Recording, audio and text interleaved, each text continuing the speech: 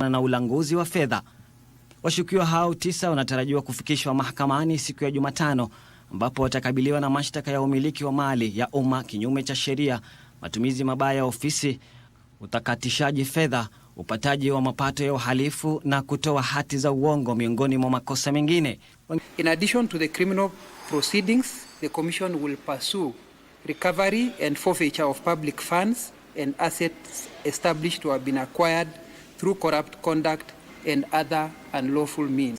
Wengine 11 waliotajwa kuhusishwa na uchunguzi wa kashfa hiyo wametakiwa kufika katika afisi za tume hiyo. Mtazamaji, tukitoka EACC sasa tuelekee mahakamani, na Mahakama Kuu imewapa maafisa hadi Jumanne tarehe 25 mwezi huu kukamilisha shughuli ya kukabidhi shule ya Gatoto Integrated katika mtaa wa Mukuru kwa Ruben, kaunti ya Nairobi, baada ya juhudi za awali za kurejesha hali ya kawaida kudaiwa kuzua ghasia.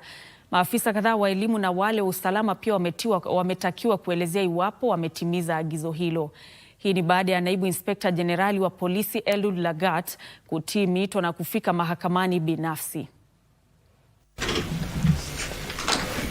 Mahakama iliarifiwa kwamba vijana waliofunika nyuso zao na waliokuwa na silaha hatari waliwakabili wale waliopelekwa kutekeleza shughuli ya kukabidhi shule ya Gatoto Integrated mtaani Mkuru kwa Ruben, kaunti ya Nairobi, huku wakili Collins Kirui akidaiwa kushambuliwa alipokuwa akipelekwa shuleni humo. Mahakama pia iliarifiwa kwamba mtaro umechimbwa karibu na lango la shule hiyo na kuacha lango moja tu. Despite the presence of adequately armed police officers, began hurling stones towards Counsel Kirui. Washtakiwa wanasema kuwa madai yaliyo kwenye hati ya kiapo ya Kirui yanafaa kuthibitishwa kupitia ushahidi, na akaomba fursa kuwasilisha hati ya kiapo na kuelezea aliyojiri. The court was told that Mr. Kirui is unwell, and that is why he's not here. As an advocate, he knows. We shall be craving that he takes the dog to be cross-examined on what averments he has made.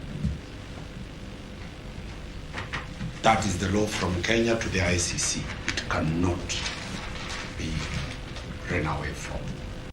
Justice Gregory Mutai alimwagiza mkurugenzi wa elimu katika eneo hilo kurekebisha cheti cha usajili cha shule hiyo katika muda wa siku 2 na kuagiza kwamba umiliki na usimamizi wa shule hiyo urejeshewe walalamishi kufikia Jumanne tarehe 25 mwezi huu. The petitioners must take over the school as ordered in the judgment.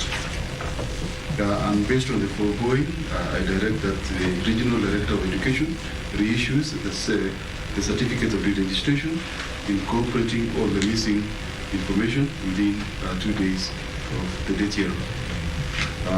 Secondly, the ownership and the management of the school are to be restored to the petitioners.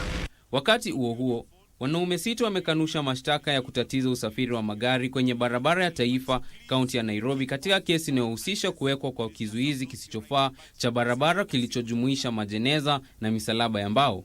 Washtakiwa walifikishwa mbele ya hakimu wa mahakama ya Milimani Irene Tamara na kuachiliwa kwa bondi ya shilingi 40,000 kila mmoja.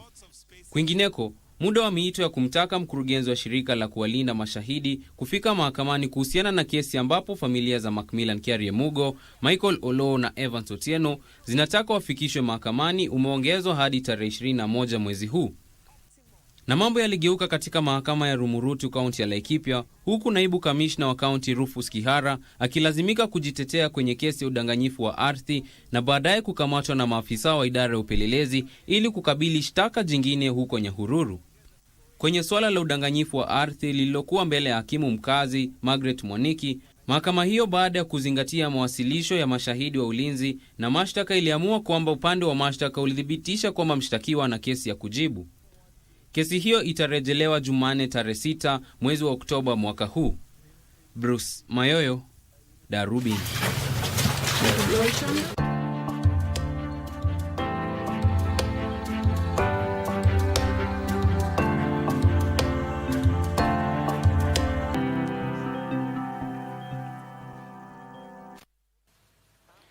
Mtazamaji, sasa ni wakati wa kuangazia taarifa za biashara. Kupungua kwa udongo kwenye rotuba na ongezeko la asidi kwenye mchanga kunaathiri uzalishaji miwa katika kaunti ya Busia. Hali hii imesababishwa na matumizi ya mbolea zenye kemikali na asidi, hatua zinazozuia mimea kutumia virutubishi ipasavyo. Kama njia ya kukabiliana na tatizo hili, wakulima wamegeukia mbolea inayotokana na mabaki ya miwa kurejesha rotuba mchangani na vilevile kuinua kilimo cha miwa. Mbolea hiyo iliyosheheni virutubishi ambayo hutayarishwa kutoka mabaki ya miwa inatumiwa kwenye mashamba ambako kilimo cha miaka mingi kimezorotesha uzalishaji. Mbolea hiyo ina virutubishi ambavyo vinaweza kudumisha ubora wa udongo kwa miaka mingi. Kwanza iko na calcium, iko na magnesium, iko na nitrogen na iko na phosphates pamoja na potassium ambazo zinahitajika sana kwa mimea ya aina mbalimbali, sio miwa peke yake, mimea aina mbalimbali ili kufanya vizuri. Mapato yameongezeka, napatanga minimum of between 30 and 35 tons per acre, na hata mimi hukata mara 5-6. Hata hivyo, wakati wa kulima katika kaunti ya Busia wanapotafuta mbinu ya kuongeza uzalishaji, wenzao katika kaunti ya Migori wanakabiliwa na changamoto za kifedha zinazotishia hatma ya kampuni ya sukari ya South Nyanza. Wawakilishi wa wakulima wanasema kampuni hiyo iko kwenye hatari ya kupoteza mali yake kutokana na deni la shilingi milioni 862 inayodaiwa na benki ya Cooperative. The bank is now very ready and has given a notice of 40 days to sell Nucleus Estate because of a loan that was extended to them, that they extended to Sony Sugar some times back. And this is not the first time the notice is coming out. And all these loans were supposed to be settled before the lease took place. It is very unfortunate that we are finding it now that the government never took that issue very seriously. Wanatoa wito kwa serikali ya taifa kuchukua hatua kulipa deni hilo. Trevor Ngendo, Darubini. Benki ya Family imepata faida ya shilingi bilioni 3.7 baada ya kutoza ushuru katika kipindi cha miezi 6 ya kwanza mwaka huu, hili likiwa ongezeko la asilimia 47.1 kufuatia ukuaji katika mapato yanayotokana na riba. Mapato yanayotokana na riba yaliongezeka kwa asilimia 41 hadi shilingi bilioni 9.79 baada ya kutozwa ushuru, huku hasara inayotokana na mikopo ikiongezeka kwa asilimia 50 hadi shilingi bilioni 998.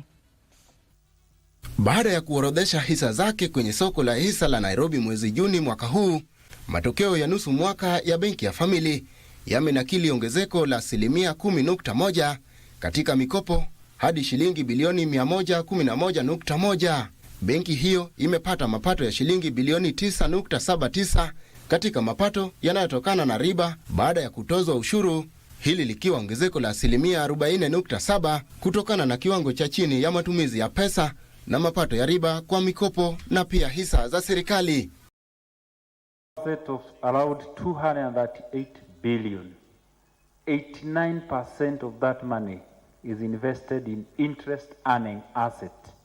Our mantra is we don't hold any idle cash within our banking system. Hata hivyo, mapato yasiyotokana na riba yalipungua katika asilimia 14.2 hadi shilingi bilioni 2.3, hasa kutokana na kiwango cha chini cha mapato. We are running with a very robust enterprise risk management, reviewing our policies, reviewing our underwriting standards so that we make sure that every risk is mitigated. Matumizi ya pesa yaliongezeka kwa asilimia 10.7 hadi shilingi bilioni 7.4, hasa kufuatia hasara kubwa iliyotokana na mikopo iliyoongezeka kwa asilimia 50.4 hadi shilingi milioni 998.25. Hii ni baada ya kiwango cha mikopo isiyolipwa kuongezeka kwa asilimia 19.2 hadi shilingi bilioni 18.14. Most of the facilities that are pushed that number up are not many. They are just a few isolated facilities,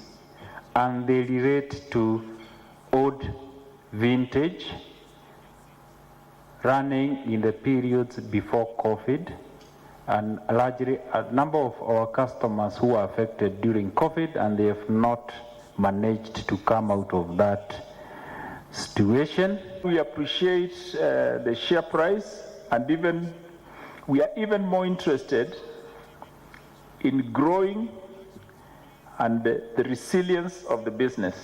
Ongezeko la mikopo iliyotolewa lilifanikisha kuongezeka kwa mali kwa asilimia 23.9 hadi shilingi milioni 238.94, huku akiba ya wateja zikiongezeka kwa asilimia 20.3 hadi shilingi bilioni 180.23.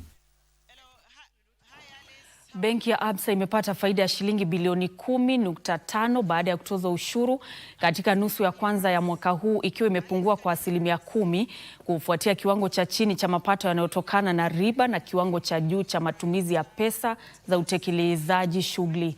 Licha ya kupungua kwa faida, benki hiyo imependekeza malipo ya muda ya mgao wa senti 50 kwa kila hisa kutoka senti 20 kwa kila hisa katika kipindi sawa na hicho mwaka uliopita.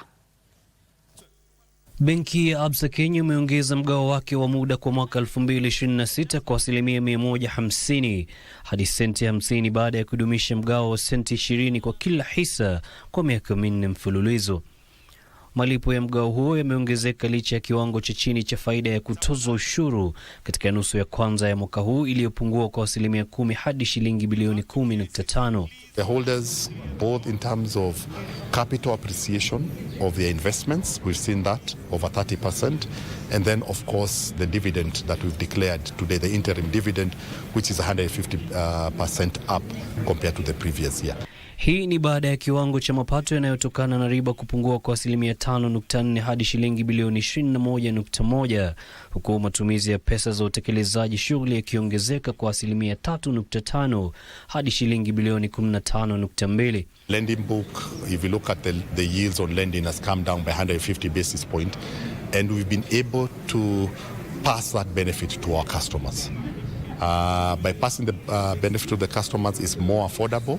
We've seen 8% growth in our loans and advances, but then the impact has come to our financials. Mikopo kwa wateja iliongezeka kwa asilimia 8.2 hadi shilingi bilioni 329, na hivyo kufanikisha ongezeko la mapato kwa asilimia 5 hadi shilingi bilioni 558.1.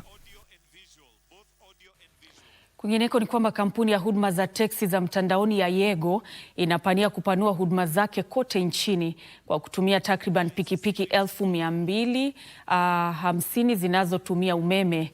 Afisa mkuu wa kampuni hiyo ya teksi, Karanvir Singh, alisema tayari wamezindua huduma za teksi za pikipiki hapa Nairobi kwa kutumia pikipiki 4,000 zinazotumia umeme kwa bei nafuu.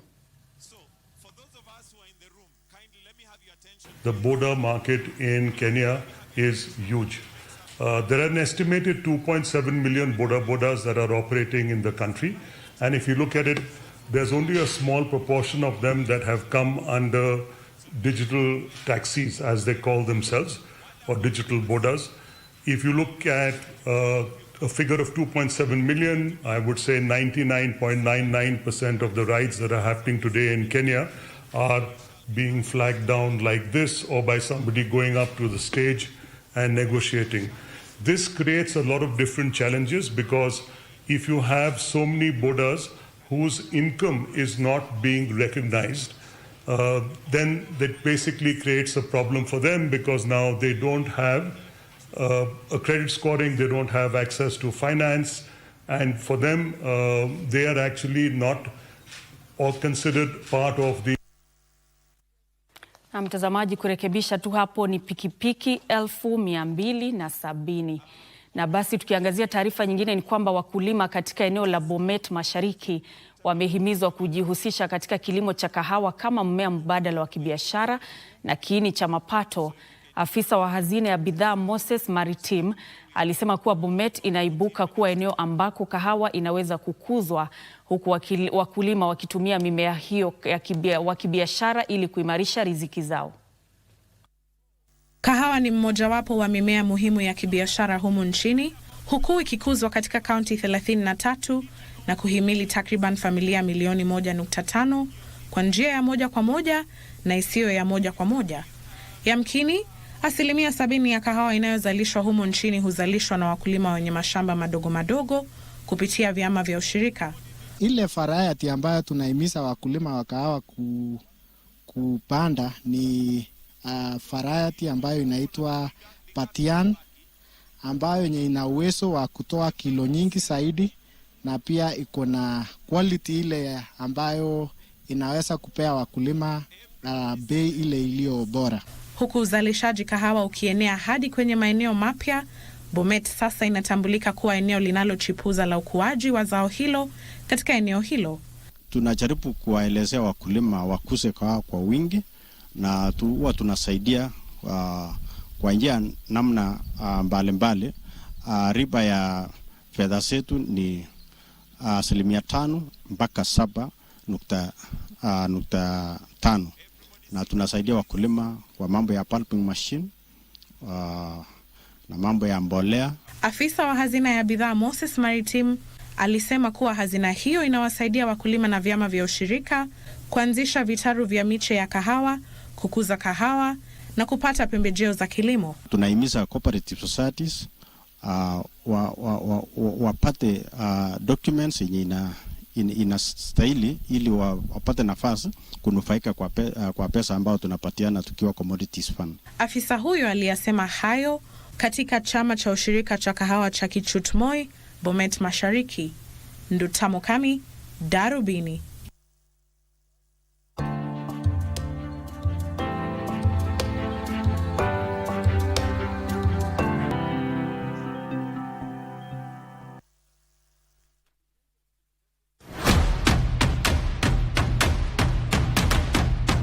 Lights on, volume up. This is where stories come alive. From local drama that hits close to home. Huyu ni nani? Alinivamia akiwa na vijana wengine wawili. Toka nje. Hii nyumba yako. Yote ni porojo. To international series everyone's talking about. Stories that pull you in. Characters you won't forget. Stop complaining and just get out of here. Go now, go. We turn up the volume with music that moves, showcases rising stars and bring the beat straight to your living room.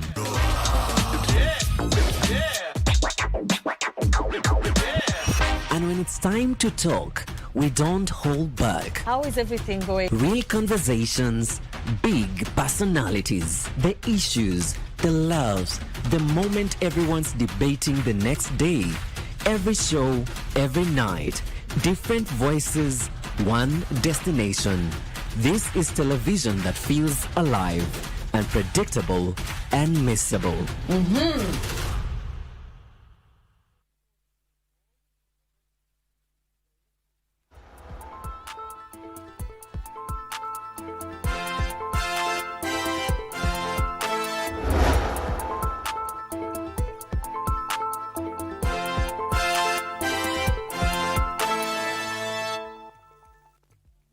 So Dr. Mwanaspoti, ujambo popote ulipo, ni muda mwingine tena tunakutana hapa katika Darubini Michezo. Makusudi ni tembeze viwanjani uweze kujua na kufahamu yapi ambayo yametokea katika nyuga tofauti za humu nchini, kote barani na bila shaka kote ulimwenguni. Ubuheri wa afya natumai.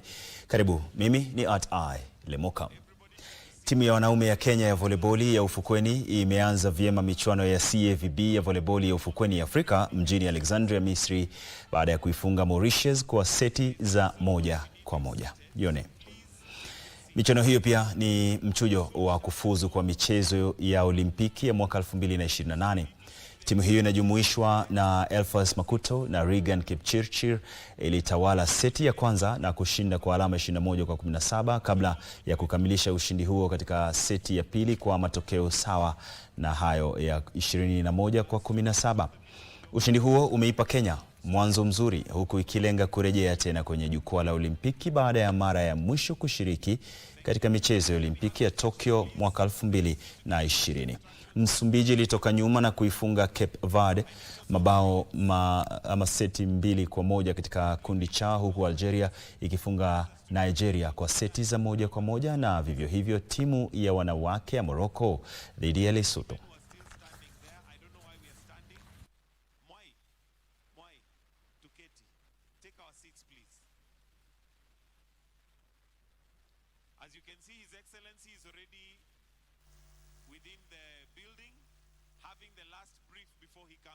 Na mashirika ya michezo yamehimizwa kuhakikisha kuwa yana misingi imara ya maadili na utawala bora iwapo yanataka kuvutia washirika wa kibiashara kuwekeza katika mashirikisho, vilabu, wanariadha, kadhalika mashindano yao.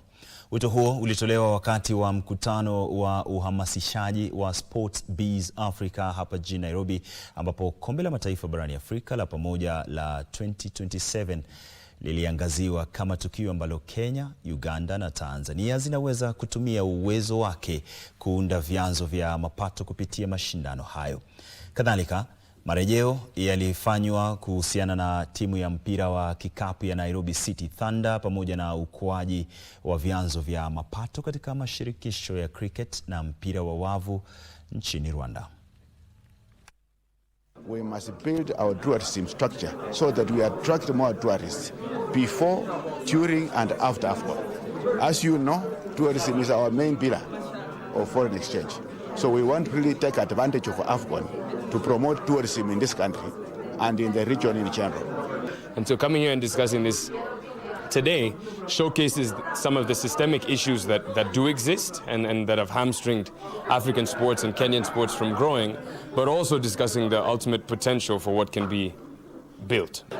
What we want to make sure is how to showcase talent on the continent and how to unlock capital into the sports industry, and of course how to also build capacity. All of this is being put together when people are coming into Sports Biz Africa. Namna mbio za Kitui Green Run zimewatunuku wanariadha, viongozi wa jamii na mabalozi waliochangia pakubwa mafanikio ya makala ya kwanza kabisa yaliyofanyika Kitui tarehe 31 mwezi Mei chini ya kauli mbiu ya Run for Rain. Jone, sherehe hiyo iliyofanyika katika ukumbi wa Karen Green jijini Nairobi iliwaenzi washindi wa mbio ambao matokeo yao yamethibitishwa, mabingwa wa usimamizi wa maji katika jamii na mabalozi wa Run for Rain kwa kuhamasisha michezo safi na utunzaji wa mazingira. Lakini hata hivyo, wanariadha watatu walipatikana na matokeo yasiyoridhisha katika vipimo vya dawa za kusisimua misuli vilivyofanywa kwa ushirikiano na shirika la ADAK. Kesi zao zitapitia mchakato rasmi wa usimamizi wa matokeo, huku tuzo na malipo ya zawadi ikitolewa kwa wanariadha ambao matokeo yao yamethibitishwa kwa mujibu wa taratibu za ADAK na Athletics Kenya.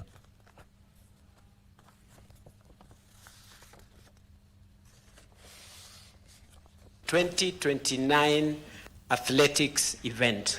Our country must be able to be the best. We must show the world that doping Z.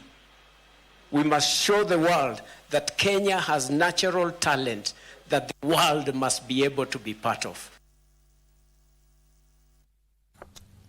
Tuangazie raga sasa, ambapo timu ya raga ya KCB inaongoza katika orodha ya timu zinazoshiriki mashindano ya raga ya Driftwood Sevens yatakayoandaliwa mwishoni mwa juma hili mjini Mombasa, huku msururu wa kitaifa wa mashindano ya raga ya wachezaji 7 kila upande yakiingia awamu yake ya 4 na ya mwisho kabla ya fainali.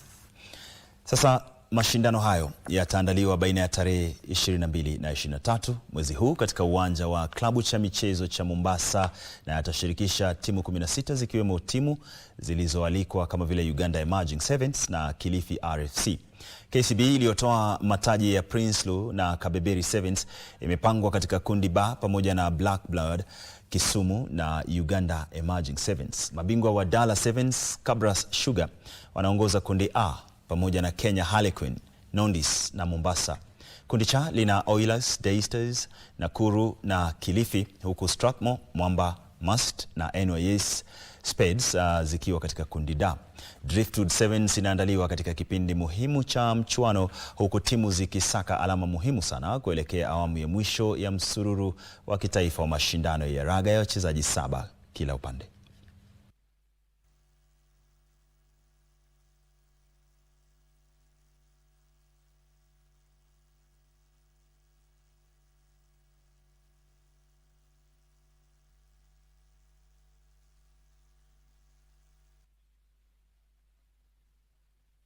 Na Mnansi Okware, naarifiwa kwamba nimesalia na taarifa moja pekee alafu nitamatishe za michezo, ambapo naarifiwa Vihiga Cranes walitoa taji la wavulana baada ya kuilaza Musokoto Secondary School ya Busia kwa bao 1-0 katika fainali iliyokuwa na ushindani mkali ya Chapadimba kanda ya Magharibi iliyofanyika katika uwanja wa Masinde Muliro, Kandui, kaunti ya Bungoma.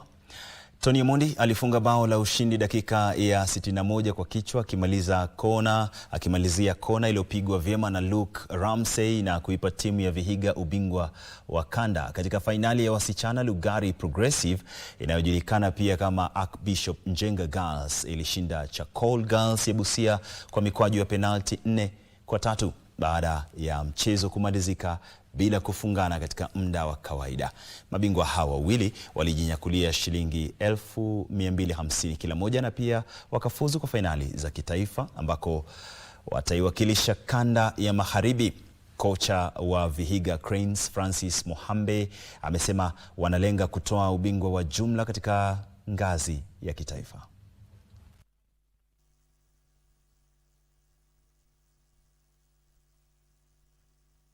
Kwa kweli hii ni furaha kubwa, haijakuwa rahisi, na tunashukuru Mwenyezi Mungu, nashukuru wasichana kwa ile bidii ambayo wameweka. Haijawa rahisi. The final was a real final, na ingeenda either side, hao Chakol angechukua ama sisi tungechukua, lakini kwa uwezo wa Mwenyezi Mungu tunashukuru sababu tumekuwa washindi. Communication yetu imekuwa juu, teamwork, hard work yetu imekuwa juu. Tunajituma wote kwa uwanja, tunakorektiana kama mtu amefanya makosa. Na wakati natamatisha darubini michezo, kongole sana kwa mabingwa wa Afrika kwa kinadada Cameroon, na kongole pia sana kwa shabiki sugu wa timu hiyo ya Cameroon, Nancy Okware. Nancy, mimi nimefika mwisho wa darubini michezo. Tuonane hiyo kesho muda na wasaa kama leo, na kutakieni nyote njozi njema. Kama vipi, mimi ni Lemoka na nimetoka.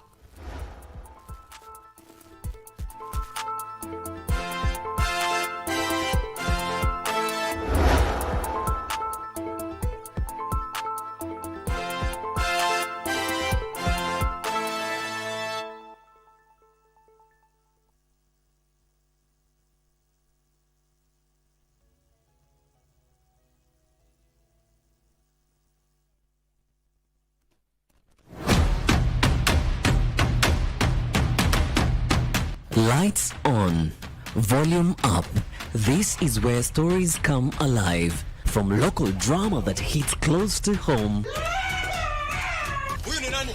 Alinivamia akiwa na vijana wengine wawili. Toka nje! Hii nyumba yako. Yote ni porojo. To international series everyone's talking about. Stories that pull you in. Characters you won't forget.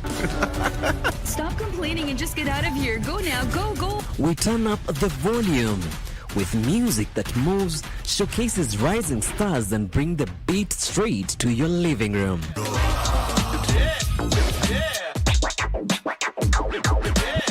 And when it's time to talk, we don't hold back. How is everything going? Real conversations, big personalities, the issues, the loves, the moment everyone's debating the next day. Every show, every night, different voices, one destination. This is television that feels alive, unpredictable, and missable.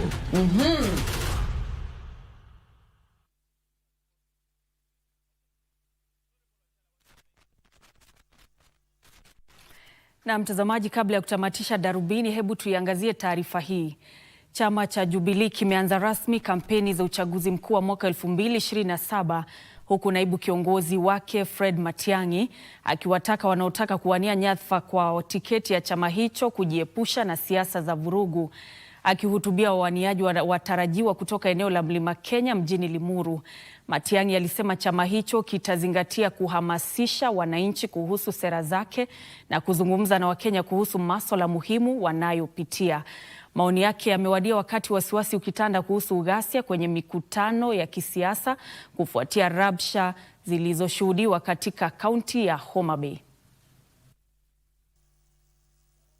Matiang'i alisema kuwa wawaniaji wa chama cha Jubilee wanafaa kushirikiana, huku chama hicho kikianza kampeni zake kote nchini kabla uchaguzi mkuu wa mwaka ujao. Alisema kuwa chama hicho hakitatumia lugha za matusi au wahuni wa kisiasa dhidi ya wapinzani wake, akisema kuwa wawaniaji badala yake wanafaa kuelezea sera zao na kushirikiana na wapiga kura kuhusiana na masuala yanayoathiri nchi hii. Is that we run on the stability of the country, a peaceful country, an effective government and a clean government. Kwa hiyo, sisi, we not only condemn this goonsm nonsense, we do not support any form of violence, even verbal violence. Kuongea vibaya kwa wale wengine. I mean, we are a multi-party democracy. We will have opponents. That's the reality of this time. Tunataka hiyo kiti na kuna wengine wanaitaka. Ama namna gani? Lakini hao sio adui. They are not enemies. They are competitors. Naibu kiongozi wa chama cha Jubilee Jeremiah Kioni alisema kuwa chama hicho kimeupa utawala wa Kenya Kwanza muda wa kutekeleza manifesto yake na kwamba sasa kitapeleka ujumbe wake moja kwa moja kwa wapiga kura kote nchini. Kioni pia alikosoa tume ya kitaifa ya uwiano na utangamano, akishtumu kwa kukosa kushughulikia ipasavyo hali ya kutovumiliana kisiasa na ghasia. As Jubilee Party, we are also happy to see more parties in our legion. Our legion has never been dominated by one party. Na again our legion, na hii itakuwa kitu ya aibu kwetu. Kama sisi kama watu wa kutoka kwa mlima, tunaweza achilia mtu mmoja aseme ni wewe utachaguliwa, ni wewe utachaguliwa, wewe utachaguliwa, wewe utachaguliwa, wewe nenda kwako. Hiyo si mambo sisi tumezoea, and we are not going to allow it to happen. Jubilee will be there and will be nominating people directly. Mito hiyo kuhusu kampeni za amani inajiri baada ya ghasia zilizozuka katika kaunti ya Homa Bay mwishoni mwa juma kusababisha vifo vya watu 4 akiwemo afisa mmoja wa polisi, huku wengine zaidi ya 50 wakiripotiwa kujeruhiwa. Aliyekuwa jaji mkuu ambaye pia ni kinara mwenza wa chama cha United Green Movement David Maraga amekashifu ghasia hizo, huku akitoa wito wa hatua kali kuchukuliwa dhidi ya wahusika. Maraga pia alitoa wito wa utekelezaji wa marekebisho katika huduma ya polisi, akisema huduma ya polisi inapaswa kutekeleza majukumu yake kwa njia huru. If the intolerance, organized political violence, partisan policing and immunity are allowed to take root, and the country will become ungovernable. Wakati huo aliyekuwa naibu wa gavana wa Homa Bay Oyugi Magwanga ametoa wito kwa wakazi wa sehemu hiyo kwa puuza viongozi ambao hutumia ghasia wakati wa kampeni za siasa. Honorable Richard Ogendo must be held to account for the publicly expressed incitement against the general public in record. Mtazamaji, taarifa hiyo kuhusiana na siasa iliyoandaliwa na Ben Chumba inatufikisha kwenye tamati ya Darubini ya Channel 1, lakini kukumbusha tu ya kwamba leo hii tumekuletea taarifa zetu mapema, manake wakati wowote sasa Rais William Ruto atakuwa anaandaa kikao na wananchi na vilevile washikadau mbalimbali kuhusiana na sekta ya afya humu nchini, changamoto ambazo sekta yenyewe inakumbana nazo, hatua ambazo imepiga tangu aliposhika usukani na hatua ambazo zinastahili kupigwa ili kuimarisha. Ni kikao ambacho kitakuwa kinafanyika pale katika eneo la KICC. Kumbuka kwamba leo hii kongamano la afya liling'oa nanga na ni kongamano ambalo litakuwa linakamilika hapo kesho. Hivyo basi mazungumzo hayo tu ni mojawapo ya yale masuala ambayo yatakuwa yanazungumziwa wakati wa kongamano hilo, na hivyo basi mtazamaji, tutakuwa tunakupeleka pale moja kwa moja wakati ambapo rais atakuwa amewasili na kuanza kikao hicho. Lakini kufikia hapo mimi sina la ziada. Shukran sana kwa muda wako. Jina langu ni Nancy Okware, mtangazaji wa lugha ishara. Leo hii ni Lucy Mwaura. Kwa heri, tukutane wiki ijayo majaliwa.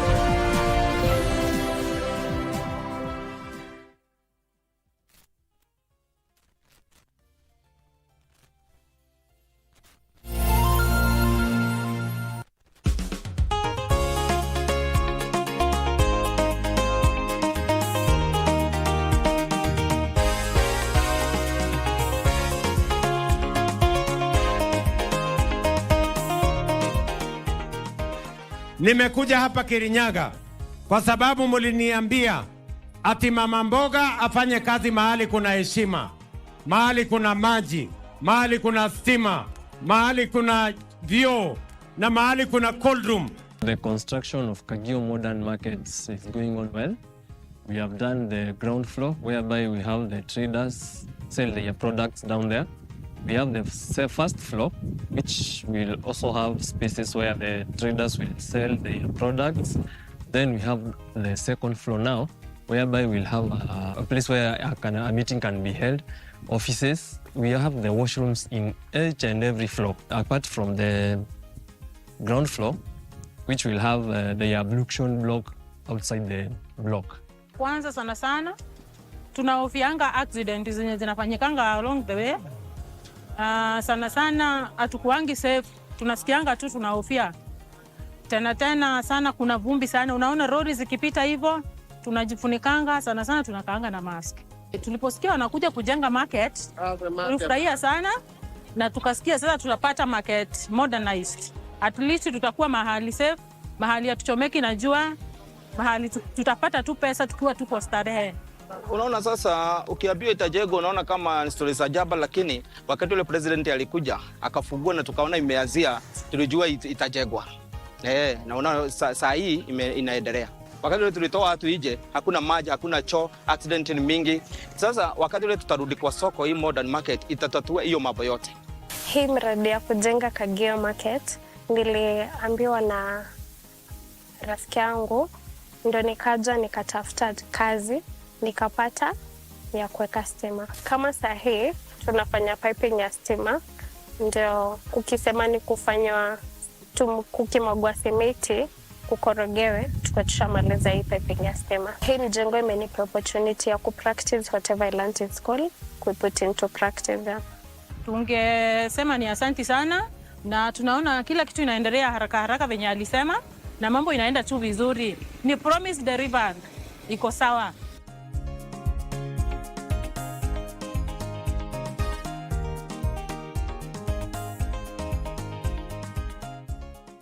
Sasa leo nimekuja hapa, sikizeni watu wa Nanyuki. Hapa serikali ya Kenya tunawapatia milioni 358 ya kujenga soko yenu hapa. Nimekuja kuangalia awamu ya kwanza. So in the Nanyuki Modern Market, it is a commercial hub that will encompass creche, stalls, an ICT hub, also inclusive of shops on the first floor. And this is going to be a game changer for the Nanyuki community, since it's going to be an open air market that is going to give them the ability to be secured all under one roof. That will also enhance the display of the food products and enable the traders to be able to benefit from customers, and also being sheltered from rain, since we are covering the whole market under a roof. Upepo ukikuja, vumbi inaingia kwa nyani, kwa hizi mboga. Tukiingishwa kwa hiyo shade, itatusaidia sana juu tutakuwa tumepandishwa, tutakuwa tunatandika chini tena. Hatukuwa tunatarajia itatengenezwa, lakini wakati tuliona imeanzia, tulifurahia sana juu tutakuwa pahali pazuri ambapo hatunyeshewi na hakuna baridi. Serikali imetufanyia kitu muhimu, na mjengo yenye inajengwa pale, ile project ni project kubwa. Nyumba yenyewe kulingana na design yenye iko inaonekana ni modern soko. Tuko na tarajio tutapata maji juu hii soko haina maji. Tutapata maji, tutapata stima kutoka kwa hiyo plate na itatusaidia zaidi. Hii mradi nimeisikia ni kwa radio. Mr. President akiwa anajenga soko Nanyuki. I decided kuja kutafuta kazi. Mimi sikuwa na kazi. Nikakuja nikabahatika. We are still here, tunang'ang'ana. Hii kazi imenisaidia sana. Jisiombi mtu. Mamangu simsumbui ati sijalipa rent. Imenikalisha hii town bedhe. Kuna peace, hakuna wizi ati ile unasikia. Vijana wanaamka wanakuja kazi hapa. Ukitoka hapa masaa yako kushachoka, unaenda unafanya mambo zako unaamkia. So imetufanya tukue busy, hakuna idleness huko. Tumefurahia juu rais wetu ametukumbuka, akatuwekea hii soko. Naona sasa hatutakuwa tunanyeshewa, ndio maana nasema hatutakuwa tunanyeshewa, tuko pahali pasafi, mahali hatutatangamana na uchafu yenye iko chini.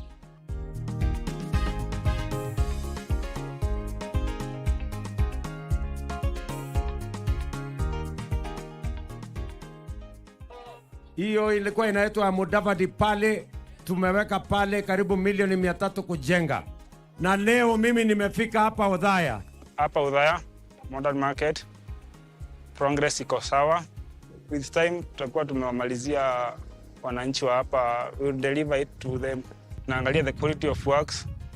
So lazima tuwe hapa to inspect na to monitor the standards are good and of good quality. In fact, hapa kwa soko tumecreate source of job employment juu tumepatia masons kazi, carpenters, electricians, so plumbing watapata kazi, plumbers. Yeah, so we are creating job employment. Wengi wetu hatukuwa tunaamini, lakini baadaye mtukufu Mheshimiwa Rais alipokuja hapa, Dr. William Ruto, tuliona ya kwamba kweli ilikuwa ni mambo ya ukweli. Na wakati soko ilianza ndio tulifurahia sana na tukaona ilianza, na diposa tunaona hapa inaendelea vyema. Hiyo ni kitu mzuri, tunafurahi kwa sababu ya hiyo. Hata si kukuwa na mzuri, na njua tunajengewa kama ile ya kisasa, na maji tunaletewa paka pahari. Hata tutakuwa na nyumba ya kuchenjia diaper ya watoto, tutakuwa na horo, tutakuwa na hoteli. Mimi najenga hapa kwa barabara nikuwe nikiwapikia chakula, na nikafurahi sana kwa sababu napata mkate wa kila siku kwa watoto wangu, hata fees. Kwa hii site mimi natengeneza machuma, hizo macolumns. Sasa hii nimetoka kufunga machuma.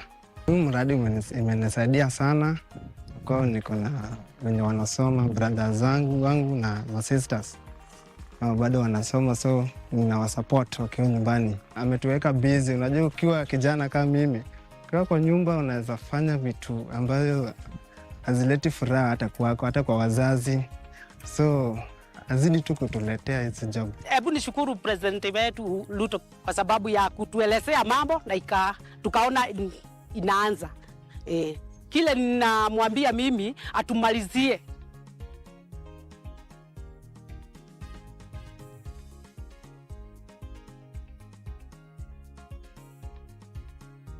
Hapa Murang'a tunataka kujenga soko 20 mpya.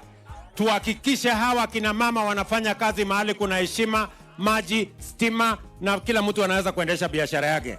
Hapa soko mpya ya Makenji ita offer facilities kama cold room, mother's room, kitchen, na pia market yenyewe ndio wamama waweze kutumia. Pia kutakuwa na ICT hub center pali itaweza kuleta internet na ICT knowledge hapa mashinani. Tumeweza kuoffer jobs kama masonry, watu wa mkono, mafundi plumbers, mafundi wa mbao, na tena tumeweza kupatia vijana wa huku mtaa hizo kazi. Juu ndo tumewapea priority ya kwanza waweze kutudeliveria market yao. Changamoto kubwa ile tunapitia tukiwa hapa ni hii tu barabara. Hii iko na shida kwa sababu barabara ni squeezed sana. Kwa sababu saa ile magari inapita hapa kwa mbio, na zingine zikitoka hivi, zingine zinakuja zinaanguka hapa. Saa ile walikuja kusema wanakuja kujenga soko, hawakukaa. Kwa hivyo hiyo maneno tunafurahia, na tukaona serikali yetu inatufanyia kitu. Walituambia wanajenga soko, lakini sisi hatukuona kama ni ukweli. Tuliona tu kama ni zile stories za jamba za hii toka kitambo. Hatukuwa tunaamini. Kwa hivyo hata hatukujipanga kama watakuja. Tukakaa tu kidogo wakakuja. Kwanza hii soko na hii affordable iko hapa imepanua hii mji yetu sana. Hii kijiji yetu sasa hata hatutakuwa tunaita kijiji tena. Sasa naona inaendelea itakuwa sasa town. Huku Makenji nimekuja kufanya kazi ya carpenter, na ni kazi ambayo naipenda sana. Sasa hii ni mambo na setting ya mbao, ndio tuende step nyingine ya chuma. Kutoka hapo si koroga ndio itafuata. Tunakatalia barabara kwa nini? Tunapenda sana iishe, tuingie ndani. Hiyo ndio tunangojea tu. Hata tukiambiwa kesho ingieni, tunaingia tu. Ni nani angependa kukaa pahali ananyeshewa?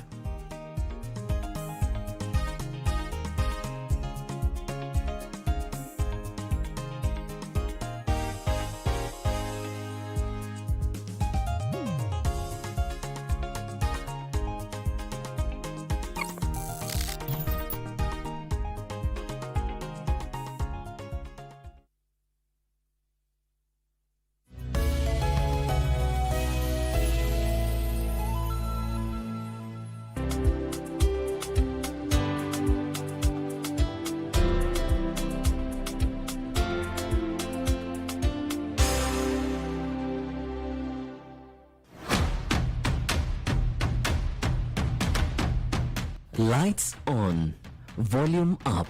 This is where stories come alive. From local drama that hits close to home alinivamia akiwa na vijana wengine wawili. Toka nje. Hii nyumba yako. yote ni porojo, to international series everyone's talking about. Stories that pull you in. Characters you won't forget. Stop complaining and just get out of here. Go now. Go, go. We turn up the volume with music that moves, showcases rising stars, and bring the beat straight to your living room.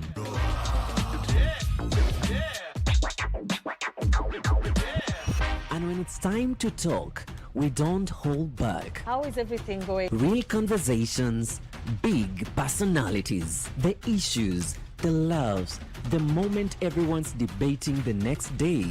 Every show, every night, different voices, one destination.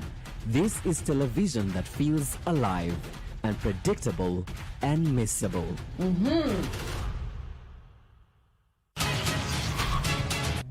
Don't worry. You were great. Really.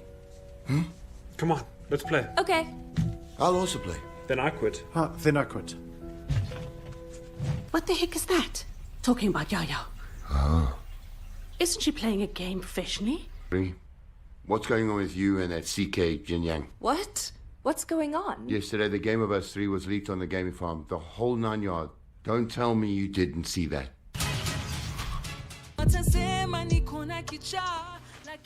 Skiza, Mandy amenituma ni bring some sense into that head of yours. Tupatane kotini. Ameninyonga karibu aniue. Halo ofisa. Naomba mfanye patrol area hii. Wacha nitajaribu kumtafuta Mandy nimpigie simu. Umeogopa kurogwa? Siku ngapi? 2. Shelo kakuja hapa kunichota. Hii shamba la kanisa liko kwa jina lako binafsi. Ndugu Muli hapa. Hata alikuwa amepitia. Mnazungumzia shamba yangu na huyu kwa nini? Why? By the way, unajua si vigumu pia kupotea. Mimi labda unipigie risasi Muli. Unadhani ni huni? Alishaonja pesa ya wizi. So hakuna pesa tamu kushinda hiyo. Pia mimi ulinirecord. Kwani unaonaje? Kama hii ndio tabia, sasa nani atakutrust na information? Unajua wewe na Muli ni kitu kimoja.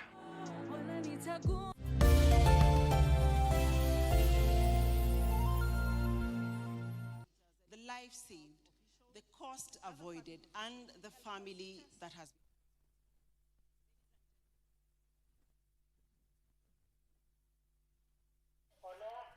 Na mtazamaji, kama nilivyokuwa nimekujuza ni kwamba leo hii kongamano la afya limeng'oa nanga rasmi pale katika jumba la KICC, na ni shughuli ambayo ilianza rasmi leo asubuhi na kufunguliwa naye Rais William Ruto. Na leo hii hapo jioni kuanzia sasa hivi ni kwamba kunao kikao ambacho kinaendelea pale kikiongozwa naye Rais William Ruto, ambaye atakuwa anazungumza na viongozi mbalimbali, wananchi na vilevile washikadau katika sekta ya afya kuhusiana na zile hatua ambazo zimepigwa katika sekta ya afya, changamoto ambazo sekta ya afya humu nchini inakabiliana nazo, na ni hatua zipi ambazo kama taifa tunastahili kupiga ili kuhakikisha afya humu nchini inazidi kuimarishwa na kwamba kila Mkenya anazidi kupata afya bora kwa wakati unaofaa. Na basi mtazamaji, ningependa kukupeleka pale KICC moja kwa moja tusikize kinachoendelea, manake Rais William Ruto kama nilivyokujuza atakuwa anazungumza na baadhi ya washikadau na vilevile wananchi. Itakuwa ni fursa yake wananchi kuuliza maswali kuhusiana na mipango ambayo serikali imeweka katika kuhakikisha sekta ya afya humu nchini inaimarika. Kumbuka ya kwamba leo hii alipokuwa akitoa hotuba yake baada ya kulifungua rasmi alizungumzia masuala mbalimbali, na hivyo basi mtazamaji, hebu tuelekee pale KICC kwa sasa. Tusikize kinachoendelea. At affordable premiums, and where they cannot afford, the government of Kenya will pay for the women who cannot pay. Secondly, I commit to ensure that adequate numbers of community health volunteers and establish a cost-sharing framework between national and county governments in the payment of their stipends. I commit to provide mothers of newborn babies with diapers for their children for a minimum of 3 months paid for by the government of Kenya. We are not having a conversation about politics. We are having a conversation about life. We are having a conversation about our loved ones, people we cherish and people we love. 36% of Kenyan households, 1 out of 3 households, is at the risk of being impoverished by a catastrophic illness costs. 1 out of 3 Kenyans. We must figure out how we are going to start at the bottom. How the health center, how the dispensary, how the community health worker is going to be empowered sufficiently to be able to deal with the challenge right at the root. If the dispensary is working, if the health center is working, it's the only way the level 4 and level 5 will work. I want to talk about, which I know you can make an immediate impact, is healthcare financing. I think we should have a mixed model of health financing. Let me explain a bit. In financing, again, support both public risk pooling and private risk pooling. And you've mentioned it many times. And if you can contribute to NHIF according to your salary scale, rather than just a fixed 1,700 shillings, and it is pegged on salary, we could be considering it as a levy. When we had the issue of emergency response, and this is a challenge that has been going back and forth. You have got people who get accidents and they rush to health facilities. Who is supposed to meet those bills?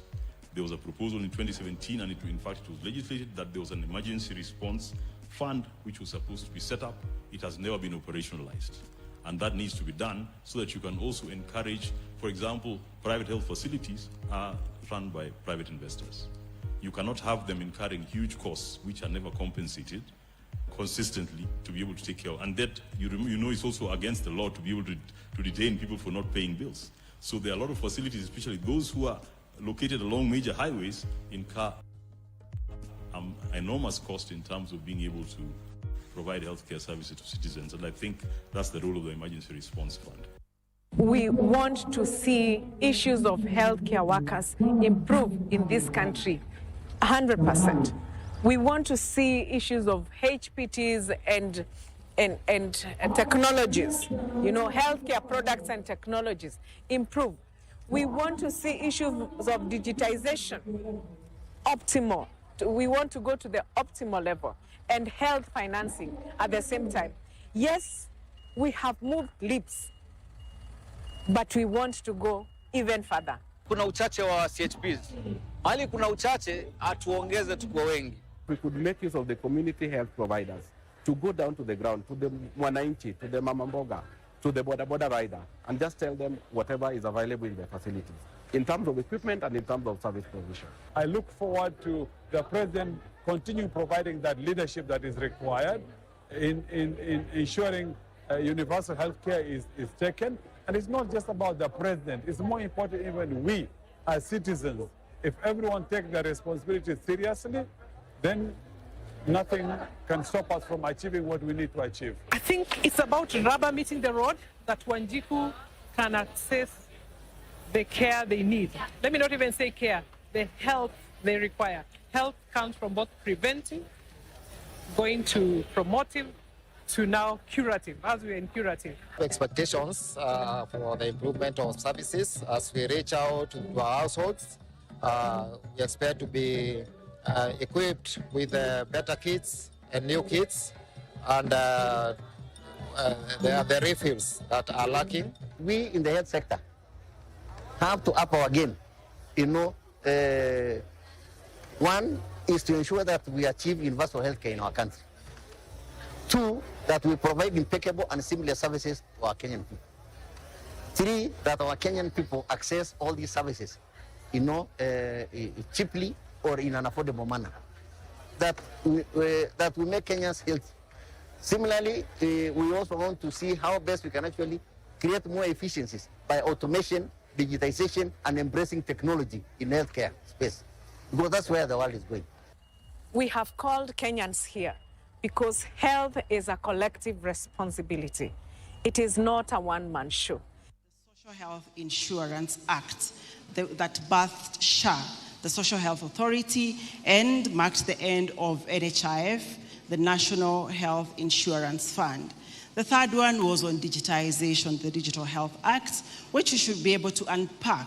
And most of us have read, seen, heard a lot of stories about DHA. We'll be able to unpack all of those questions during this town hall.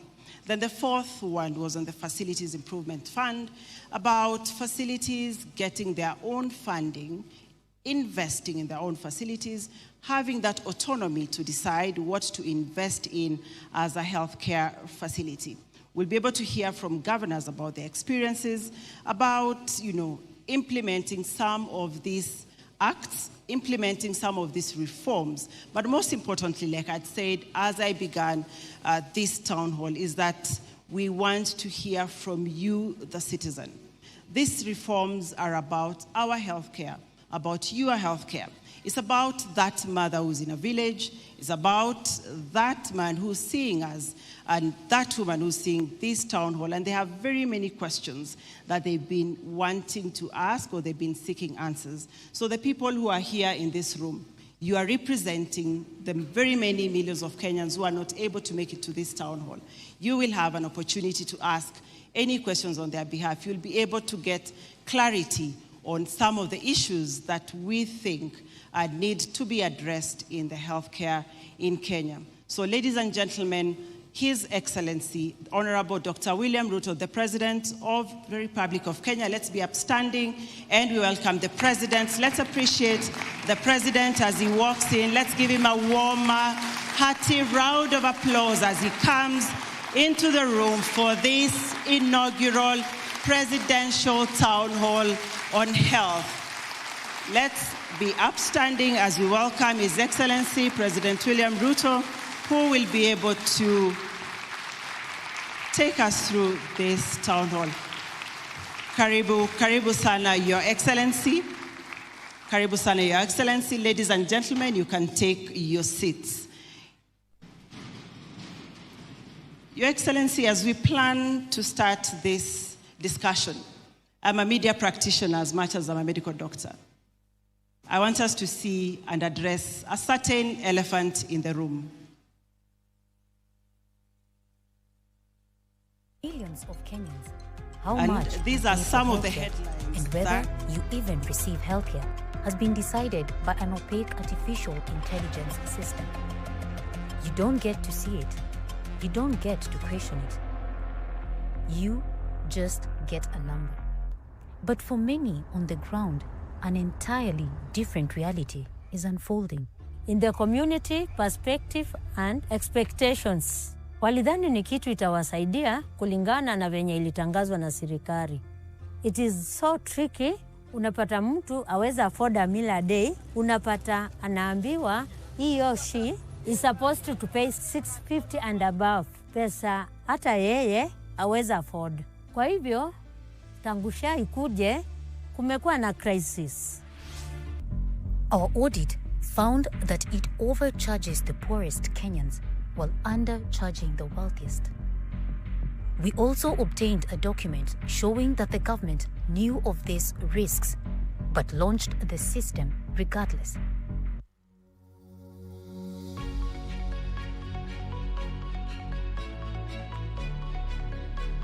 Knew of these risks but launched the system regardless.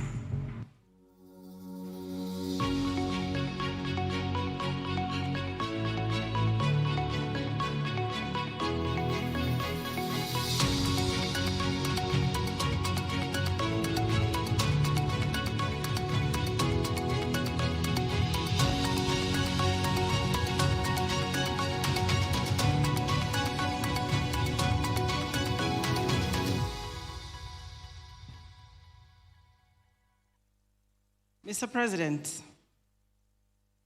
those are some of the things the media has covered. But I want to take you back to 2022, where you made certain promises. One of them was that any mother that delivers will get free diapers. I thought in 2023 I'll be one of the first beneficiaries. I didn't get diapers. What happened? Thank you very much, Mercy. And good evening, everybody. Welcome. This is a very good event, and thank you very much, Mercy, for asking me that very important and pointed question. But let me put this in context. There are many people who say I was elected in 2022 merely because I said hustler and bottom up. Today, I think you have seen that I made commitments. I had a plan. And I made commitments to the people of Kenya. And it is on that basis that the people of Kenya gave me a mandate. And it is what is expected of every leader, that if you want the mandate to lead a country, you must give the people your plan, your vision, your commitment on what you're going to do. And this evening, I am going to answer, and I am very happy I saw the commitments I made before the election in 2022. Number one, I think I made like 7 or 8 commitments on matters health alone. 7 or 8 commitments. Commitment number 1, I said that we are going to have a health system that is going to make sure that every citizen can have access to healthcare. I called it that time hustler, but we came and said it should be called Social Health Authority. Today, my commitment on making sure that we have a system that works, a system where Kenyans can access health in a predictable manner, today is a reality, and 32.3 million Kenyans are registered on that platform. Number 1. Number 2, I made a commitment that we are going to have community health promoters. I said then, in good numbers. I can now stand here before you and the people of Kenya that we have 107,800 community health promoters. Trained, properly, deployed, and their stipends paid. I committed then that I was going to work with counties to make sure that their stipend becomes a shared responsibility between the national government and the county governments. Today, half the stipend of community health promoters is paid for by the national government, half the stipend is paid for by county governments, and I want to thank the county governments for working with me on that platform. I did make a commitment that we are also going to make sure that those people who cannot afford to pay, you remember the commitment I said is that everybody is going to pay as per their ability. And those who cannot pay will be paid for by government of Kenya. Today, each and every one of us is paying in accordance with their ability, a percentage of their income. And those who cannot afford to pay, the indigents, we are paying for 560,000 households, representing 2.2 million citizens who the government of Kenya is paying for. That goes to the bottom of what commitment I made, that those who cannot afford will be paid for by the government of Kenya. And secondly, we are also paying for all teenage mothers, because we understand that every teenage mother doesn't have the money. And there we have provided resources for the government of Kenya to pay. Number 4, in that clip, I made the commitment that we are going to work on this from the bottom. I said every health center, every dispensary, every level 4 hospital must work for level 5 and level 6 to work. What have we done?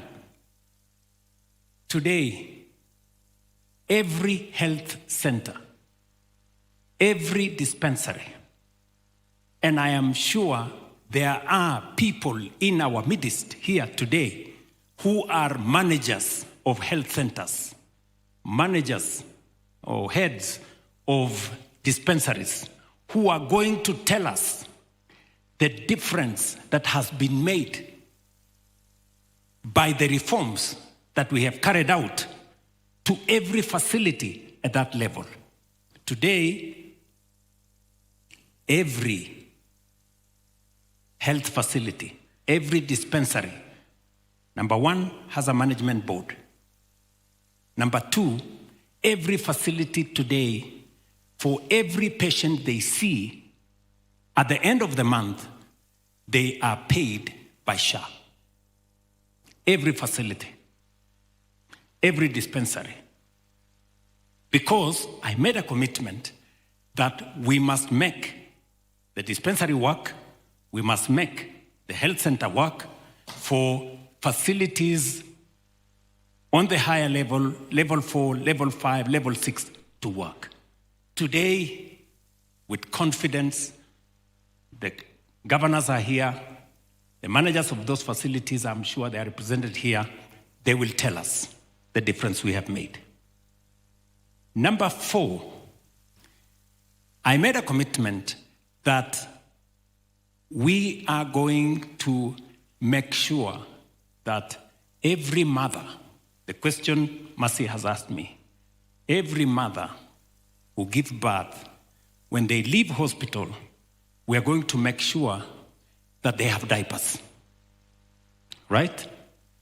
That is a commitment that I must fulfill. Because we have already set the mechanism in place. We have already changed the way our Linda Jamii program operates.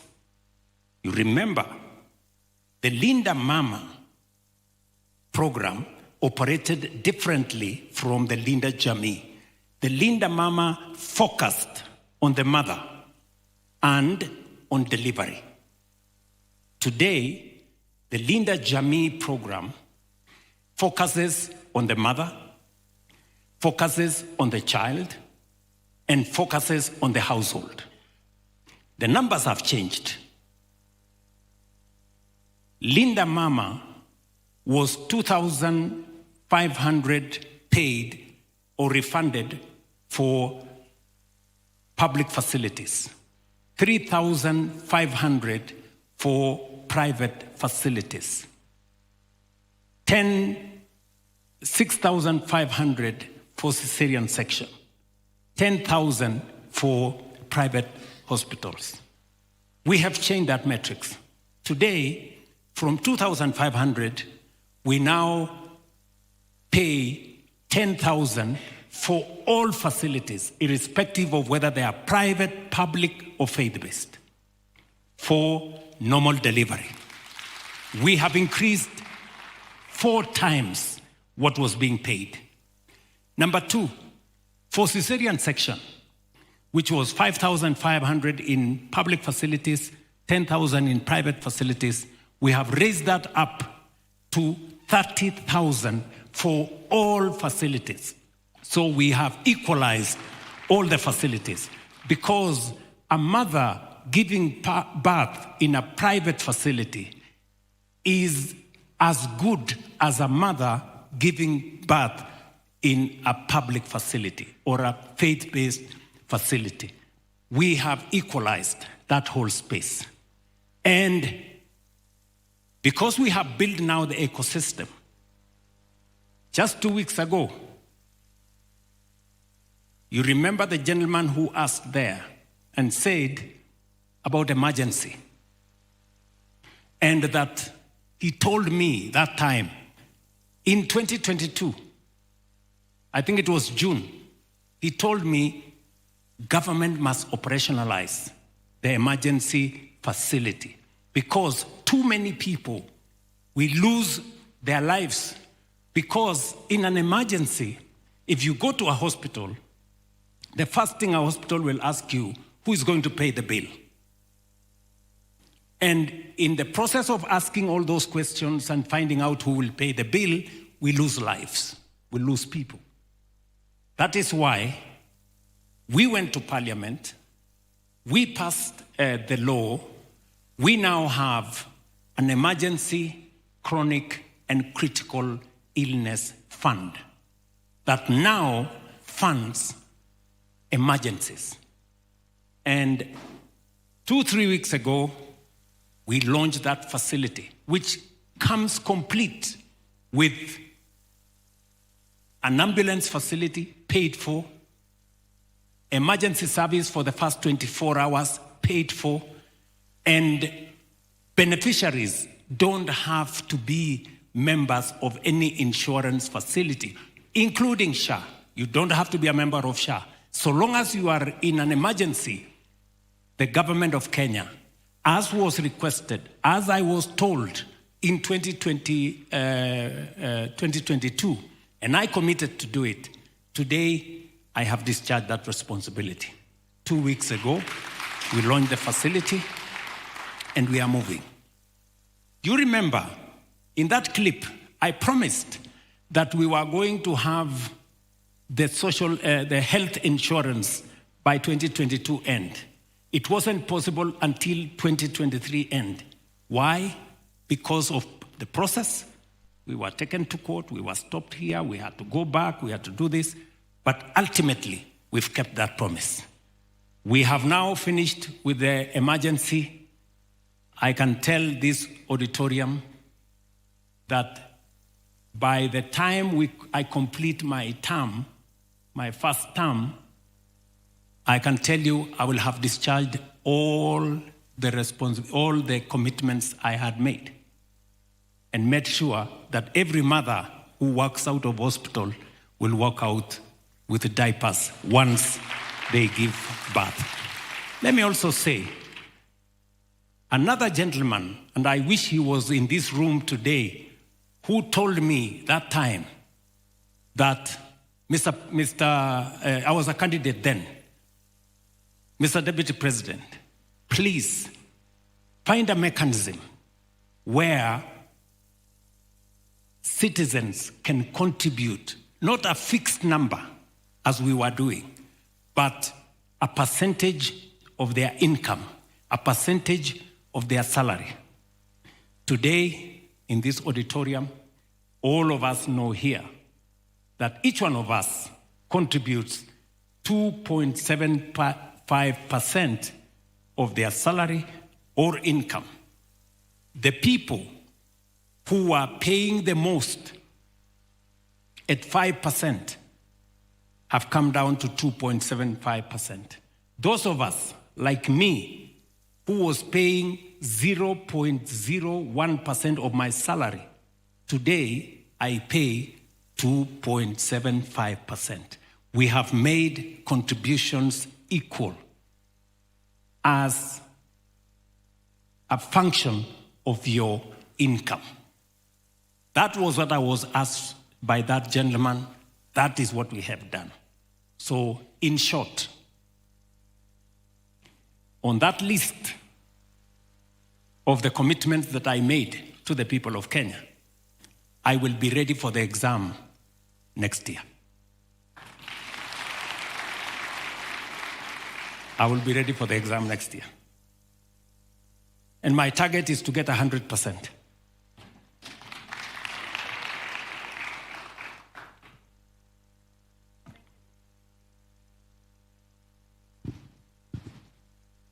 Okay, all right. Sorry for that. Thank you. Those are very good. But I want to take you to the headlines. One of the headlines was SHA ni Chief Nivilio na Mateso. And the other one, and I'm glad that some of the members of parliament are here, the MPs actually are saying SHA isn't working. But here you're telling us SHA is working. We have X number of Kenyans who have been registered. What do you have to say? And it's been Thank you very much, there. Mercy. That is great. That's another beautiful question. Because facts are very stubborn, you know? And reality is different from what gets said. One of the headlines tells us, for example, that there is a 104 billion shilling skunk on our digital health program. That we had signed a contract of 104 billion. I think this one here, the skunk, you know, of 104 UHC take upgrade. First, let me tell you that there is no 104 billion contract. First, what we have done is we have designed a digital system, and I want to say this with clarity. This whole ecosystem would not have been possible if we didn't have a digital system to make sure that everything, as I said earlier in the day, that every patient must be visible. Every treatment must be traceable. And every payment must be accountable. That is what the digital system enables us to do. And Akili, what did we do? We did not buy the system. Just the same way, today we have MRI machines, we have CT scan machines, we have theater machines worth billions of shillings, but we haven't paid a single one of them. What we have done, what we have told manufacturers is they invest in the machines. They bring the machines, we pay for service. For every one service, we pay. It is their business to maintain, to make sure the machines are working. It is their business to make sure that the machines are operational. They service the machines, they provide the consumables. Ours is not to buy machines. Ours is to provide service for citizens who want treatment. It is the same thing we did. We asked companies to invest their money in a digital platform, a health digital platform. They invest the money, we pay for the service. And we went to Parliament And we went to the Kenyan public and we agreed on the rates. We said that for SHA and all the other facilities, we are not going to spend more than 5% of the resources we collect from the people of Kenya for management. And for your information, the management cost of 5% includes the payment for the digital platform that we are using. Do you understand what I'm saying? Let me repeat. Let me go back. The management cost under NHIF was 40% of the collections at one point. In 2022, it was 17% of collections went to management. Under SHA, we have brought down management cost from 17% in NHIF to 5% in SHA, number one. And the cost of technology that we are using is included inside the 5%. That is where we begin. And we have said, for facilities, and I saw one of the headlines there saying that there is a ghost company being paid 1.2 billion by hospitals. You know, for your information, hospitals do not pay any private entity. Hospitals pay DHA. And the cost is this, so this skunk thing is a fallacy. You know, ile mimi naita saa zingine ufala, ndio hiyo. Na hiyo 1.2, mnaona pale, there is a 1.2 billion, sijui some farm.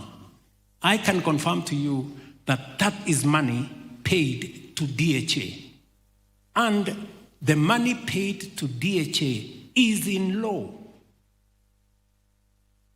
Facilities pay 2%, but with a maximum of 5,000 shillings per claim. And it is in law. It is not something you go and negotiate in the bush. It is in law. And we have made sure, and I can answer any question from anybody on the amounts of money we are paying for technology. And every payment is underwritten by law, in regulations, to make sure that we protect public assets. Let me ask the good gentleman from DHA, Anthony, is right there. Anthony there is a professional. He's not a politician. And he is the CEO of DHA. Anthony, can you speak to this 100 and something billion contract? Thank you, Your Excellency. It is not correct and not true that Social Health Authority has done any upgrade on any government has invested in 104 billion technology upgrade. Your Excellency, what we did is build a digital superhighway consumed of 43 systems, Your Excellency, to support universal health coverage. What are these systems, Your Excellency? The first is we realize our public hospitals, where many Kenyans go, do not have digital infrastructure to provide services online. Your Excellency, we brought to them 4 key things. Number one, Your Excellency, we gave them gadgets, which are tablets or computers, that the private sector has invested for a period of 10 years with all upgrade, all maintenance, and all support. What has that done to us? Today, Your Excellency, the public hospitals, where many Kenyans used to go and get services, Your Excellency, used to receive only 35% of PHC under NHIF. As we speak today, 62% of that money is going where services are being provided. This is because we enhanced the digital infrastructure at the hospital level. We gave them, Your Excellency, software. This software has helped them with efficiency. This software, Your Excellency, helped them to track and be accountable for every patient, for every claim. During the days of NHIF, hospitals used to have files. They used to be approved in batches. They used to be transported, taken to county NHIF offices. They will still be transported, taken to the region offices for approval. They will still be transported, taken to headquarters for approval. They used to be approved in batches. They used not to be checked. There was no accountability. As we see today, Your Excellency, every claim is tracked because we have enhanced that public sector, Your Excellency. The second area that we looked at the superhighway, Your Excellency, is many Kenyans used to go to hospitals. When they're in the hospitals, they will receive a service.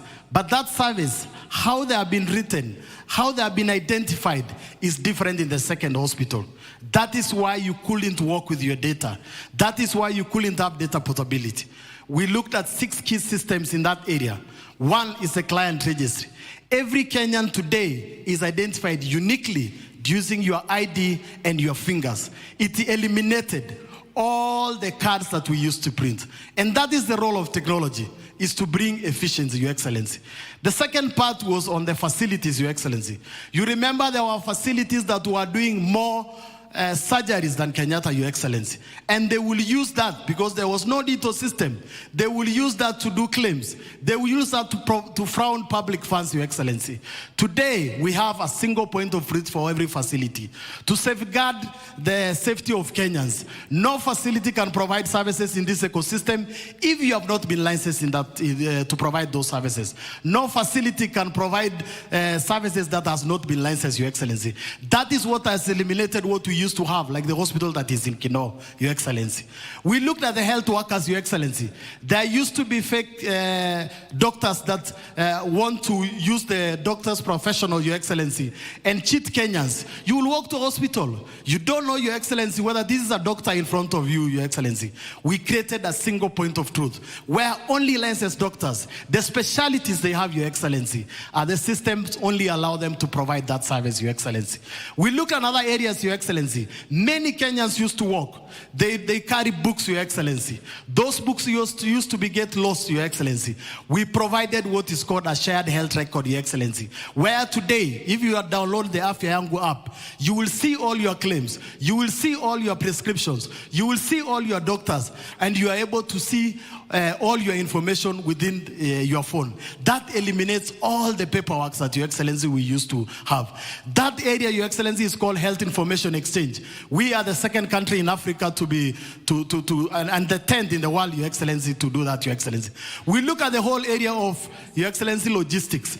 KEMSA digitization, Your Excellency. How do we ensure that the drugs that are provided are correct? How do we ensure the safety of the drugs of Kenyans? We track these drugs from the manufacturers to the time it is dispensed in the patient, Your Excellency. For the safety of the Kenyan people, and as well as to ensure that the drugs that are dispensed are only the authorized drugs.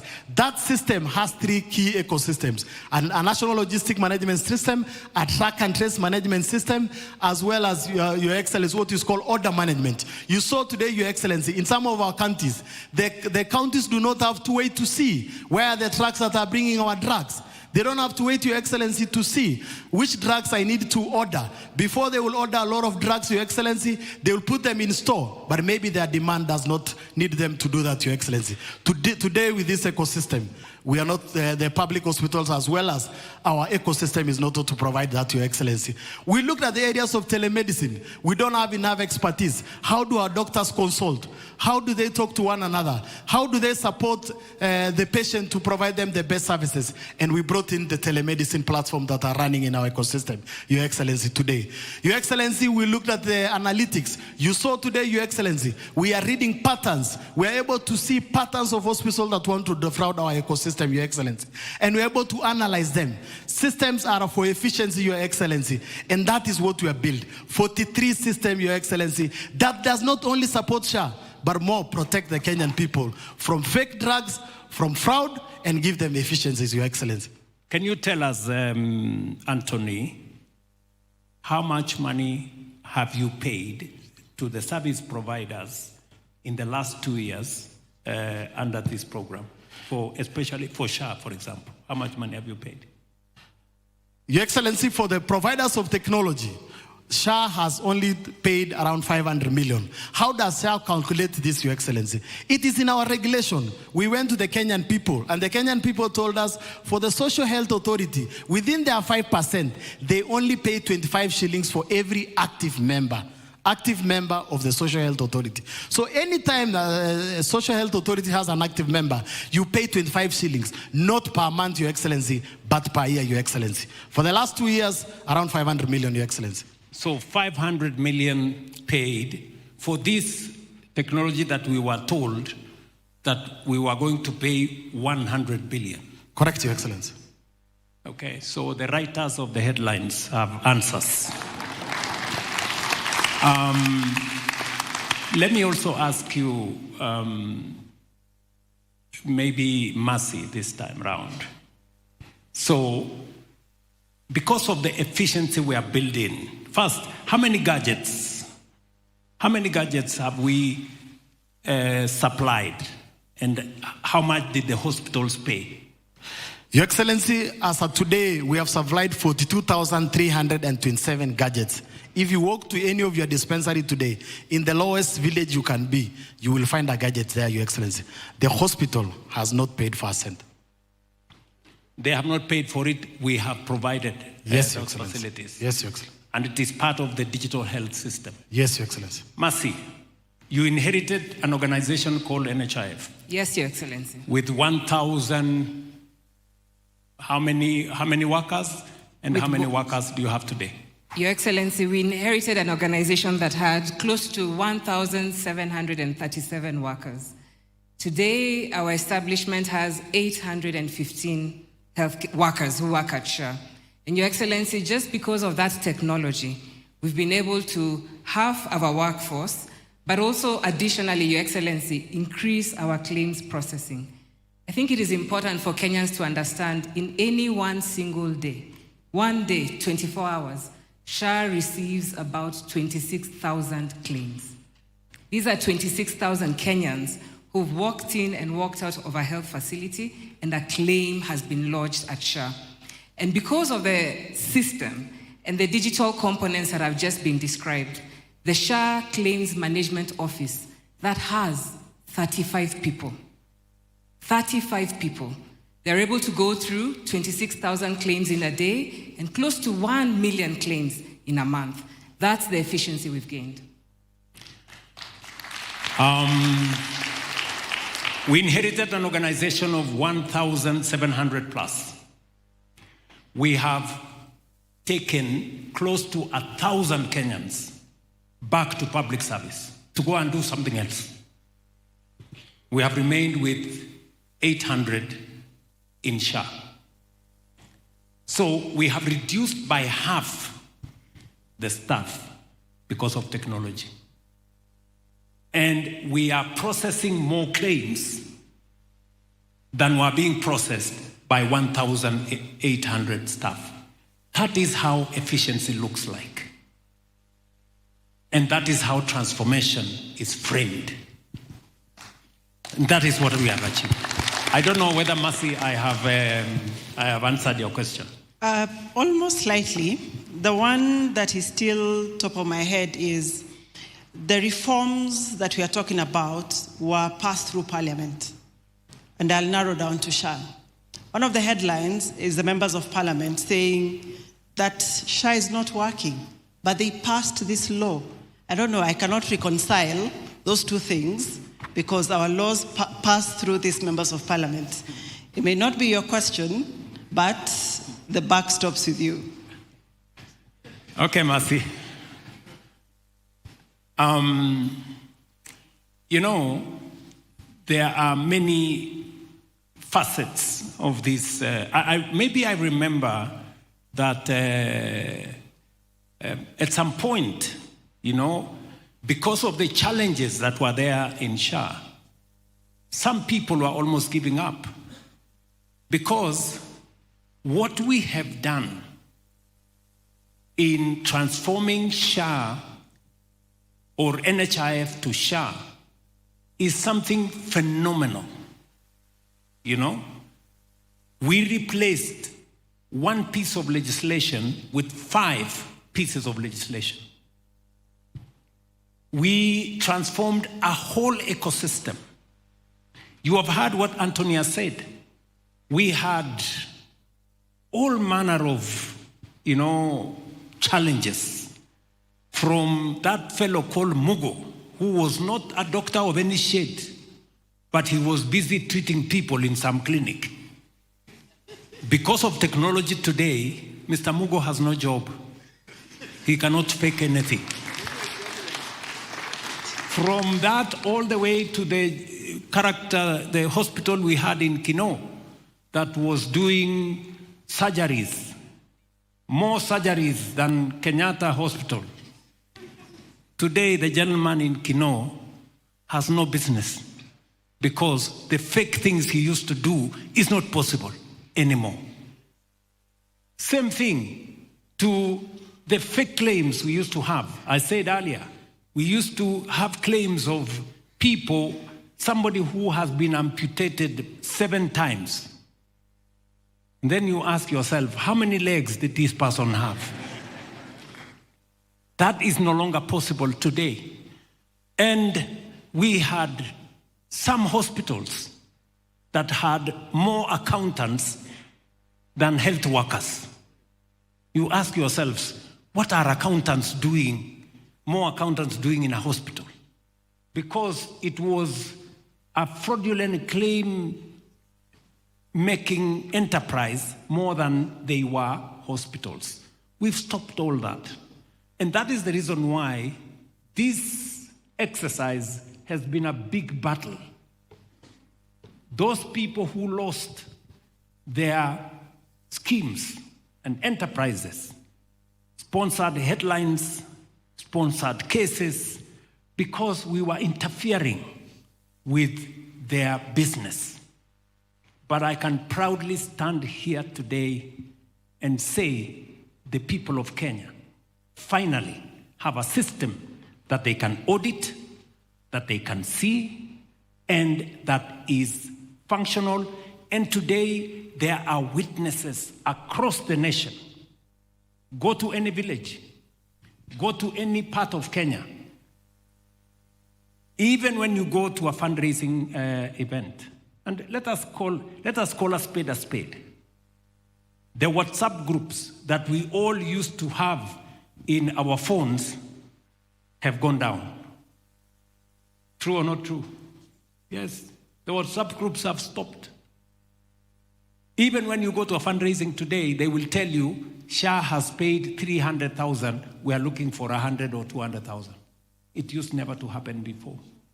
So, statistics, numbers have a way of saying things better than any statement. So, Mercy, we have members of parliament here. I don't know whether we have a member of parliament there. Do we have any other member of parliament? Please, who want to, it is said that you as members of parliament said SHA does not work. Mutueleze, come from your point of view. Your Excellency, my name is Senator Jackson Mandago. I'm the chair of the Senate Health Committee, and I want to stand here to confirm, Your Excellency, that SHA is working. The period a few members of parliament were saying it was not working, was actually during the first phase of implementation. With DHA, Your Excellency, when they supplied the gadgets to all health facilities, all Kenyans were now able to access SHA. In fact, I've just received a message from one of the members of County Assembly who said he was admitted in June 14. He's a former nominated MCA, Duncan, and SHA paid all his bills. SHA is working, and there is evidence that it is working. Esther, do you want to contradict what Mandago said? Or? No, Your Excellency. SHA is working, but I think the biggest failure that we're having, that the Ministry of Health has to undertake, which we try to do as in terms of civic, is to educate the people on how to onboard, how to review their funding model if they're having a problem with the premium that they've been given. Because every single day, and then to have an effective customer service line, an effective one where any citizen can call English, Swahili, and get information. Because yesterday I got a phone call from a lady who was admitted in Nazarene. Immediately I called somebody and I said, this is the SHA number, this is the ID number. They are being detained because what happened is, and this is something we need to educate Kenyans, as soon as she was admitted, she signed up. But she had already been in hospital like for a week. So the bill came to about 100,000. Now, such cases, I think the hospitals need to be educated. When you're admitting somebody, you need to make sure that they are registered. And then also the effective advertising. Social media is so cheap. Ministry of Health has to continuously educate Kenyans on how to onboard, how to have your premium reviewed if it's too high. How, before we used to say there's a waiting period of 3 months. Now we don't have a waiting period. But this lady in Nazarene Hospital is being detained because of 100,000, and the reason is because she joined 1 or 2 weeks after admission. So that waiting period, how do we deal with it? So I think it's important that the Ministry of Health really does a lot. They're letting you down. Is there anything members of parliament can do? I mean, we do civic. Apart from asking the ministry, which you are right? Yeah, we do civic. Every time we have an event, like if I have an event for GAF, I will call SHA to come in and talk and educate to on board. But now, because of the biometrics, it normally has to be done in the hospitals. But I've seen that they come in as well and they're doing it in most of my events, but it's not enough. We're not netting everyone. I mean, Nairobi has about 5-6 million So people. Information Online, information, with the Do you CHPs. have a working line, Mercy? She said you need a working line, helpline. Yes, Your Excellency, and we do take the comment seriously. We are doing more to talk to Kenyans. We have the line 147, and it's accessible 24 hours, but we also have a county infrastructure. Each of the 47 counties has a SHA office, and additionally, we have SHA officers too per Huduma Center across the country. But that being said, Your Excellency, we do take... what did you say the number was again? 147. 147. So a citizen can dial 147. 147. And it goes to our call center that has callers waiting there to attend to the citizen. Do we have people who speak Swahili there? Ndio, tukana Wakenya ambao wanaongea Kiswahili hapo. That is what Esther was asking. Kuna Wakenya ambao wanaongea Kiswahili kwa call center. Kwa hiyo call center. Ndio. So to everybody listening to us in every part of Kenya, it is good for you to get information. And the information you can get, if you don't get from your CHP, if you cannot get from anybody, dial 147 and you can ask any question and your questions will be answered. And for people like what Esther has said, that there is a citizen who was admitted without registering for SHA, and then she registered halfway through her treatment or his treatment, that needs to be looked into. How do we manage that? Do you want to say something, Mercy? Thank you. Thank you for that observation, Mheshimiwa. One, Your Excellency, we must remember and remind Kenyans that for them to be able to access the SHIF benefits, they must register and they must contribute before they go to hospital. When you go to hospital for a week or even 5 days, 3 days, SHA needs that visit to be notified in the system. So it means for those 3 days, 7 days, there's been no notification at SHA. It means SHA cannot verify that that is an actual visit.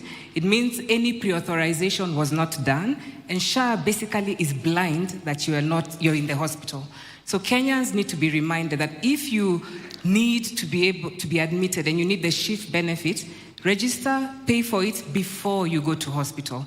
Once you're in hospital, the hospital should provide us a notification of your visit and we start tracking your care and treatment. So it is important in controlling fraud and ensuring that we're able to actually be accountable for that money that we shall pay the provider. For example, I think I talked about Lydia. I don't know whether Lydia is in the audience. Do we have Lydia in the audience? I talked about Lydia. Is she there? Ako hapa Lydia huyo? She's not here? She's right Ako wapi? at the top there. Lydia traveled from Matu today, Your Excellency. So she's right here with her mother. Yes. With the mother? Yes. Mama ako hapa? Yes. Guardian ako hapo. Wapi mam? Oh, yuko pale. So, like the case of Lydia here, who developed a complication. Her mother had paid 7,000 shillings as her contribution to social health insurance fund. Mama, hebu tueleze, mama yuko pale. Mama, habari?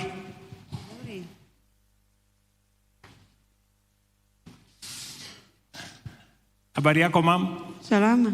Very good. Unaitwa nani? Mimi naitwa Naomi Mutendwa. Naomi, wewe ndio mama wa Lydia? Very good. So, uliregister kwa SHA? Ukalipa pesa ngapi? 10,200. 10,200. Alafu mtoto ulimpeleka hospitali? Nilimpeleka hospitali.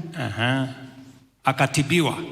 Hapa Kenyatta akatibiwa, lakini nilipeleka Garissa nikaambiwa nimlete Kenyatta na akatibiwa na katoka vizuri. Okay. Bili ya hospitali ilikuja pesa ngapi? Ilitoka na 1,168. 1,168. Ulilipa shilingi ngapi kwa hiyo 1,168? Hakuna kitu nililipa. Huyo msichana wako akatoka hospitali akajiendea nyumbani. Na nimeambiwa ya kwamba anafanya form 4. Anafanya form 4 sasa. Mwaka huu.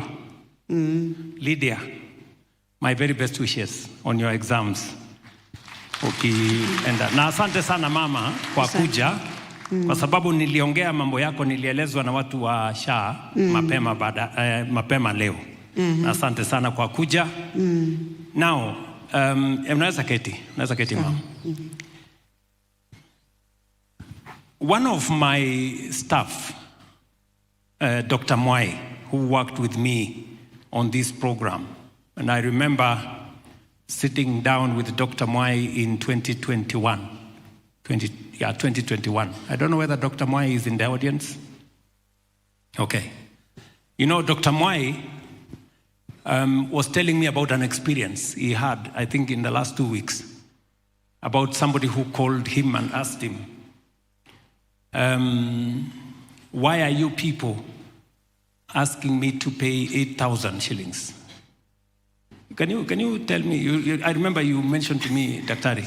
Yes, thank you very much, Your Excellency. The issue was when you are dealing with the issue of, are we charging people more?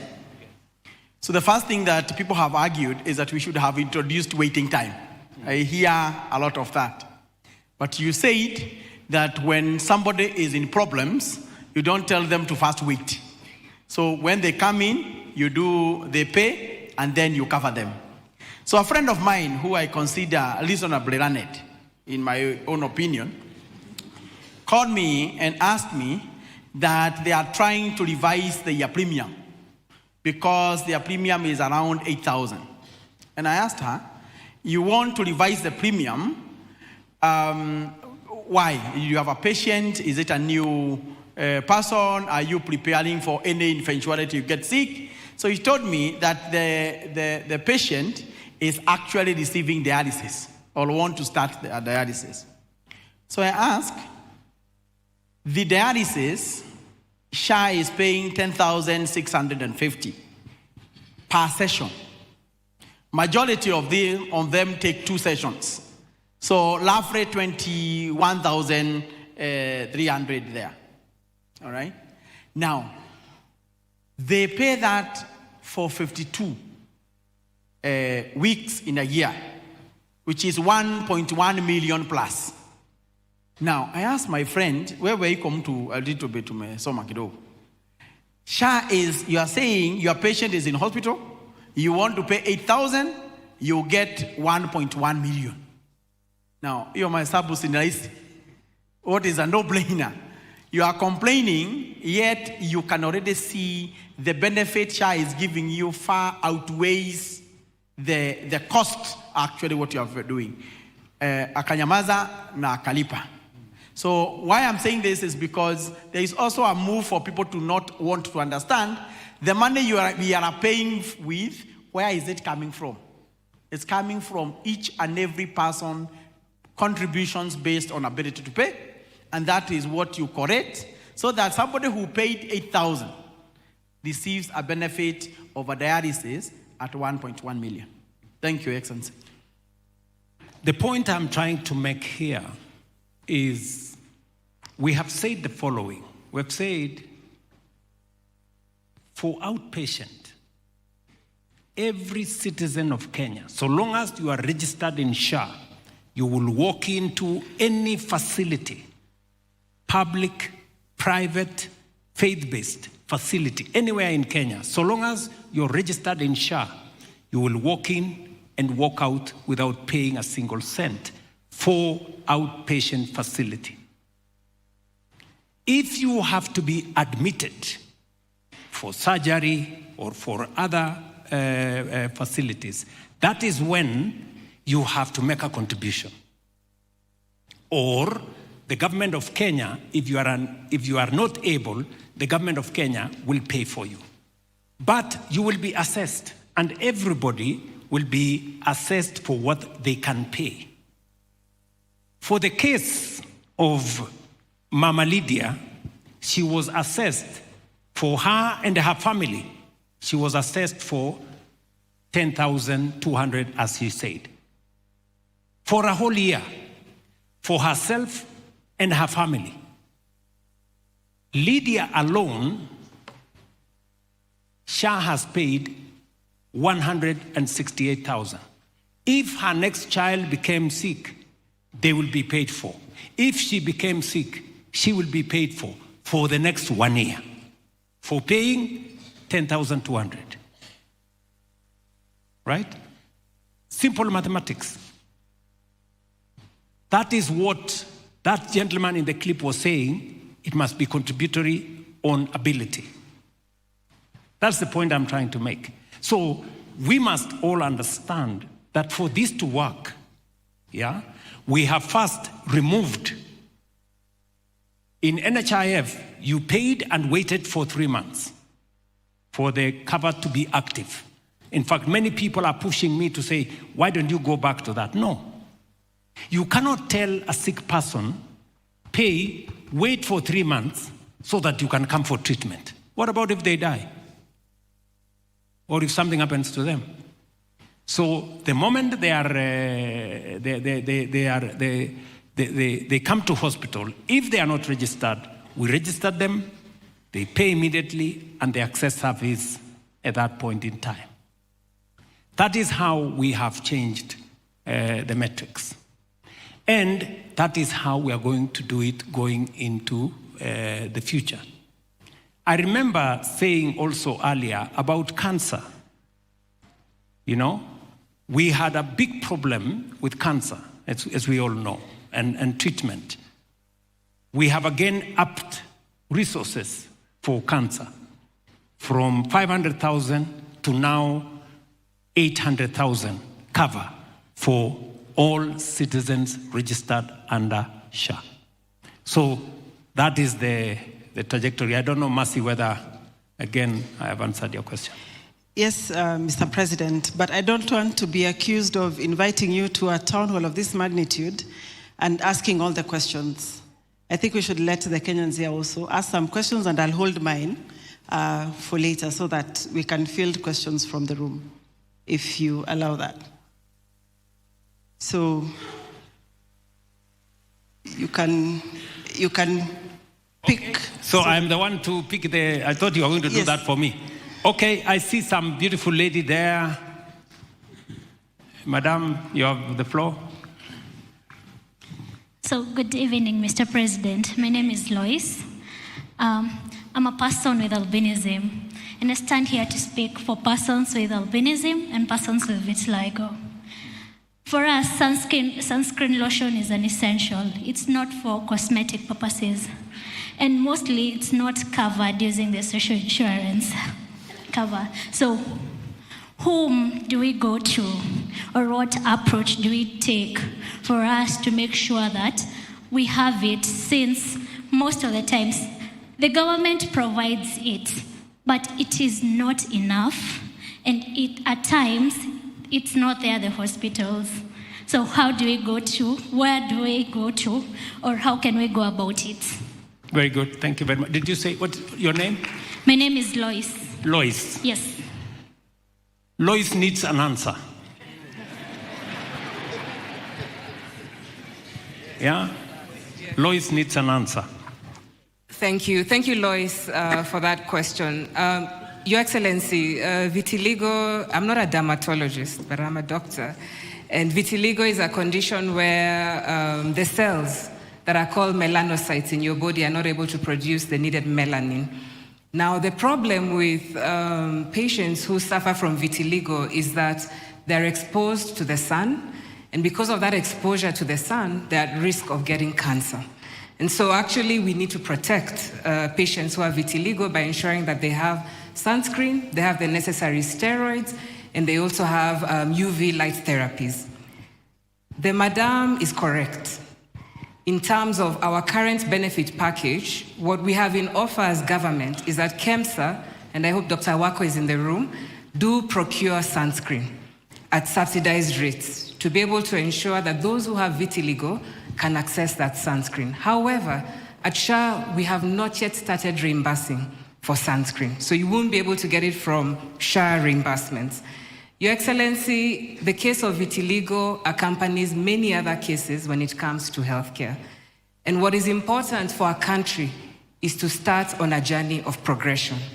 As we start here today, we are covering a large burden of disease, the things that cause the most harm. We are by no means saying we cover everything, but there is a scientific process of being able to determine how we add more benefits into our package to be able to cover everyone. And that's the journey of UHC that all countries must go through. So the short answer right now, Your Excellency, is that when Madame needs care, she'll be able to go to a PHC center. But unfortunately, what she needs in terms of sunscreen and some antisteroids are not yet available in the package, but will be available as we continue mobilizing more resources. So what do we tell Lois? Do we tell Lois coming soon?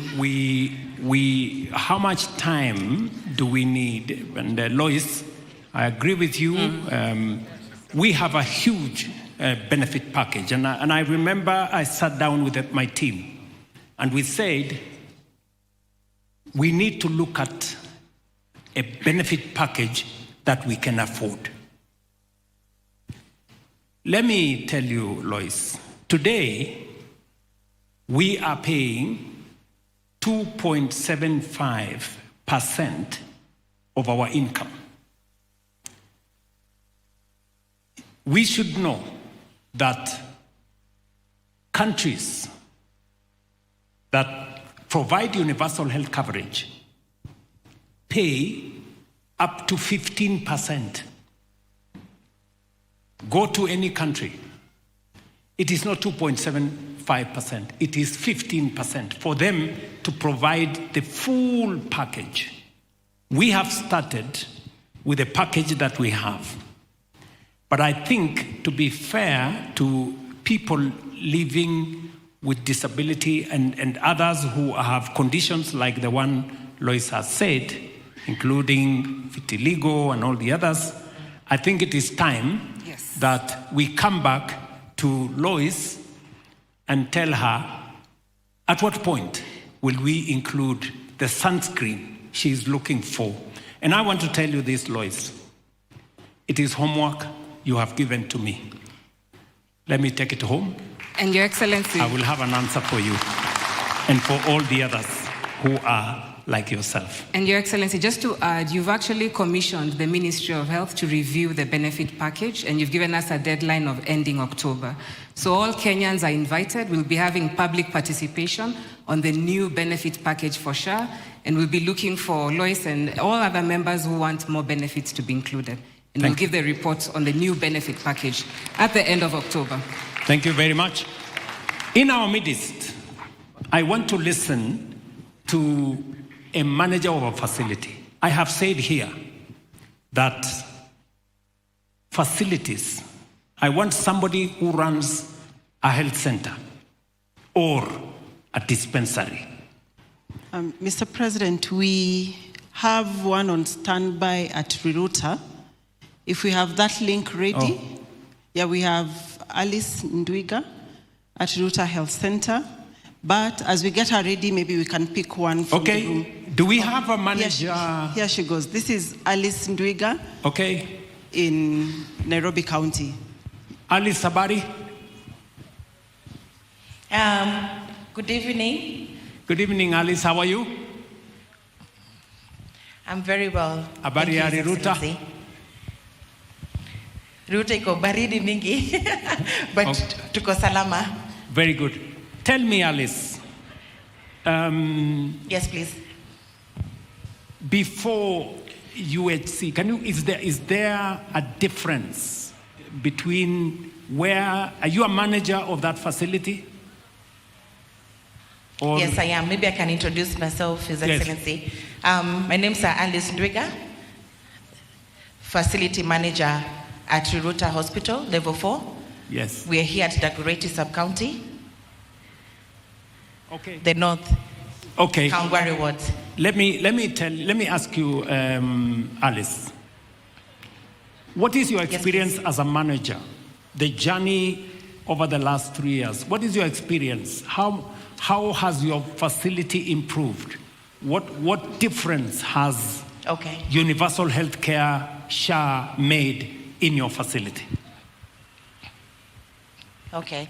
Thank you, His Excellency. So to just begin, here at Riruta Hospital, we do have a good expansion of services, and that's all in contributions that we've had from the SHA reimbursement, and also the expansions on the PHC services that we have.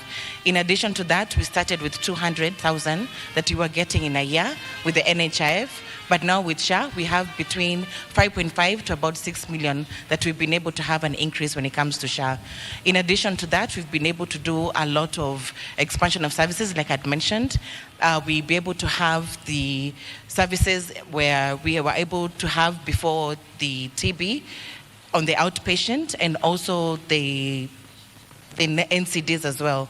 So in addition to that, we were able to have addition on the theaters that we also have, the NBU that we're also able to manage to have our bed capacity that is about 10. And the most importantly is our workload, that we're able to have our increase of our patients from 200 to now 400 patients per day. So you're telling me that you used to get reimbursements of around 200,000. Is that correct?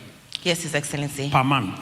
Yes, His Excellency. What is your reimbursement now from SHA every month, on average? From SHA, we about between 5.5 to 6 million a month. So it's gone up. It's gone quadruple up. How are you deploying that money that you get in your facility? For what are you using that money? Okay, so for one, we've been able to expand our services. That means from our end, we were able to have our lab machines that we were able to buy too for the full hemogram, and also the biochemistry machine as well, and that has expanded our services when it comes to Riruta service. Then number two, we've been able to do the theater. We've been able to expand our services on our end, and also the NBU. that we're able to expand to 10-bed capacity.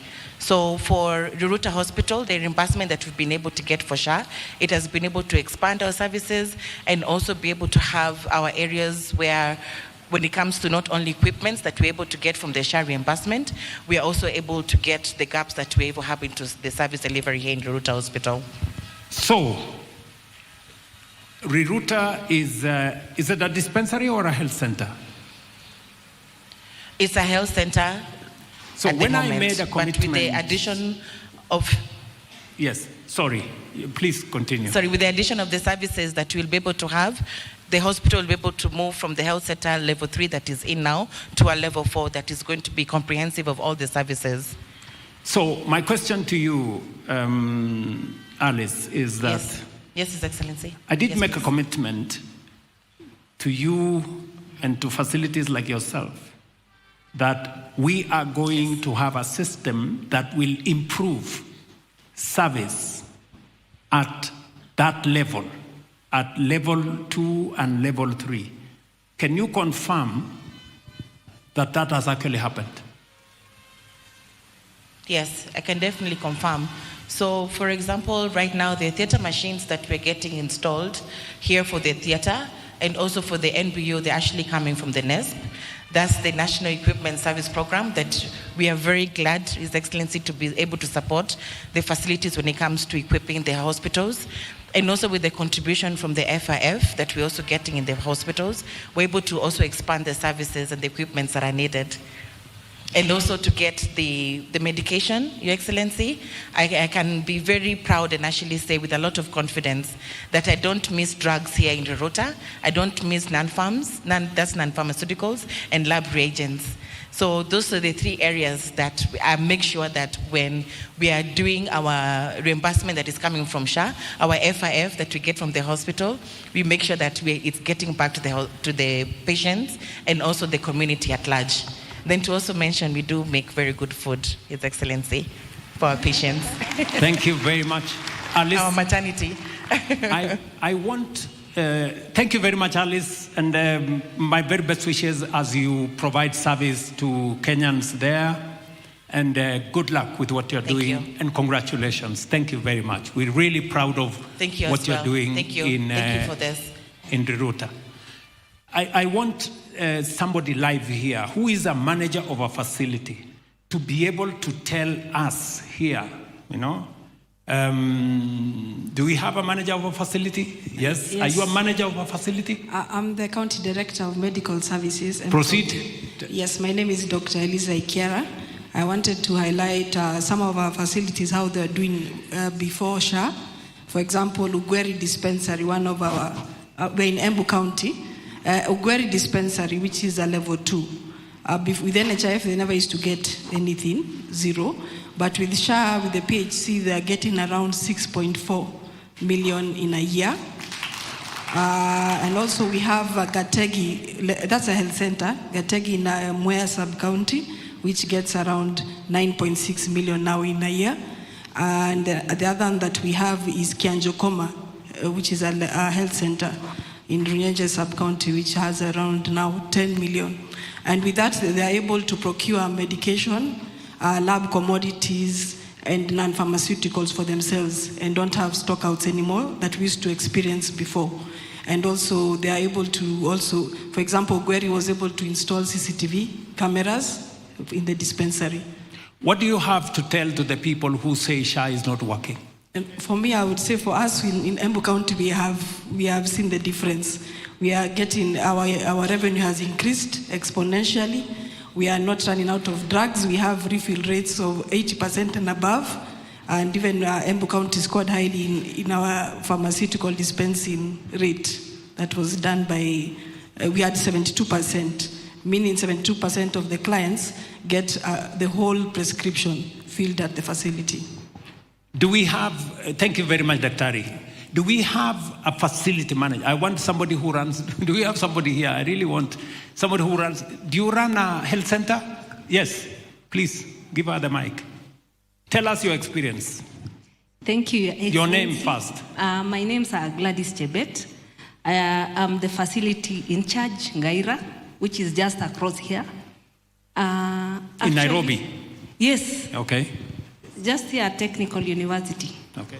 Yes. Proceed. What is your experience of the difference? Has SHA made any difference in your facility?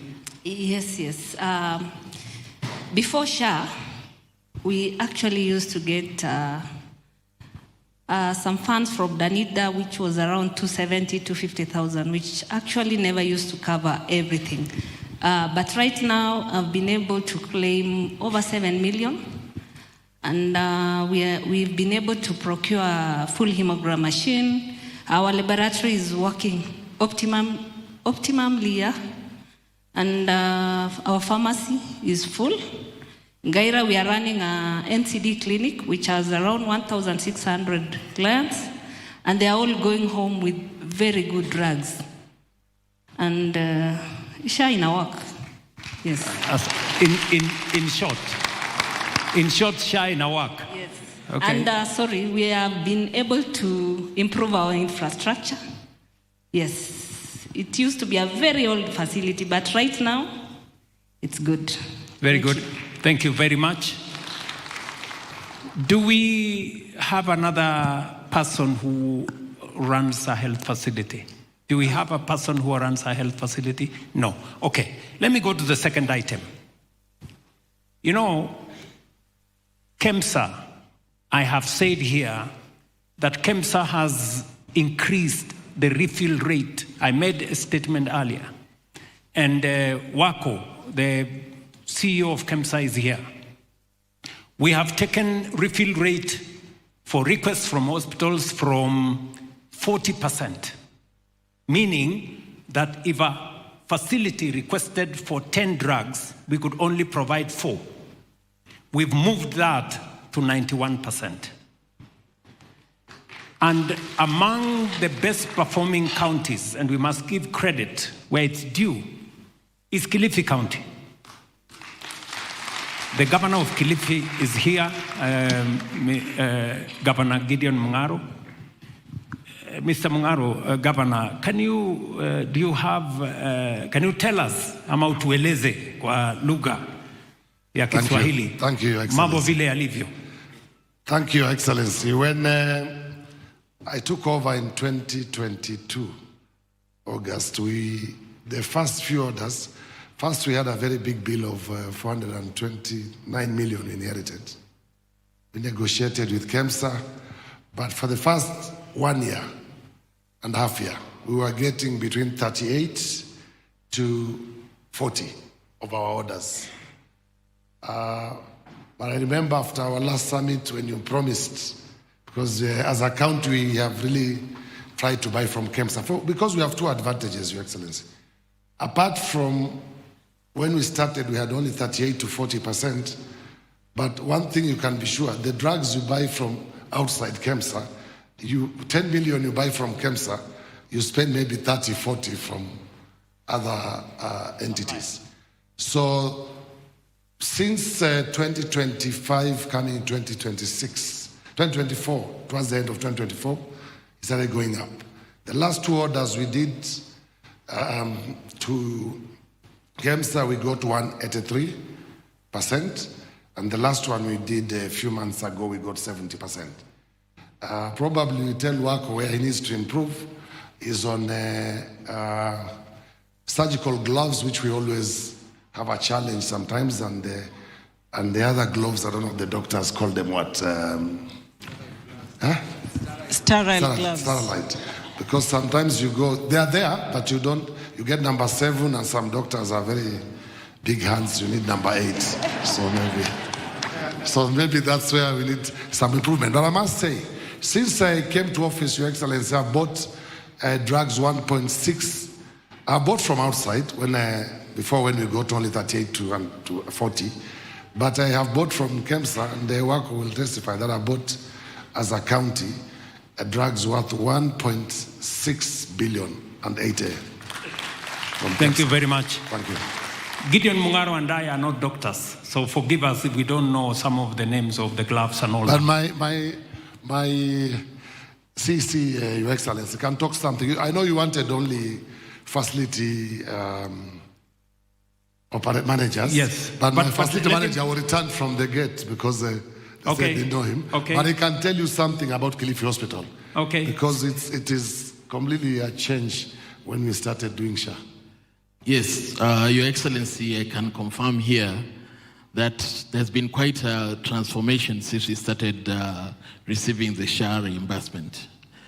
We have been able to expand our hospitals with equipment from 2 theaters. Now our referral hospital, we are operating 5 theaters, which means patients don't have to wait for a very long time. Another hospital, we started with 1 theater, now we have 2 theaters. And in the 3rd hospital, we now have 4 theaters. And all this equipment we're buying based on the reimbursement we're getting from SHA. So there's a lot of transformation. And as far as the procurement of drugs is concerned, through KEMSA, Your Excellency, we've seen tremendous improvement. From the 40% which we started with to now we're getting 83% of our orders. And even with that 83%, we still get back orders to fill the difference, which we still distribute to our health facilities. And for the SHA reimbursement at our primary care facilities, that has really improved our drug availability because they are able to spend at source to procure the higher support staff with the money, and therefore we've really improved services using SHA. Thank you. Let me ask you, are you a doctor? I'm not a doctor. You are a manager? Manager, yes. Let me ask you, before we did not have the law on Facility Improvement Financing Act. What difference has it made? Because under NHIF, money was being sent to the county. Then it was up to the county to decide which facility to go improve, which facility not to go improve, which facility to buy medicine for, and which facility not to buy. Today, every facility is reimbursed their money. Is that the case? Your Excellency. And how has that helped in making sure that there is delivery of service? Your Excellency, the implementation of the FIF Act has tremendously improved. First of all, the fact that the facilities themselves are able to spend the money at source is an incentive for them to make sure that they generate more. Therefore, they contribute to recruitment of members to SHA so that they can be able to have more resources to spend. But more importantly is the fact that they are able to make the decisions based on the priority of the hospital at that moment. They don't have to consult elsewhere or wait for resources from the county treasury to make funds available at the facility. They're able to prioritize and act on the spot as they receive the reimbursement from SHA. Thank you.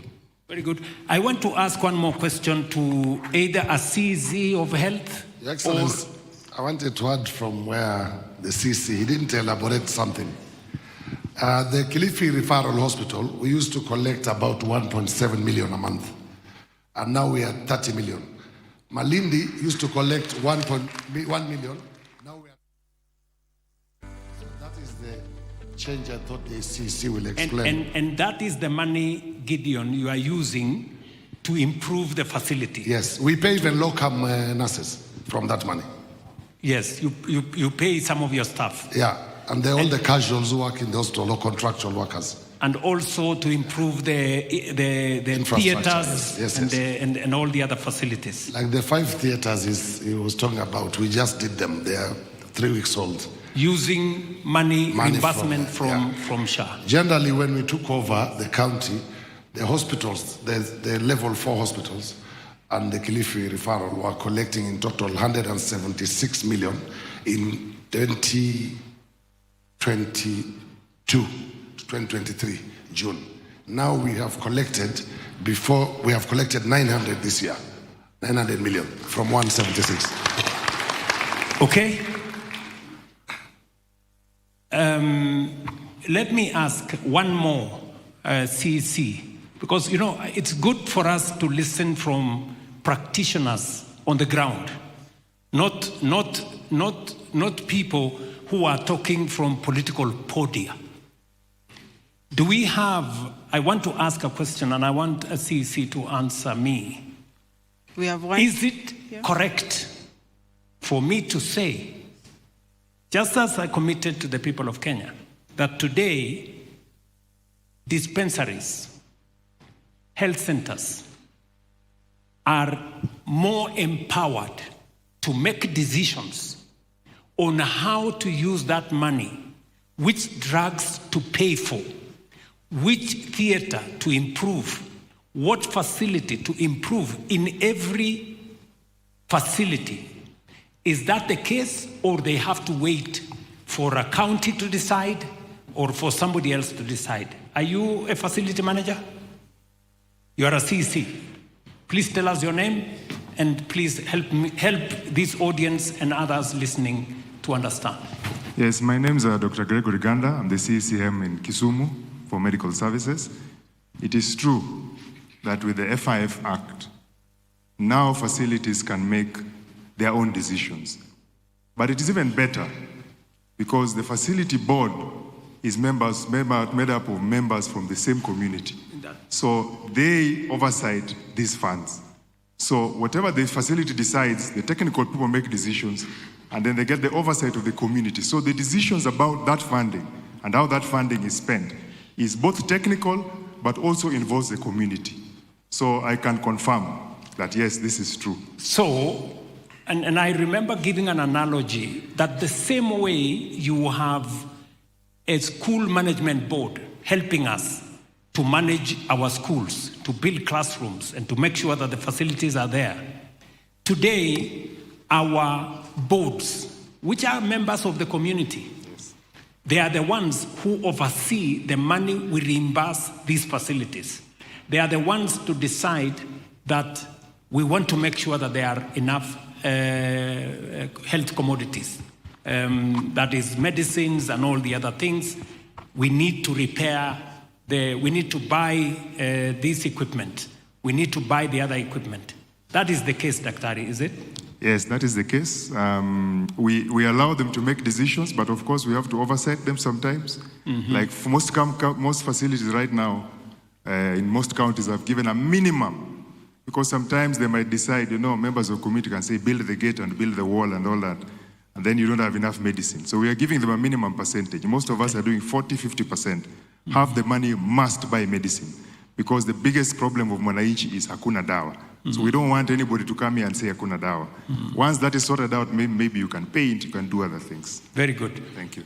I want to ask one more question. Just sit down, Daktari. Thank you. Because, we need to answer to the things that Kenyans want to hear. Number one, we said we are going to empower every facility to make decisions. We send the money, not anymore to the county, but we send reimbursement for every citizen a dispensary treats. For every citizen a health center treats. We send the reimbursement to that dispensary. If they treat 20 people, we send reimbursement for 20 people. If they treat 1,000 people, we send reimbursement for 1,000 people. But financing is not the only challenge. The other challenge is equipment. To be able to provide service, you need the theater, but you also need equipment. And this is what we did. And I want CECs who are here to confirm, and even our friends, the governors who are here to confirm. We did the following. We said that it is not possible for some of our facilities to buy an MRI machine, to buy a CT scan machine, theater machines, IC, whatever. Many of these facilities are expensive. They are in hundreds of millions, tens of millions, some of them in hundreds of millions. And so we agreed and we designed a program called National Equipment Service Program. Yeah? And how did we do it? We said, let us pool all our facilities and negotiate together with manufacturers. Because it is difficult for manufacturers to go and negotiate with a dispensary or a health center alone.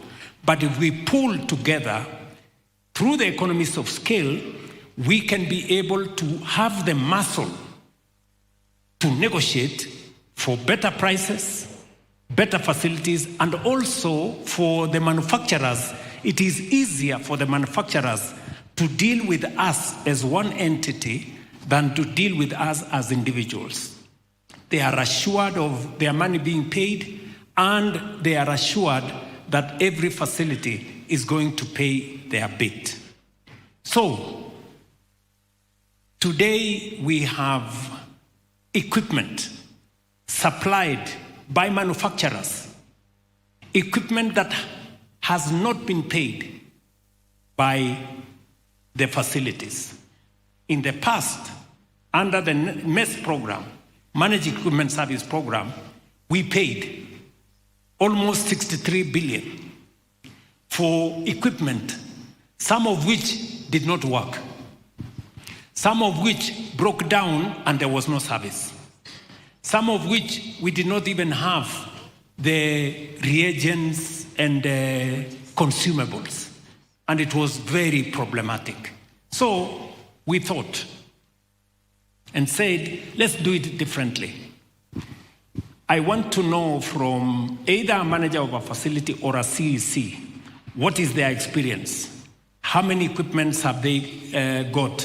And what is their experience with the equipment that is being supplied under this framework? Do we have a manager of a facility or a CEC? I think I have some gentleman there. The gentleman in some brown, nice suit. Asante Mheshimiwa Rais. Jina langu ni Daktari Martin Wafula, Mutuini Hospital. Kwa kweli ule mpango wa kuleta vyumba kazi kwenye facility zetu imetusaidia sana. Kwa sababu ya kwanza, hatujalipa hela yoyote ili tuletewe machine za upasuaji kwenye hospitali zetu. Kwa miaka ambayo nimekuwa hapa karibu nikifanya kwenye mahospitali kadha wa kadha, kutengeneza theater unahitaji pesa ya chini kabisa ni milioni 50 ili uweke theater ambayo ina vyumba kazi, ina mashine ya kutosha na pia ina instruments. Lakini kupitia huu mfumo wa NESP, facility zetu kwanza ya kwangu ambayo niko namalizia, nimepewa theater 3. Na hizi theater 3 zinakuja na mashine ya kupeana anesthesia. Pia inakuja na mashine ya upasuaji ya kitanda. Pia inakuja na mashine ya kupeana mionzi, radiotherapies na x-rays. Manake hivi vitu baadhi yetu, Mheshimiwa Rais, baadhi yetu na ndugu zetu ambao wamekuwa kwenye vyuo vikuu wakisomea taaluma ya udaktari hawakuwa wameviona, ndio mara ya kwanza wanaviona kwenye hospitali zetu. Jambo la tatu, kuna baadhi ya mashine, kwa mfano endoscopy. Mheshimiwa Rais, mpango wa endoscopy, wa colonoscopy, hizo surgeries ambazo haupasui mtu, unatoboa kashimo tu alafu unapasua mgonjwa, baada ya siku chache ameenda nyumbani. Hiyo ni heko na ni kitu ambacho lazima tujivunia. Jambo la 4 ambalo mkurugenzi wa DHA aliliongelea, Mheshimiwa Rais, kwa mara ya kwanza kwenye hii nchi ya Kenya tuna mfumo, na mwenye anataka kujua aje Mtuini kesho ama aende hapo sasa hivi, Mgonjwa anaonekana akiwa wapi? Nyumbani. Na hili limefanya tukapunguza idadi ya kupoteza wamama. Kwa mwaka mmoja miezi mitatu, Mutuini hospitali haijapoteza mama hata mmoja. Kwa sababu gani? Tunatumia telemedicine platform.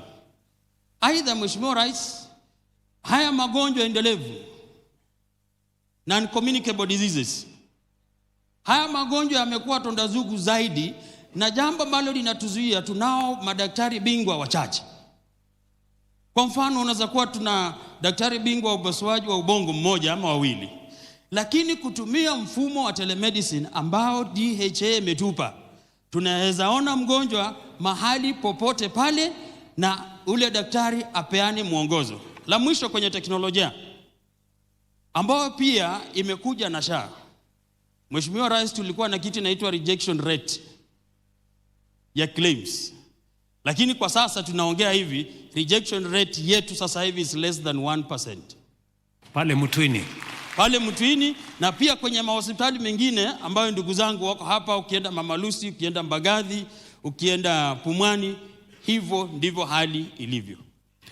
Thank you very much. Nimesikia kwa mara ya kwanza daktari bingwa. Utanieleza hapo nyuma ya attend hiyo ni kusema aje? Sawa sawa, daktari bingwa. Let me ask, can I get let me ask one of the manufacturers, supplier. Can we have a supplier of theater equipment? Because that is what my brother there. Do we have a supplier here in this? I can see a hand up there. Do you have a supplier? One of the suppliers? A supplier? Are you a supplier? No. Are you a supplier? No. If you are not a supplier, please, let's be tuwe na heshima. So let's pick what first, because we want to know from our suppliers. Was any supplier invited to this facility? No supplier was invited. Because I wanted to know the numbers. Do you, PS, do you have the numbers of how many theaters, how many have been supplied in the country? Yes, Your Excellency. The number of equipment, the number of, Yes, Your Excellency. Under the National Equipment Service Program, we have supplied 52 digital X-rays. Your Excellency, we have installed 72 ultrasounds. We have installed 6 mammograms. We have installed 39 CT scans. Your Excellency, we have renovated and equipped 67 theaters. Your Excellency, we have established 157 laboratories. That alone, Your Excellency, worth more than 2.3 billion. Your Excellency, as the CEO of Mutuini was speaking, he mentioned specialized surgery. So specialized urology, as we know, prostate cancer is one of the big 5 cancers. We have installed 4 specialized urology theaters. There's something that they call a urology tower. Your Excellency, we have also been able to install 4 specialized ENT theaters. We've installed 4 specialized maxillofacial. We have also installed specialized cardiothoracic and vascular centers, 4 of them. Your Excellency, we have able to install specialized plastic centers, 4. We have also been able to replace the LINAC machine at Kenyatta National Hospital that used to break down often, Your Excellency. Kenyans know this story. Your Excellency, we have also been able to do 2 MRIs, and 2 MRIs are on the way by the end of this month. Your Excellency, in total, we've been able to install machines worth 9.8 billion shillings without the national government paying for it and without the county government paying for it. And Your Excellency, as you had mentioned, the game changer here is in the technology, the latest technology. And Your Excellency, one of the biggest challenges that we also have with equipment management is that the technology changes quite quickly, and most of our public hospitals are not able to employ what we call biomedical engineers to keep up with the latest technology. And so the game changer here is to keep equipment at 98% uptime without having to call manufacturers to come in and out to repair. Often, Your Excellency, the CT scans that were installed long time ago, 2 years down the line, they get broken down.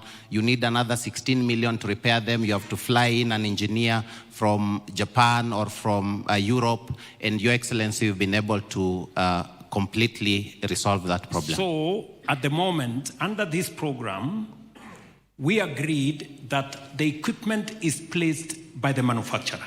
Yes, Your Excellency. It is maintained and repaired by the manufacturer. Yes, Your Excellency. Consumables are provided for by the manufacturer. Yes, Your Excellency. All we pay for is for a service. And when the service is offered. When the service is offered. And it is paid for by SHA. If the service is not offered, we don't pay. Yes, Your Excellency. And it is paid for by SHA. Yes, Your Excellency. I don't know whether the CEO of Kenyatta is here. He's in. Yes.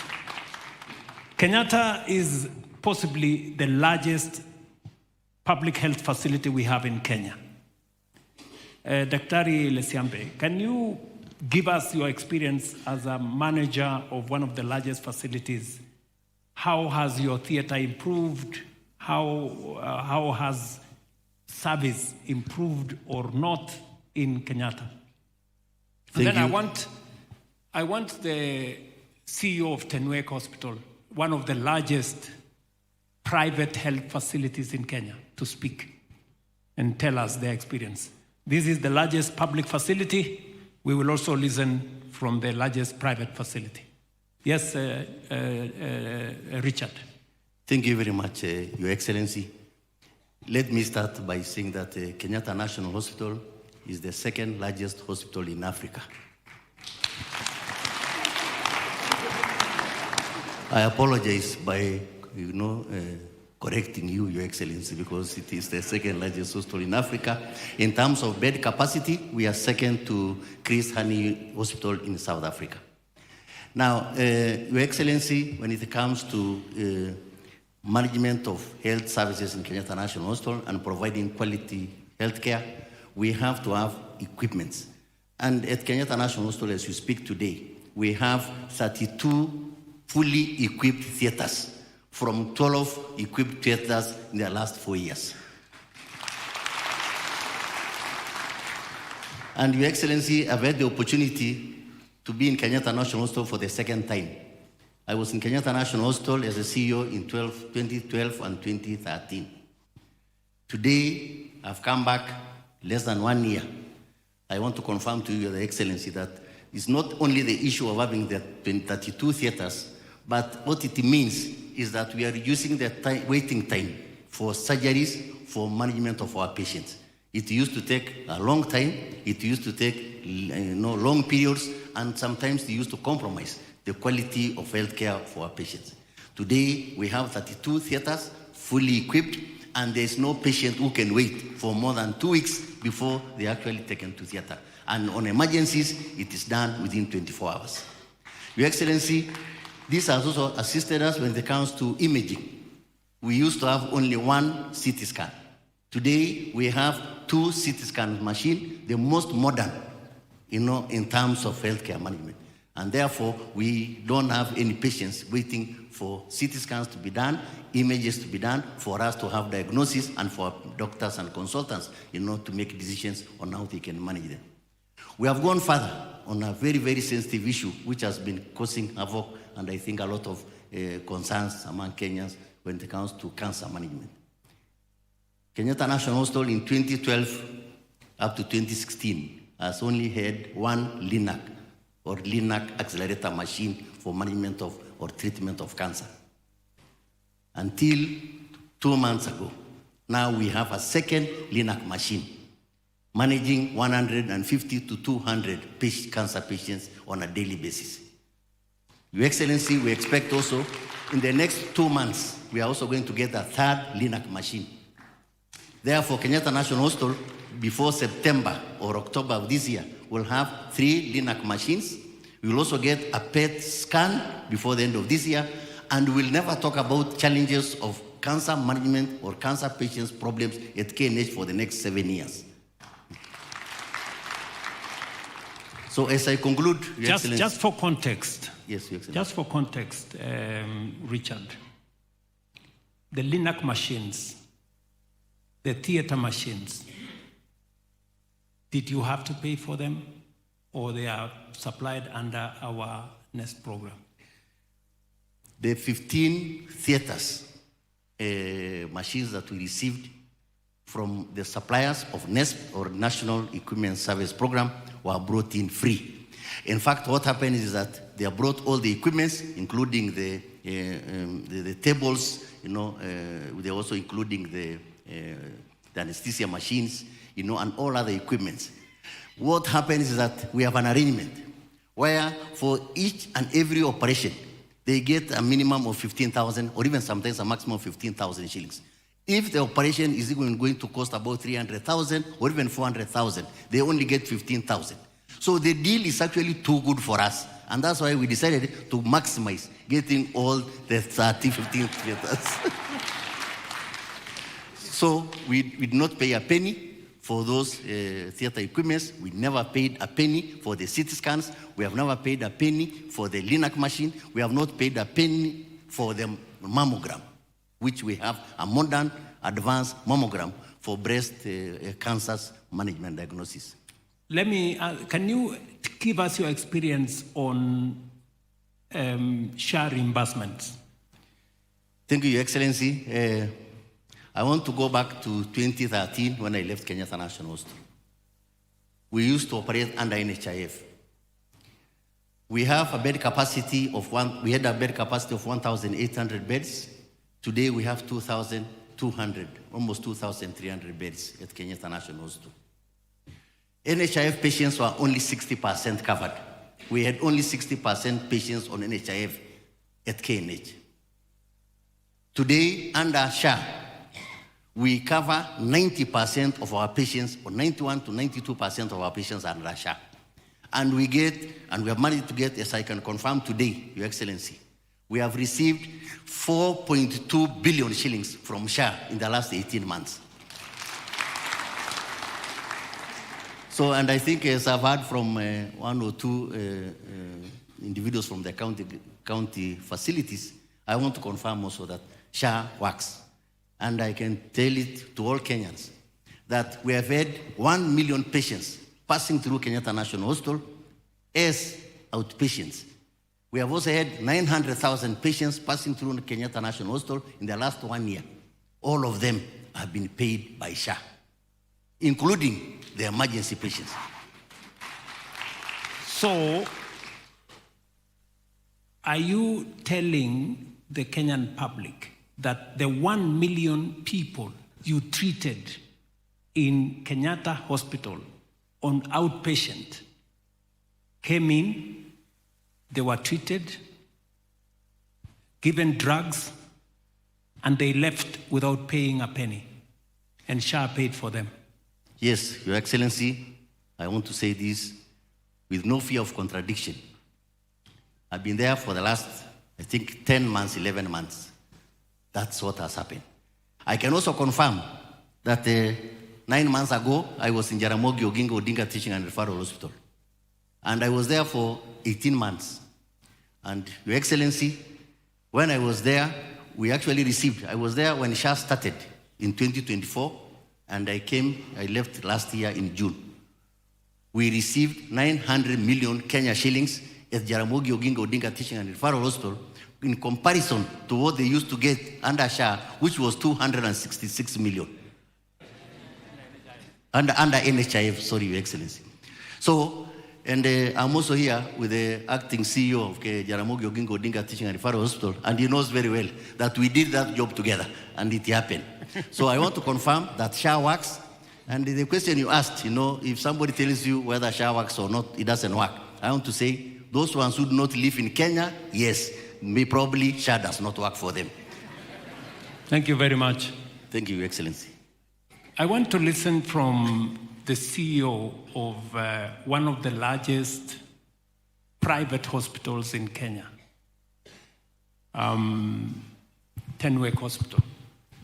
And I remember Tenwek because when I met them, they told me they have a store full of IDs and title deeds.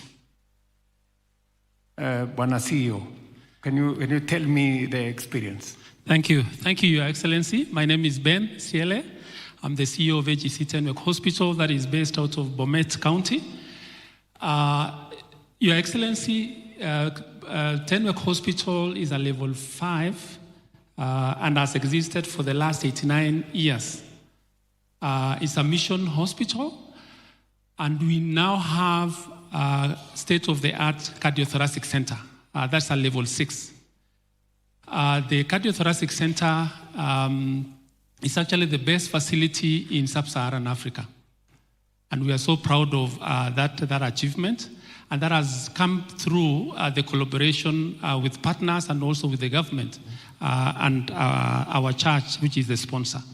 So the experience that we have in Tenwek Hospital is that before 2024, before the rollout of SHA, every year we could claim close to 500 million. But last year, we claimed 1.2 billion, which is more than double what we used to claim before. To June this year, we are about 600 million of the claims. We have received so far, for the last 18 months, we've received 2 billion out of claims that we've placed of 3 billion that we've placed with SHA. So that has really facilitated us big time. And like we said, Your Excellency, we are a mission hospital. And a number of the patients that come through our facilities, not only in Tenwek, but even for the faith-based hospitals, are patients who are really needy, and we cannot turn them away. We have to treat them.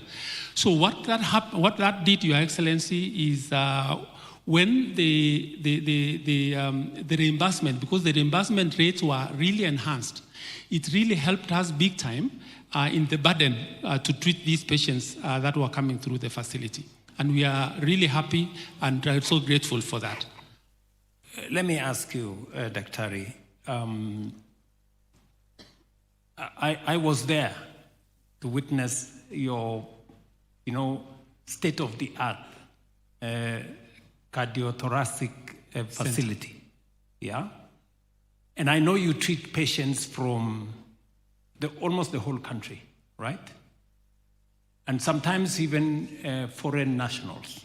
Your Excellency, so far we've actually treated patients from 14 African countries this year alone. I hope you don't use SHA to pay for this. We don't, Your Excellency. Those ones are paid for in cash or insurance. Or insurance by their other facilities. Yes, Your Excellency. What happened to the big store of titles and the IDs? Yes. So thank you, Your Excellency. And like I said, it really helped us big time to reduce the burden that the patients used to bear. And because we used to collect, they used to deposit IDs or collaterals, but since then, we have actually had to surrender the IDs or the collaterals that we had secured. And that has really helped the Mwananchi big time. Thank you. Thank you very much. There is another.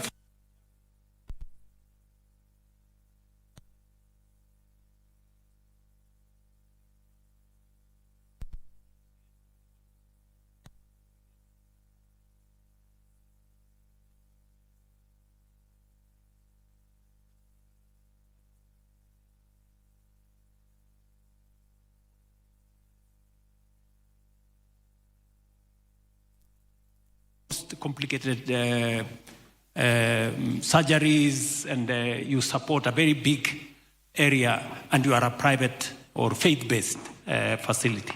What is your experience? Thank you, Your Excellency. My name is Dr. Watson Minor. I'm here representing the CEO who's out of the country, and I want to echo the comments from my friend that SHA actually is working in Kijabe Hospital. The patient experience has been such that when they come for chemotherapy, for dialysis, and for surgery, the biggest change that we noticed with SHA compared to NHIF was the speed of pre-approval, of the pre-authorization. We have had over the last 6 weeks, for example, mass accidents happening along the highway near our facility. And for patients who need to be rushed to theater, we have not had to delay at all. They have gone to theater, received the service, and been admitted to the ward. One of the biggest differences we noticed comparing SHA and NHIF was the reimbursement for critical care. You talked about critical care, Your Excellency, and I can confirm that the reimbursement supports admission to ICU, admission to high dependency unit, HDU, and it allows for the citizens to come and be admitted into the critical care facilities and has a very good reimbursement. Thank you very much, Maina. We have in our midst our frontline, champions, community health promoters. Your Excellency, before we go there, we have people online, and your question on reimbursement has triggered some reactions online, with some other hospital owners who are not here saying that they're not getting reimbursed, much as the ones in the room that have spoken are saying they're getting reimbursed. So it seems like there are two schools of thought, that we are getting reimbursed, we're not getting reimbursed, we've not received any money from SHA. So can we tell us which facility?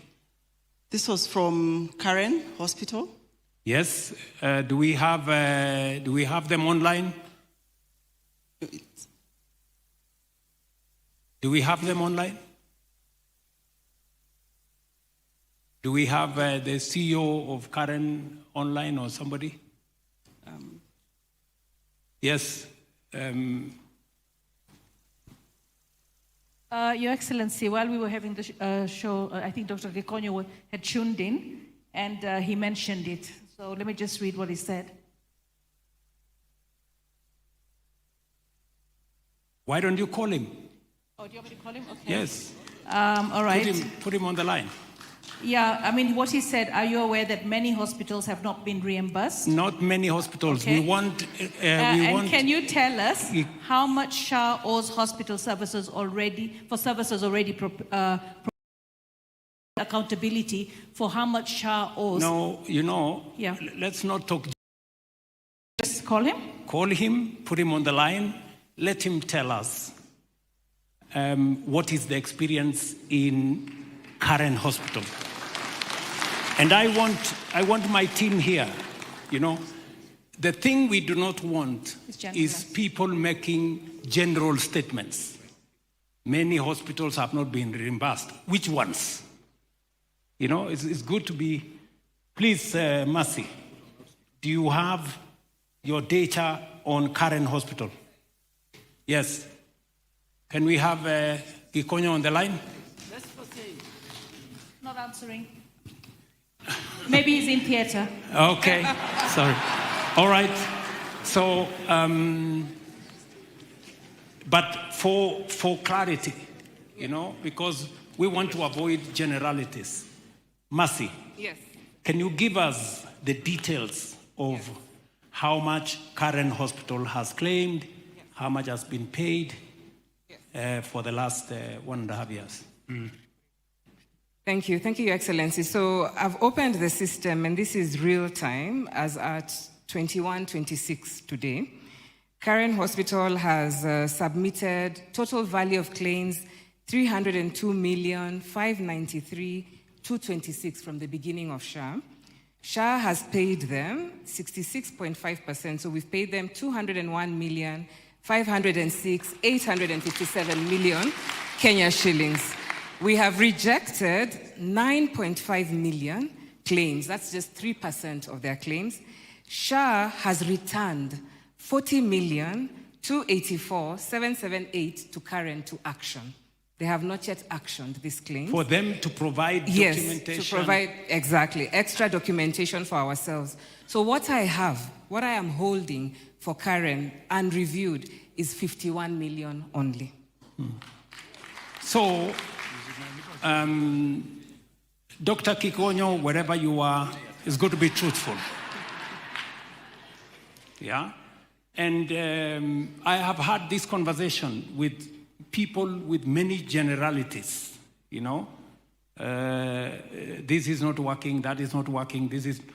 We want to answer to facts. I was on my way to CHPs, our frontline champions. Do we have CHPs in the house? Yes, we do have Okay, them. I want a CHP to speak to us about their We have one what at the corner there. the stipend has done to them, what the equipment has done to them, what the training that we have provided has done to them, and what do they see going into the future. We have Do a we have any gentleman at one the of corner. them, you know, We have give them a at the mic, back. you know. There's a... Okay, thank you, Excellency. My name is Benson from Kariobangi.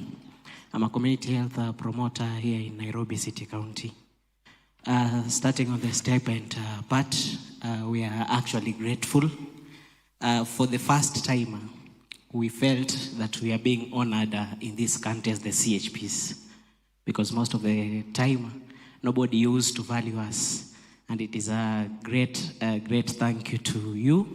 And we can also not forget Governor Sakaja, when he was the senator, for pushing that particular kind of a bill. We are receiving 2,500 from the national government at Nairobi County and 3,500 shillings from the county government.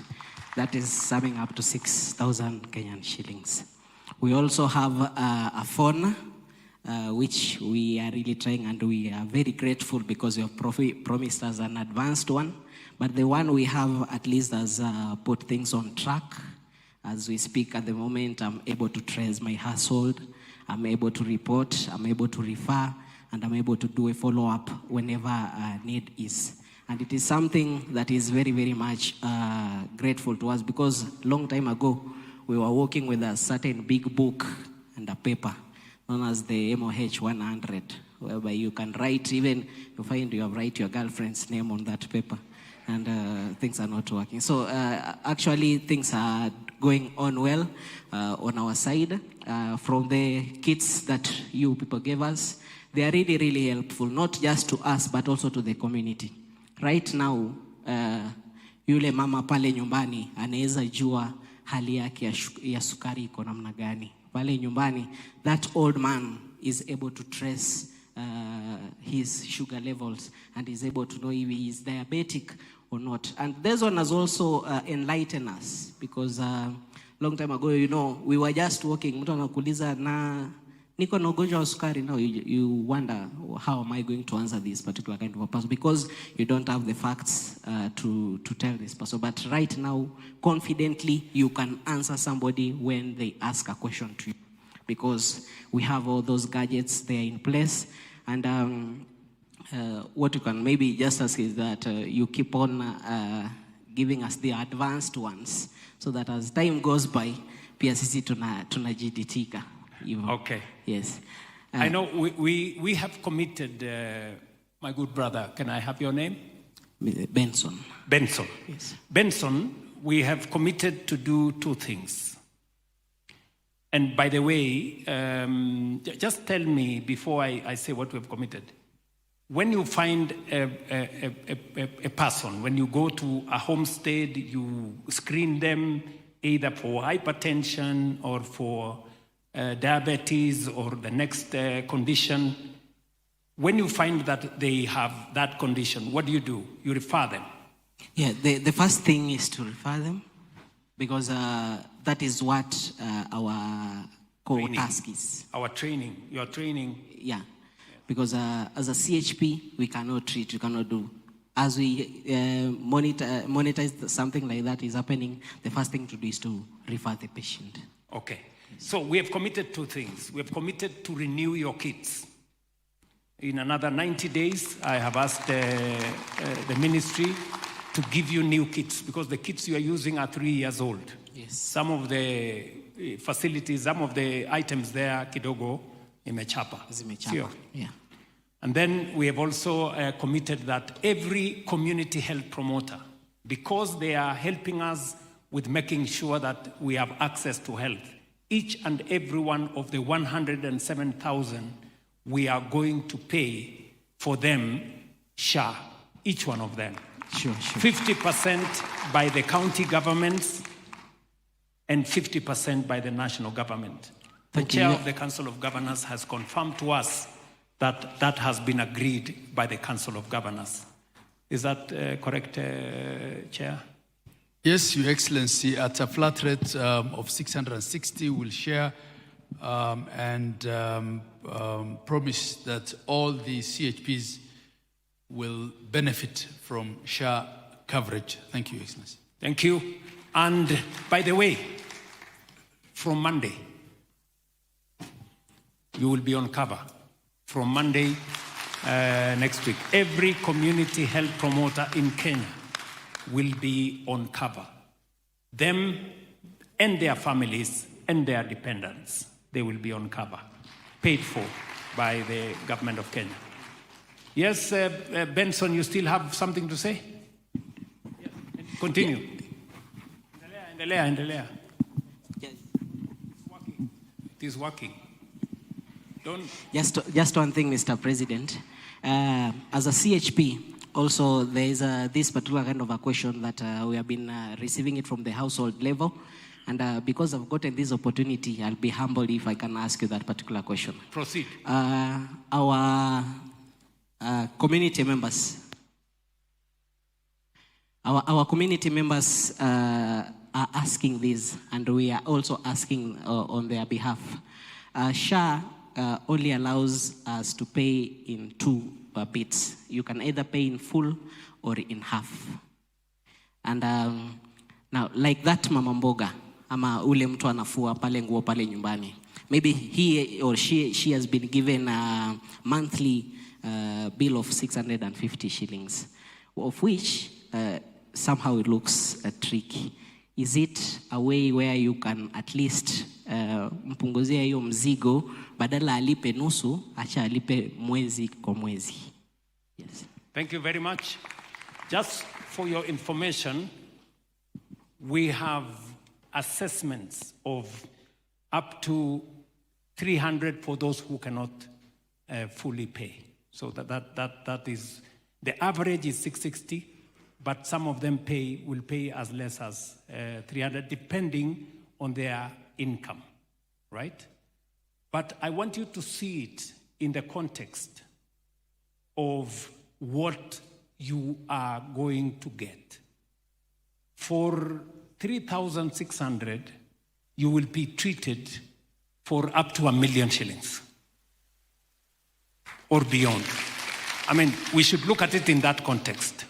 And we have said, for those who cannot afford to pay, completely assessed, we will pay for them as the government of Kenya. So that is the facility. I have Daktari Kikonyo finally on the line. Daktari, habari?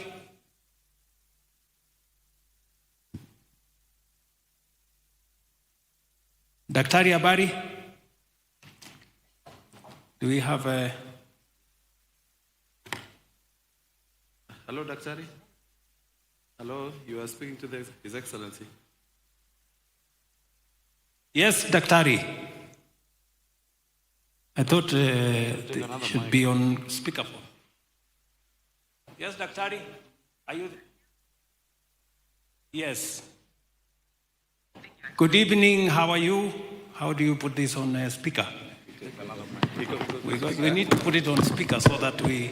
Where is the owner of this phone? Can you come and... ongeza sauti. But can you put her on speaker? But it is not speaker, we cannot hear. Call her. Yeah, we need this story. Okay. Your Excellency. Let me, as we wait for that facility, I also want to hear from one of our governors, especially on the matter of maternal health, maternal mortality, newborn mortality. The largest facility we have in Kenya for maternal facility is Pumwani. Do we have the CEO of Pumwani in the house, or the governor can? Oh, you have the CEO right there. Please tell us, madam, about maternal delivery and all that space. Thank you, Your Excellency. Pumwani Maternity, so far since SHA began, we have done 21,456 claims.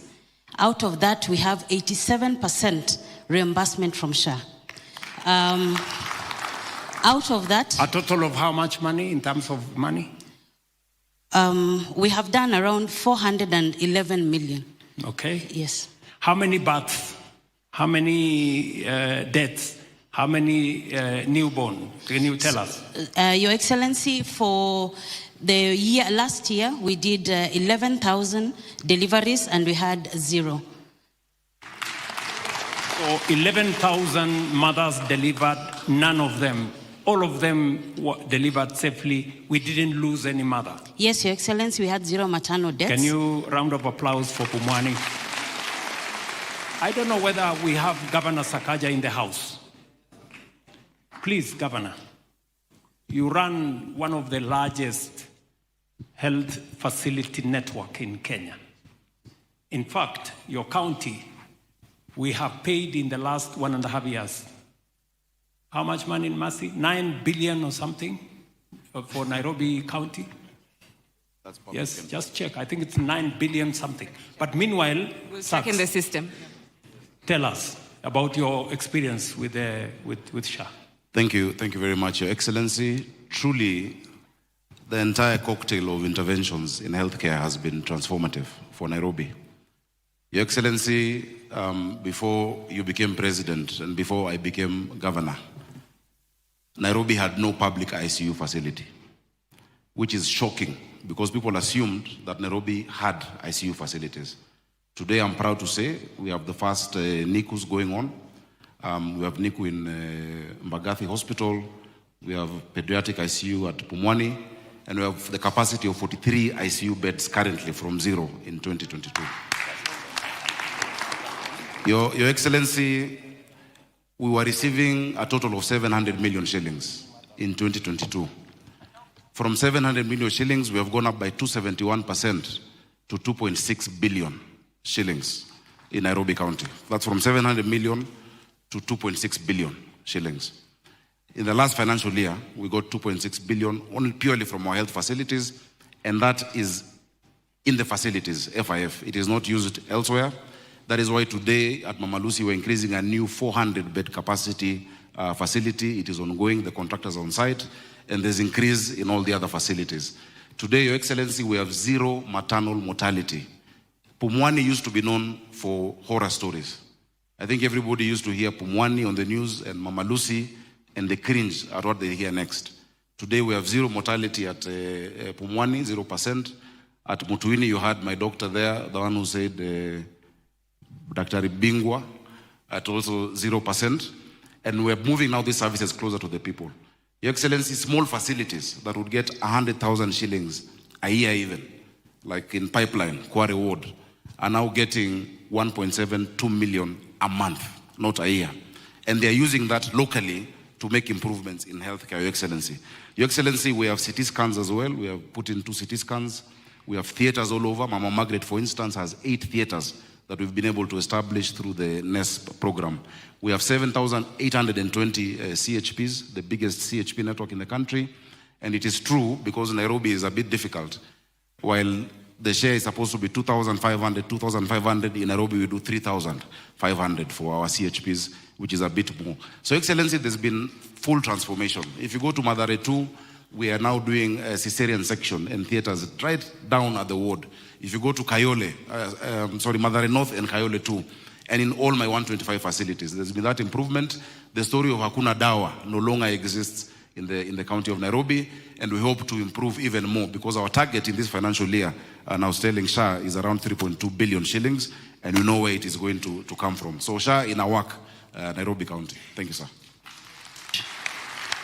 I said that for Nairobi County, between the public facilities, faith-based facilities, and private facilities, we have paid in Nairobi County 9.8 billion shillings. 2.6 to Sakaja, and to Nairobi Hospital, Mata Hospital, and all the others. We have paid. Mercy, can you correct me if I'm wrong? 9 point what? 9 point what? Sorry, Excellency. So we are navigating here. So 9.2 billion, and Nairobi has about 679 transacting facilities who consist of private, public, FBO, and have received a number. Thank you very much. Yes. Now we have the CEO here of Karen. Mama Abari. Mzuri sana, Your Excellency. Yes, we are discussing matters health, and somebody told us that you have some views on matters claims. Thank you very much, Your Excellency. This is Juliet Ticonio speaking on behalf of the Karen Hospital, Your Excellency. I would like to say that we have been working hand in hand with SHA through the partnership with my office and that of Dr. Messi, and we would be happy to let you know that we have been able to do a number of cardiac procedures, especially through the cath lab, ranging from anything to do with angiographies and angioplasties. And most importantly, now we are able to do EPS studies, which is one of the few places in the region of East Africa and Central region who is doing electrophysiology studies. And these are all some of the cardiac packages that we're able to do with the partnership of SHA. In addition, we're doing open heart surgeries, both on pediatric and adults, through our program, which is also a partnership with SHA, Your Excellency.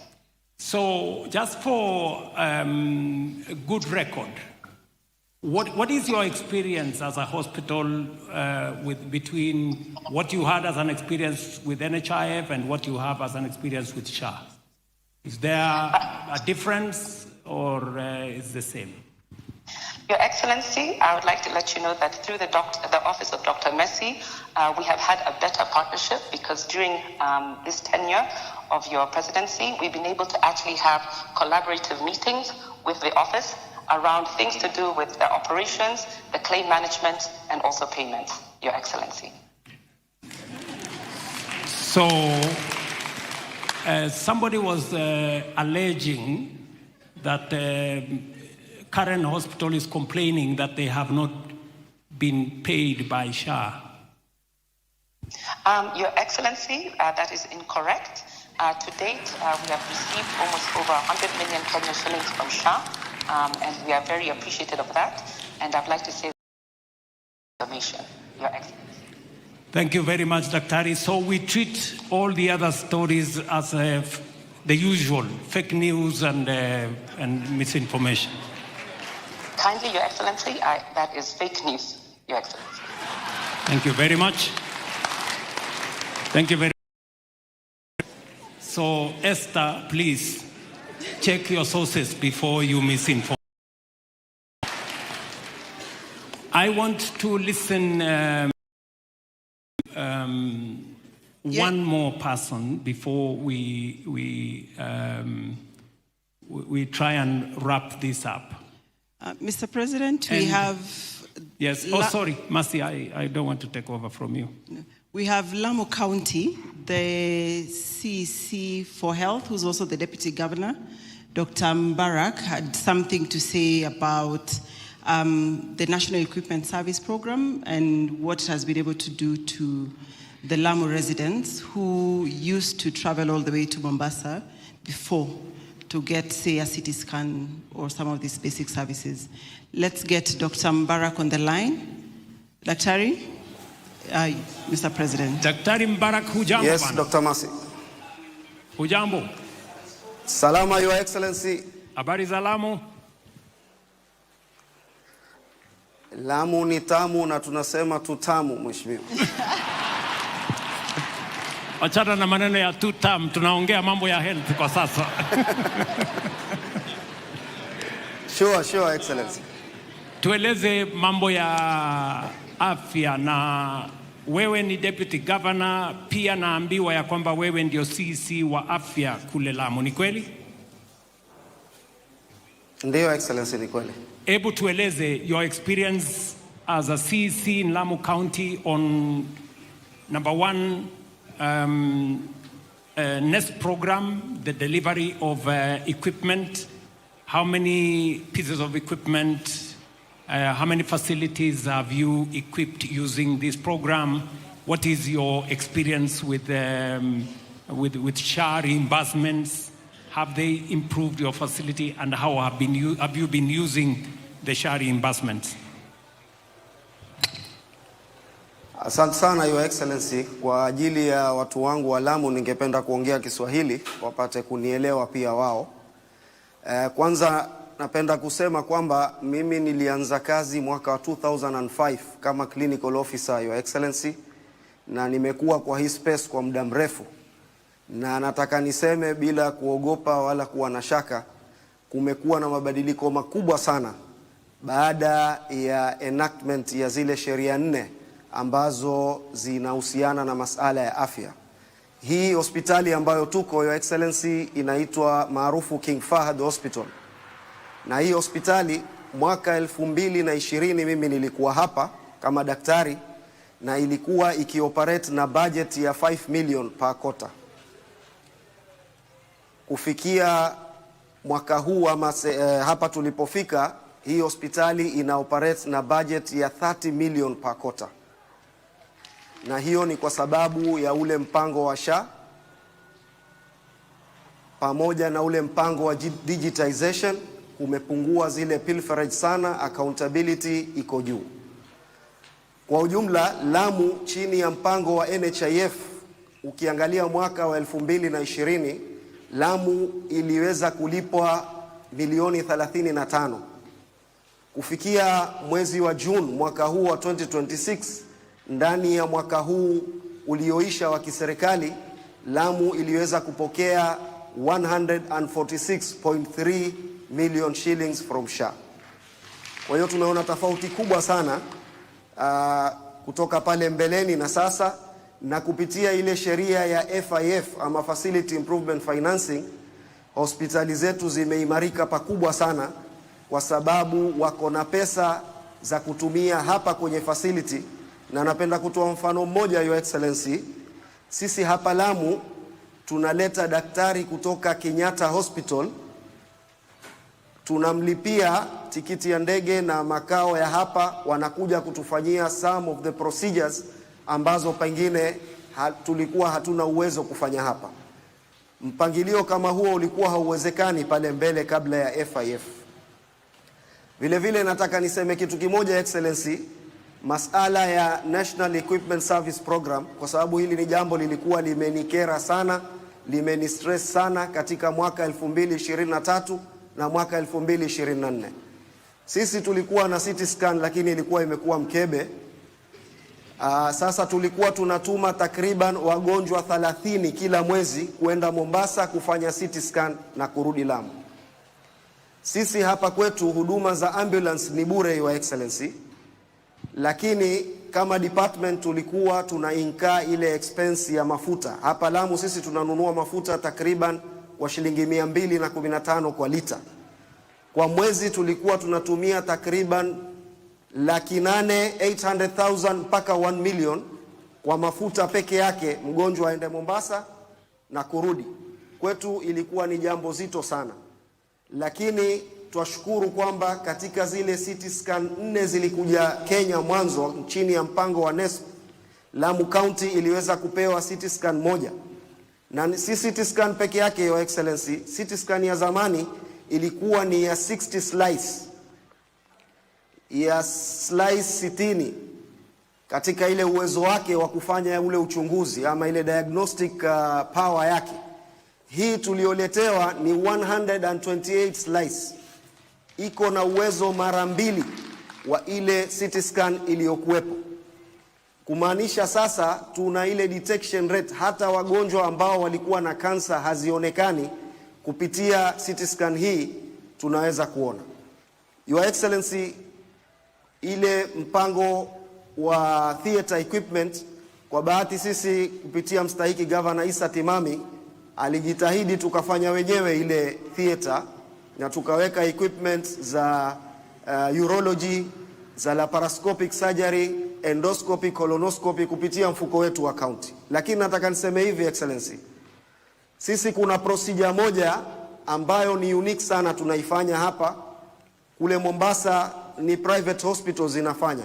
Nafikiri Coast General itakuwa imeweka sahihi ile kifaa, nayo ni ya kubomoa mawe kwenye figo. Ugonjwa huu uko sana hapa Lamu, ugonjwa wa mawe, kidney stones. Na pale zamani ilikuwa mgonjwa lazima aende Mombasa, pengine atumie 500,000 hadi 700,000 kufanyiwa procedure hii. Sisi hapa Lamu tukaanza kuifanya, na kupitia mpango wa SHA inalipa hospitali yetu 150,000 per procedure.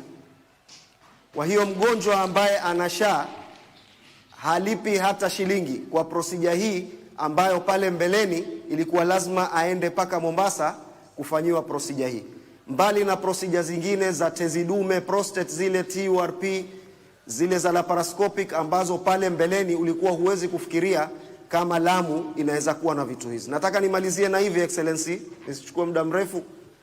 Sisi tulikuwa na shida hapa tukienda Mombasa kujaza mitungi ya oxygen. Nakumbuka Mheshimiwa Duale alivyokuwa waziri wa defense, wakati mmoja barabara ya Gamba ilikatika, na nataka nikushukuru sana Excellency ulivyokuja Lamu nikakushtakia, ukapiga simu pale pale hicho kipande cha Gamba kimalizwe, na kimemalizwa. Lakini pale Juma barabara iliweza kusombwa na maji, ikabidi Mheshimiwa Duale atoe ile manuari ya Kenya Navy ituletee sisi mitungi ya oxygen na madawa. Lakini tunavyozungumza sahihi, Lamu iko na mitambo 3 ya kutengeza oxygen, na kupitia hiyo tumeweza kuanzisha ICU ya kwanza ndani ya Lamu. Kutoka ile time Kenya ilipata uhuru, Lamu haijawahi kuwa na ICU, sahihi 6 za ICU. Kwa hiyo mimi nataka nishukuru sana Your Excellency ule ushirikiano ambao upo baina ya serikali yetu ya county na serikali yako ya kitaifa. Ni uhusiano ambao haumsaidii mwananchi peke yake, unasaidia kuimarisha sekta yetu ya afya. Hapo ndipo mimi mahali ambapo napenda sana mpango huu wa SHA. Kule kwa madispensary, kwa mara ya kwanza dispensary zetu zimeweza kulipa 20 million mwaka huu wa kiserikali ulioisha. Pale mbeleni sisi tulikuwa tuna operate na budget ya 800,000 kila dispensary, lakini sasa kuna dispensary zinapata hadi 4,000,000. Iko moja ya kule Kiunga, ule mpaka wa Kenya na Somalia, iliweza kupata 8,000,000, na kupitia mpango wa FIF waliweza kununua vifaa za kupima damu ambazo unazipata kwa level 4, ile mashini ya hematology, mashini ya kupima vipimo vya figo na damu, mpaka wagonjwa wa kutoka Somalia, Your Excellency, wanavuka kuja pale Kiunga kupewa huduma zile. Na malizia kwa kuchukua fursa hii kukualika, Mungu akipenda, wewe na Mheshimiwa Duale na Deputy President muje mtusaidie tufungue theater, operation theater ya Kiunga tarehe 17 Septemba mwaka huu. Shukrani Your Excellency. Asante sana. Asante sana Bwana Gavana. Tunakushukuru sana kwa maelezo uliotupatia kuhusu mambo ya Lamu. In our midst, we have people who represent our health workers in our midst. And Your Excellency, thank you for picking that up. It is not possible for us to deliver health. It doesn't matter how much money we have. It doesn't matter how much equipment we have. The people ultimately are the ones who deliver this service.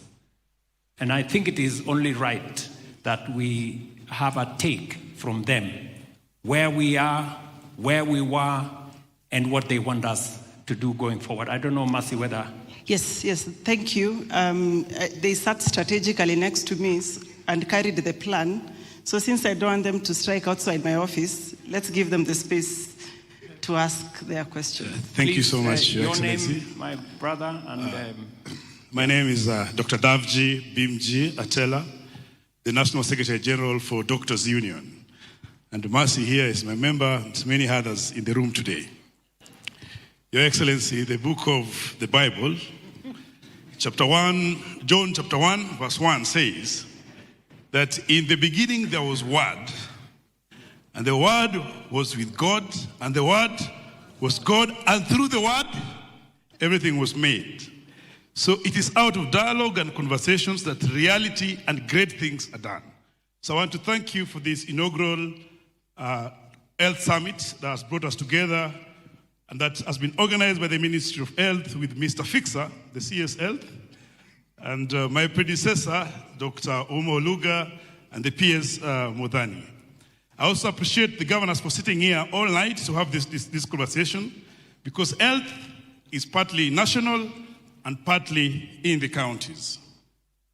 I'm speaking here, Your Excellency, to first of all appreciate you that before we had CS Health on Aden Duale, who was a politician, coming to that particular office, we had a lot of demonstrations and a lot of strikes that were mostly being led by my predecessor, Dr. Omo Luga.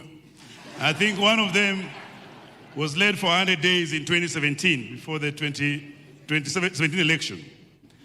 And also, I know we've had a lot of engagement to make things work. To start, for every year, for intern doctors, intern nurses, intern clinical officers, and all the health worker interns to be posted. We had a record and a plan that in February and September we had to demonstrate.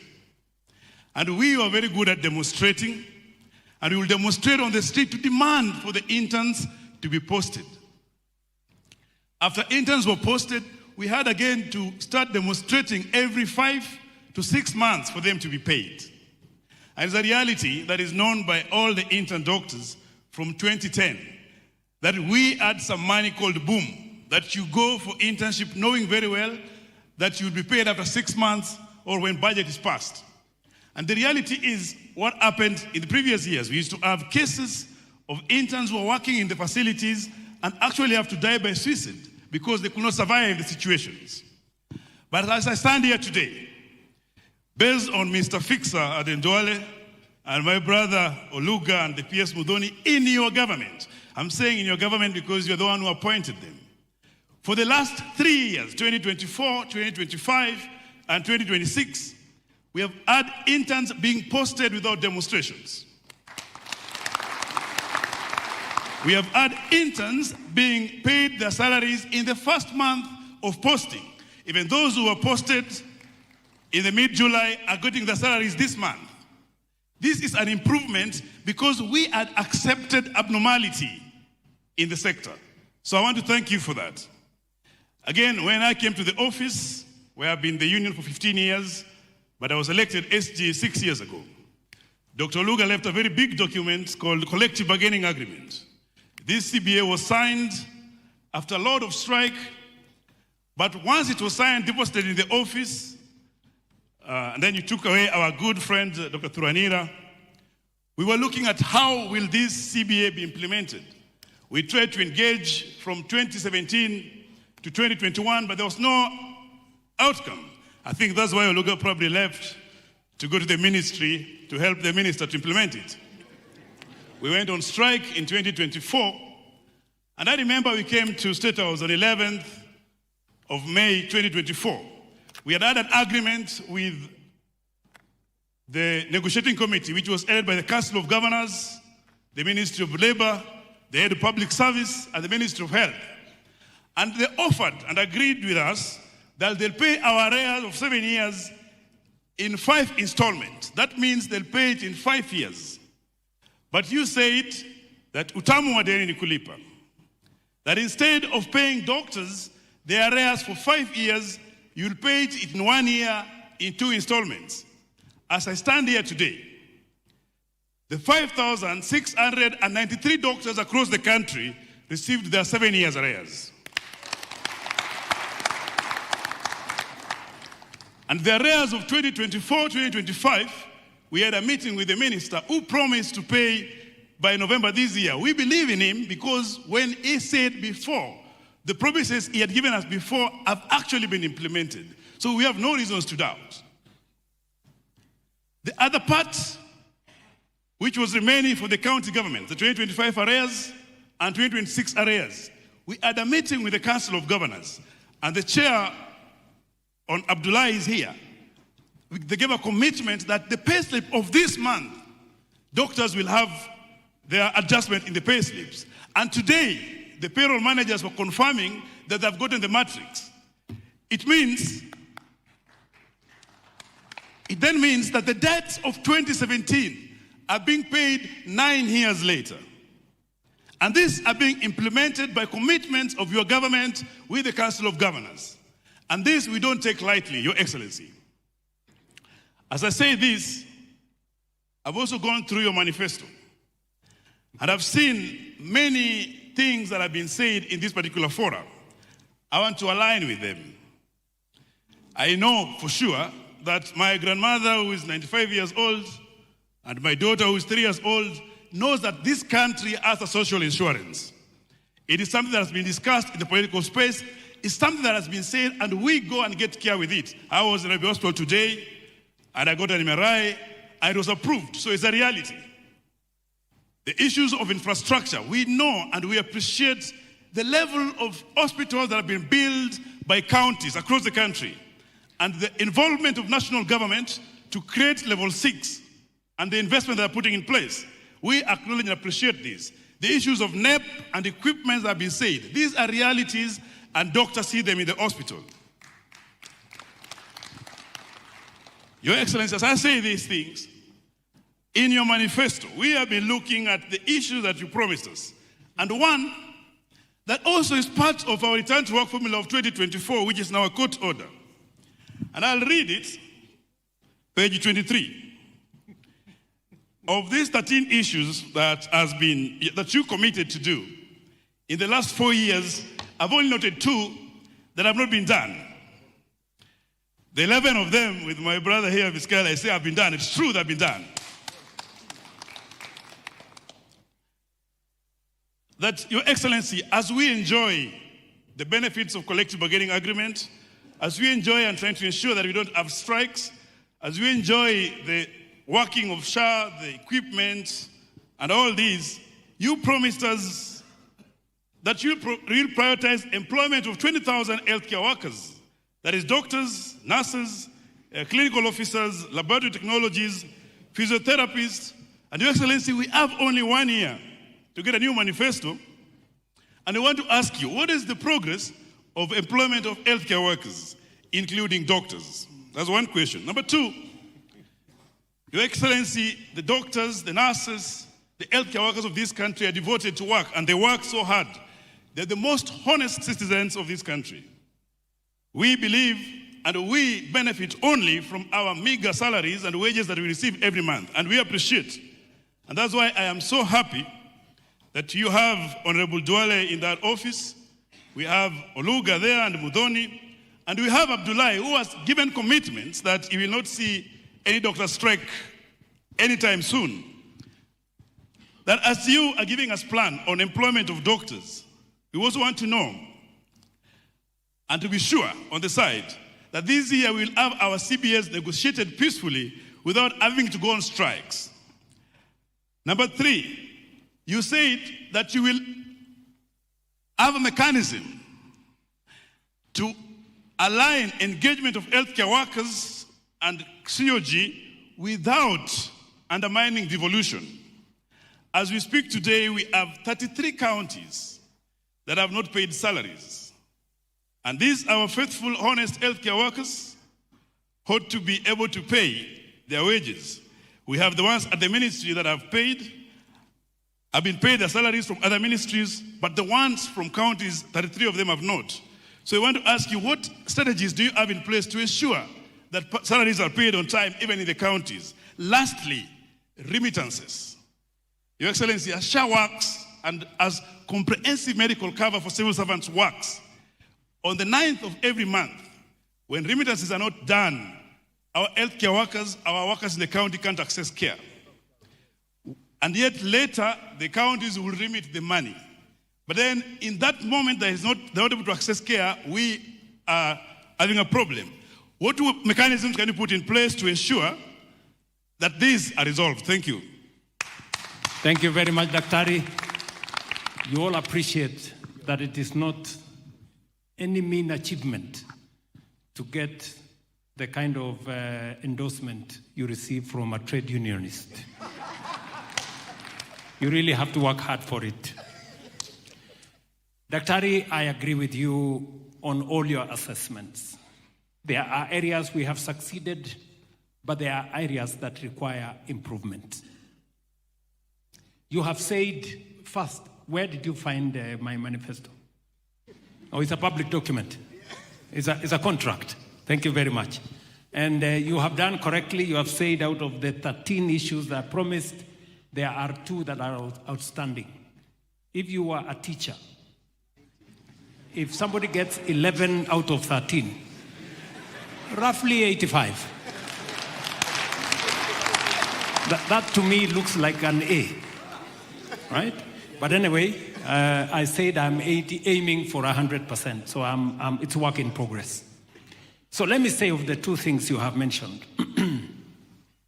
Number 1, you have said, what is the progress on the commitment that we made in the manifesto on progressively making sure that there are 20,000 health workers hired to assist in the transition to universal health coverage. I can tell you, Daktari, that number 1, we've already committed to transition all the doctors and health workers that were hired under the UHC program from being from contract to permanent and pensionable.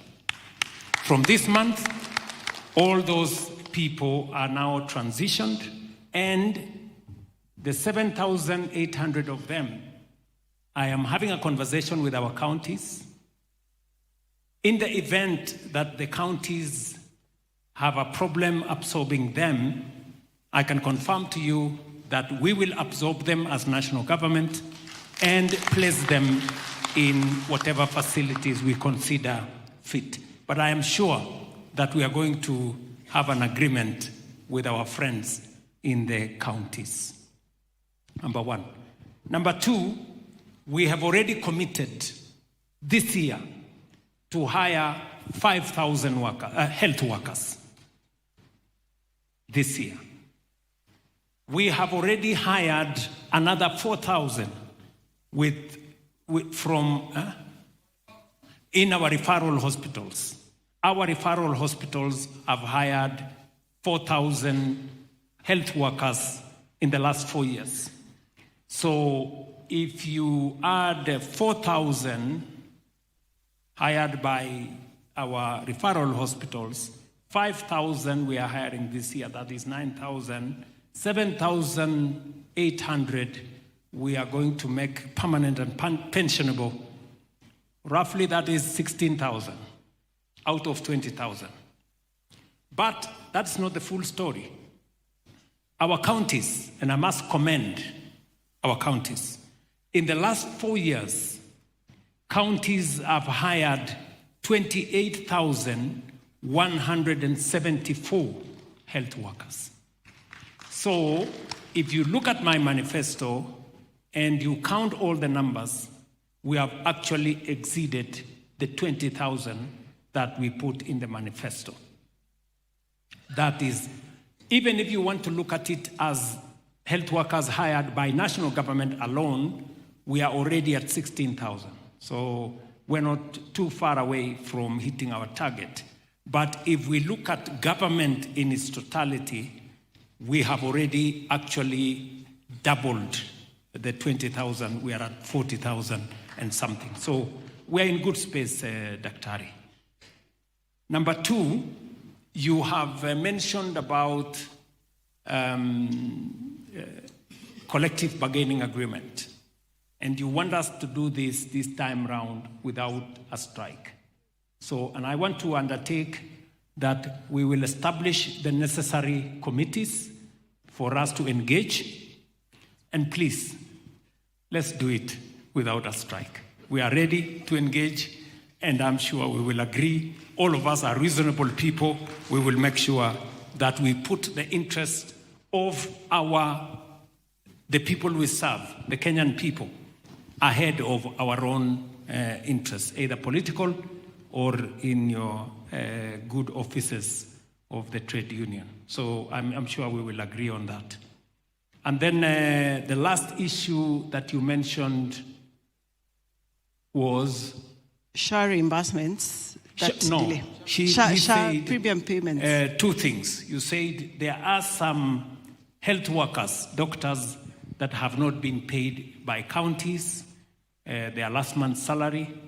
And I did undertake that we will have a better working and engagement with the counties to make sure that they deliver on their commitments and on their mandate. I have two things to tell you. The governor sitting in this auditorium will tell you that for the year 2025-2026, we did not cross over with any monies due to counties. We paid all the money. Number one. Number two, the money for July, the shareable revenue for July due to counties has already been paid. So we have no money outstanding on our part due to counties. I am sure our good counties are making arrangements on how they will pay those who have not paid. You've said there are some counties that have not paid salaries for these hardworking people. I am sure they are making arrangements, and if the chair of the council has something to say, he will have the opportunity to say it. But from the national government point of view, we have disbursed all monies due to our counties. For last year, up to June 30th, and for July this year, they received it in the month of July. And I'm sure they are making arrangements. I agree with you that it is not possible for us to be able to effectively deliver on universal health coverage if SHA reimbursements are not done by everybody, you know? And I agree with you 100%. So for the facilities, for the MDAs, ministries, departments, we have made sure on our part that we do it as we do salaries and make sure that facilities have, SHA have their money. I will ask all others, our counties, parastatals, and other agencies to do likewise so that we can enable SHA to be able to do the great job that they are doing. I think those are the issues that were raised. Do we have Mercy, I hope? Yes. We do have representatives from some patient groups, renal patients. I'm told they are somewhere in the room. Governor, please, do you have something to say? Maybe we can allow Governor to say something. Thank you very much, Your Excellency. Just a couple of things. Number one, And on behalf of all the governors who are seated here, as a council, we believed in this SHA system from the very onset when everyone else was actually saying it is not workable. And of course, as a council, every stage, whatever intergovernmental partnership agreement that we sign with the Ministry of Health, we have to protect our space with respect to devolution.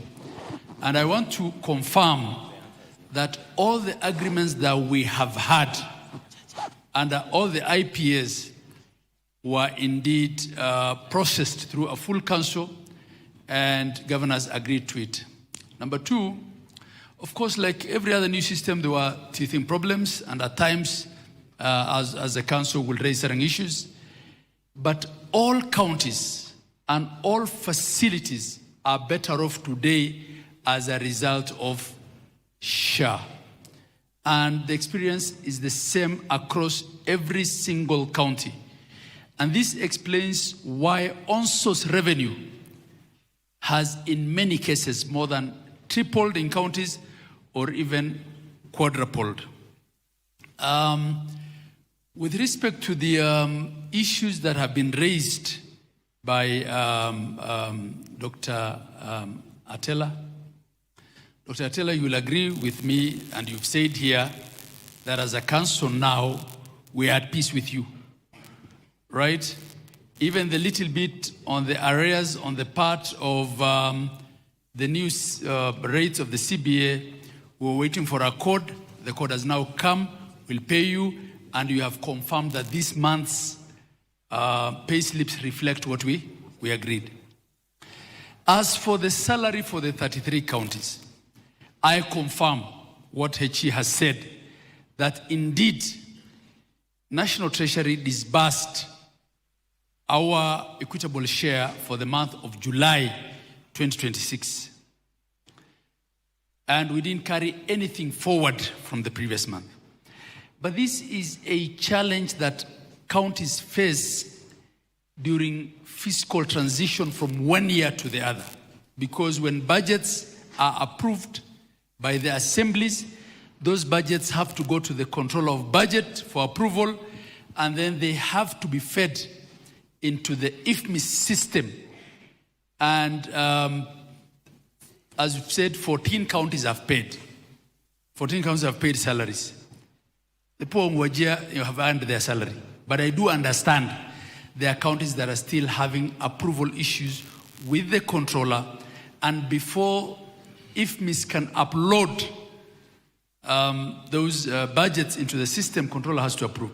So we will expedite this with the controller, but we'll also try and push those governors of the 33 counties to make whatever arrangements they have to ensure that they have paid the salary like everyone else, and like the other 14. But you will reckon that this is just a challenge during the fiscal transition from one year to the other. We will see how best to manage this going forward. So, Your Excellency, when you stepped out, I did confirm on behalf of the Council of Governors that every county and every facility is better off today in ways that are phenomenal, and in revenue growth that is exponential, in service delivery that is unimaginable as a result of SHA. And Mercy would say, but at some point governors were raising issues about SHA. Yes, at times we will, right? Whenever there's an issue, and at times we can't resolve in the boardroom, as council leaders, we will shout. And the next day, we'll have the answers and we'll move forward. But I want to tell you, and I've been sitting here next to governors, each of us has a story to tell of how revenues have moved 3 times, 4 times, in some cases 5 times. You've heard the DG from Lamu. So, and the opposition leaders that are saying SHA doesn't work are those whose counties have registered the most. In fact, because of the health-seeking habits and the insurance uptake habits in various counties, those of us who've been saying it's working are the ones who are struggling to raise the registration. So why is it that an opposition leader would say SHA is not working, yet registration in his county is at 70%, 80%? This is a new system. There are things that we will change for the better. I have heard the answer that the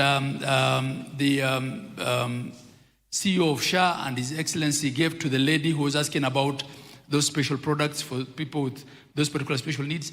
These are things that will improve along the way. But, Your Excellency, we want to confirm that SHA does indeed work, and we will do everything to ensure that it works better. And Dr. Atela, your matter of salaries, you know there are times when 4 months down the road we used to have issues. Now disbursement is there. We will get over these processing issues and ensure that those counties also do pay. We are looking also into the matter of the nurses. We have had meetings with them. We had made offers, and these are things that were entered into 9 years ago, which weren't implemented by the previous regimes, by the previous chairs of council. We are engaging. We are determined to give them a deal that's acceptable to them, but let's all be reasonable so that we can move this sector forward. I thank you, Your Excellency. Thank you very much, my good brother, Chair.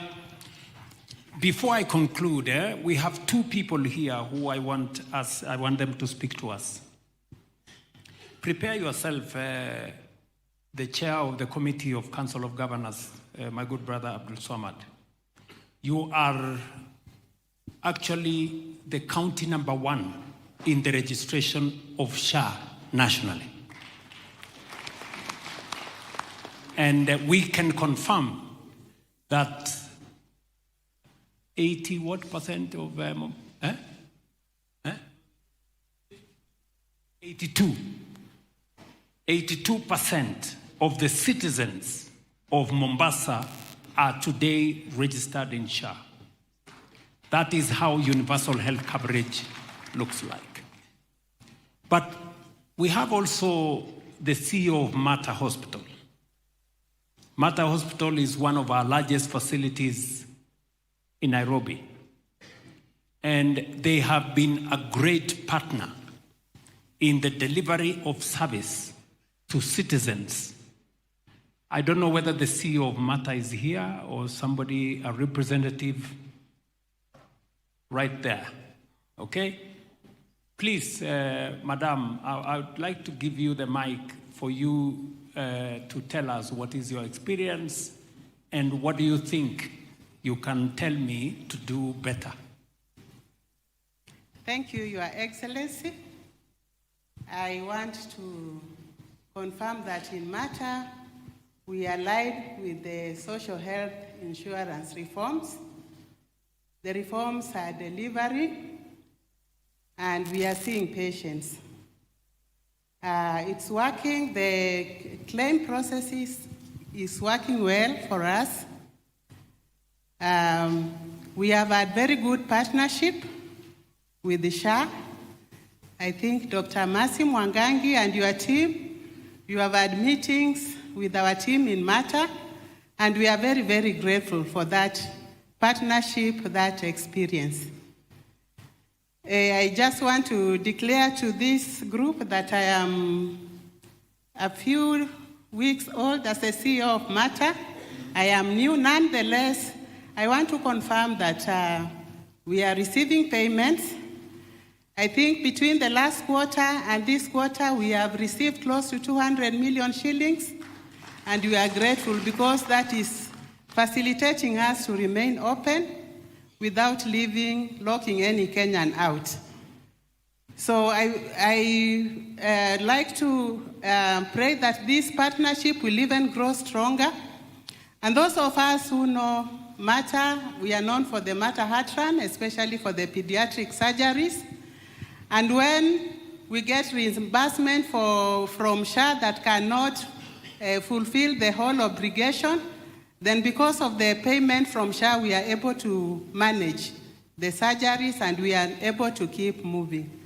So our experience in matter in regard to SHA has been cordial, has been good, and this is where we are as matter, and we keep hoping that things will get better.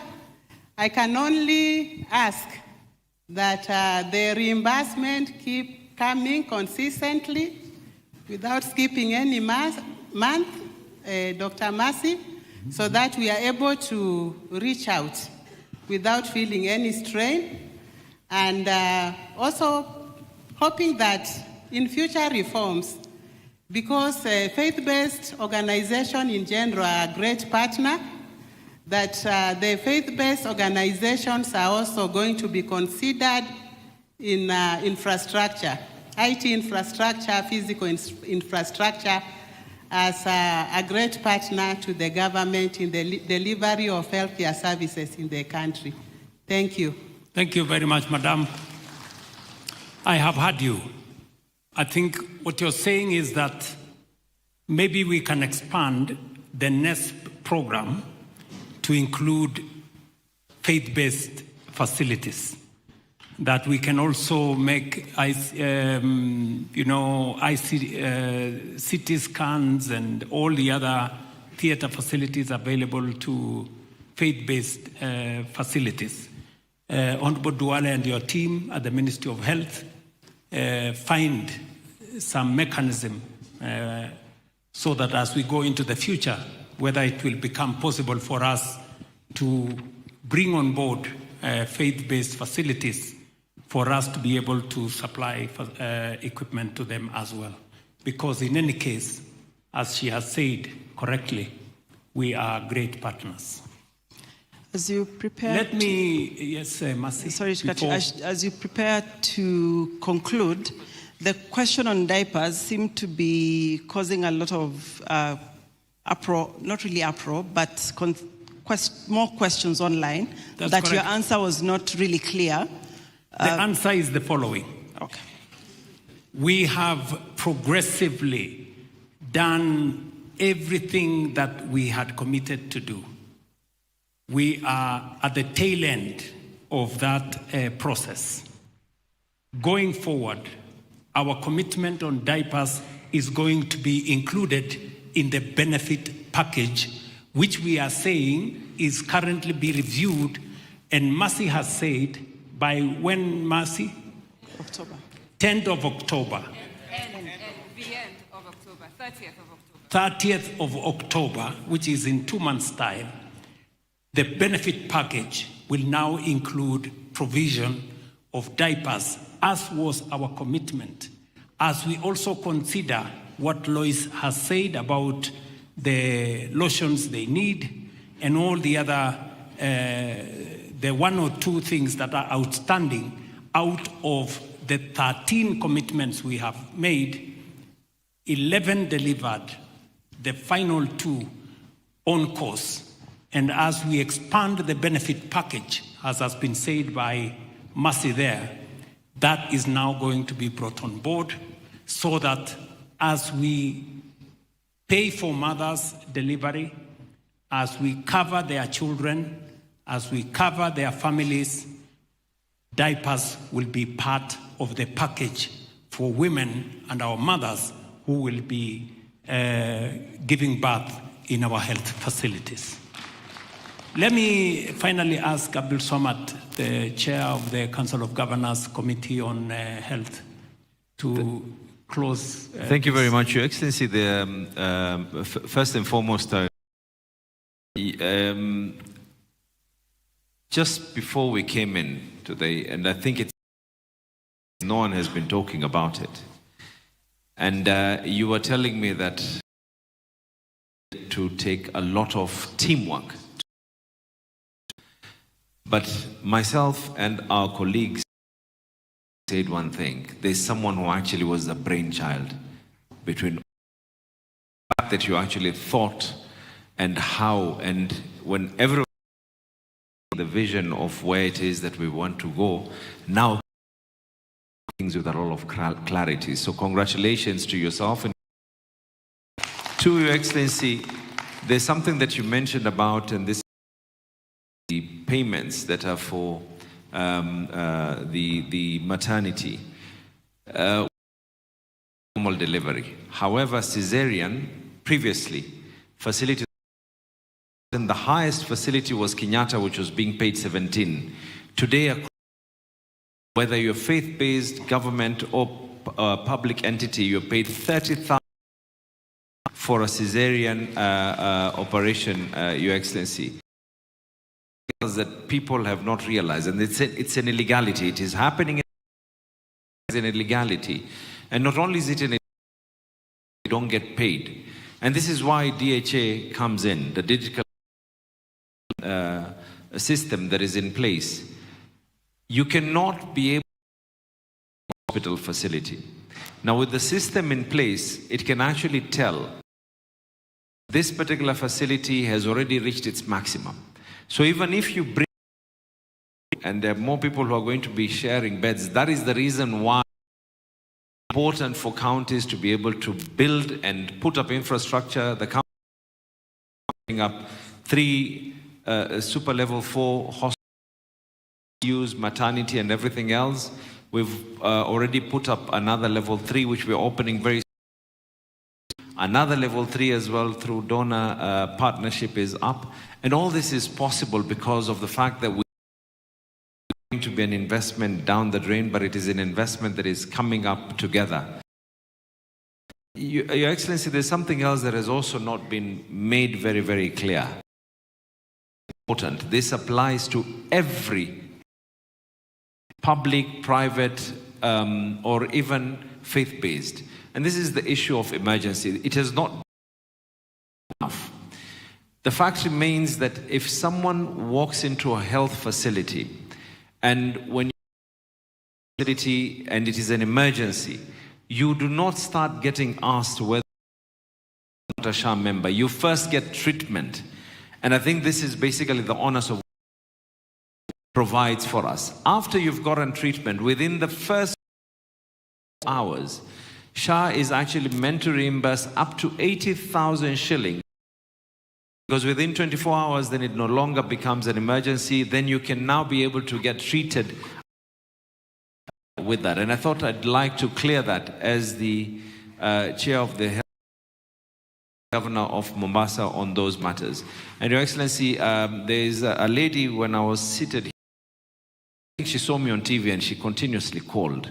And eventually I was looking at the message and she passes her regards to you. Her name is Grace Chuda in Mombasa, and she actually just sent a message to tell me, please inform the president that SHA is working fishery of the same. So ahadi ni deni, Your Excellency, nimepeana.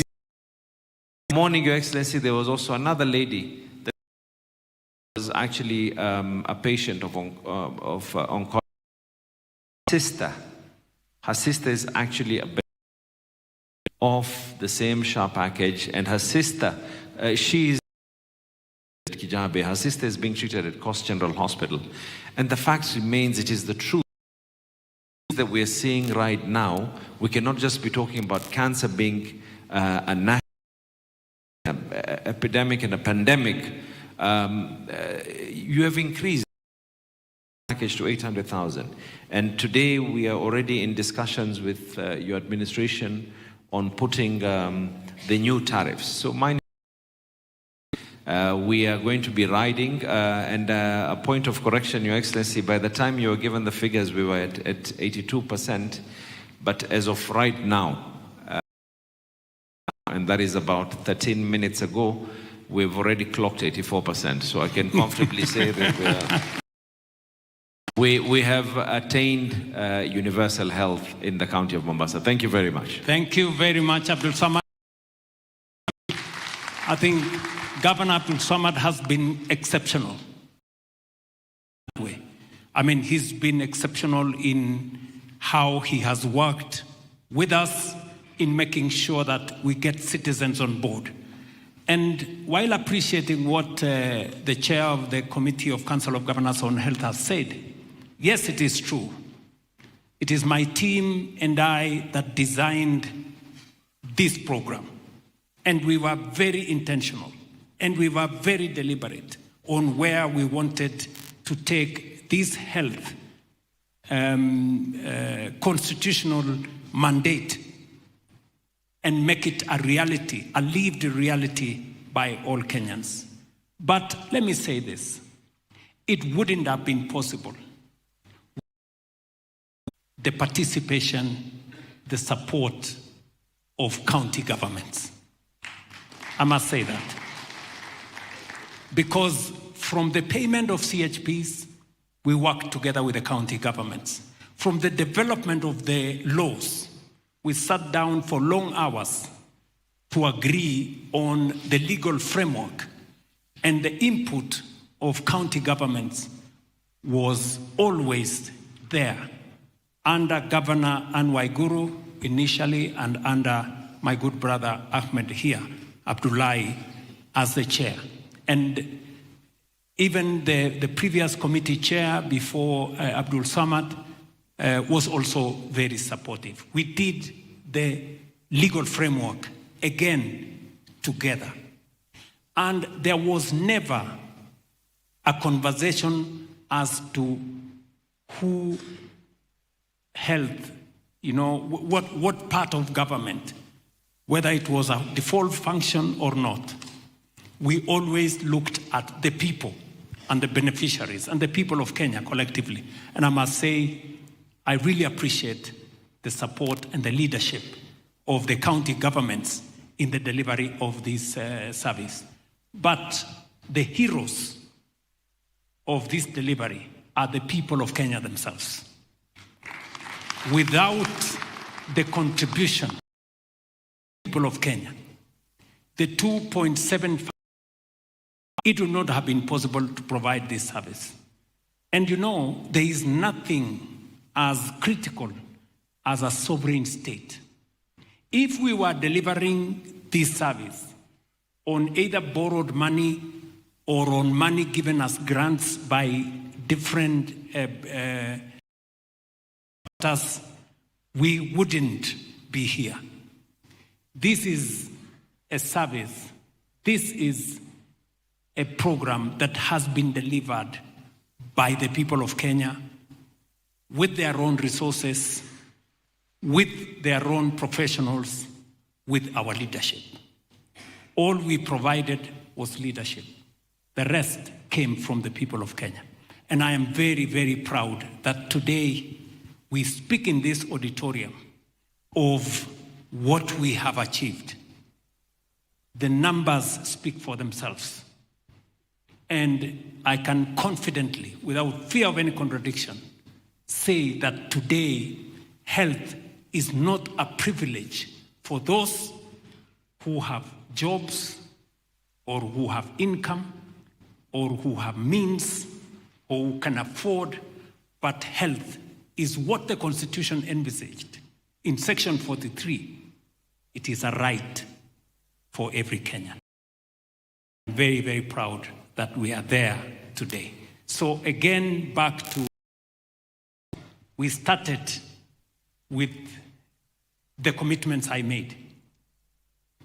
I am happy that the record will speak out for itself when the time comes. On the commitments I made, and also it has contextualized.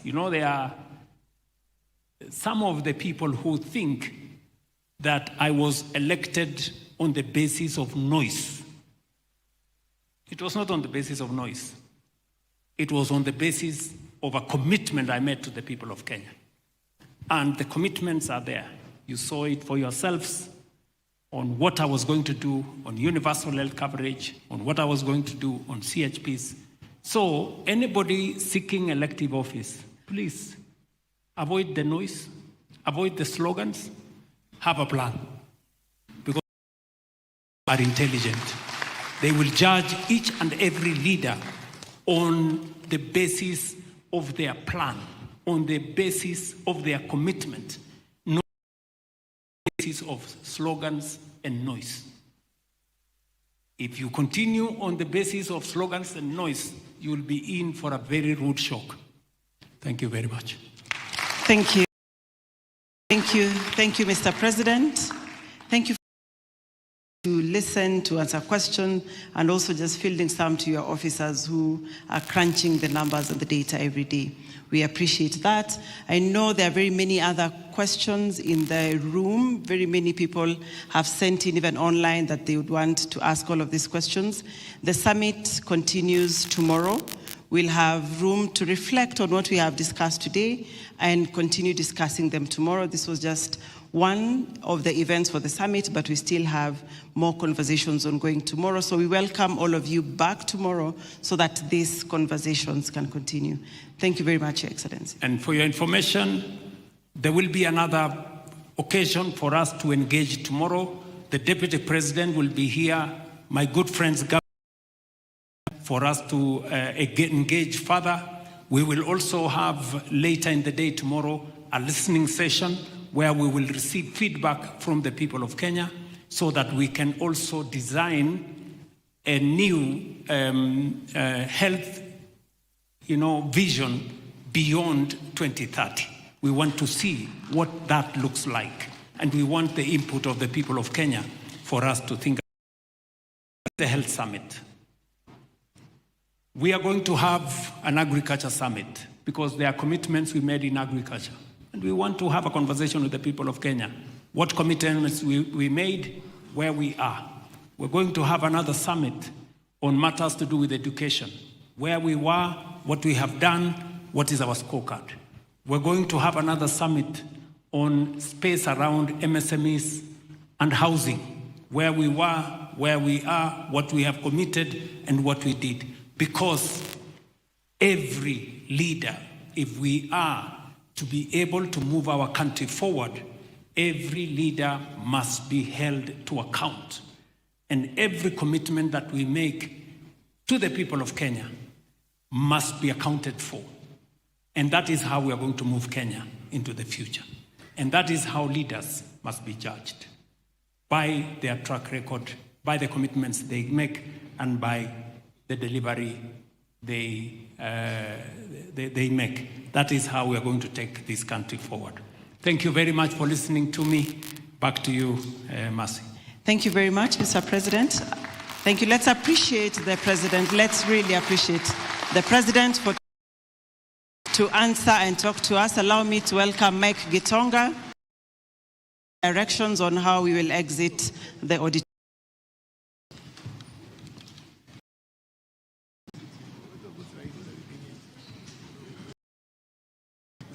Another round of applause as His Excellency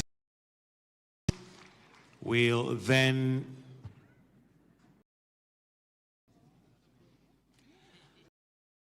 allow His Excellency to exit. We wish you all a very good night for the rest of the summit.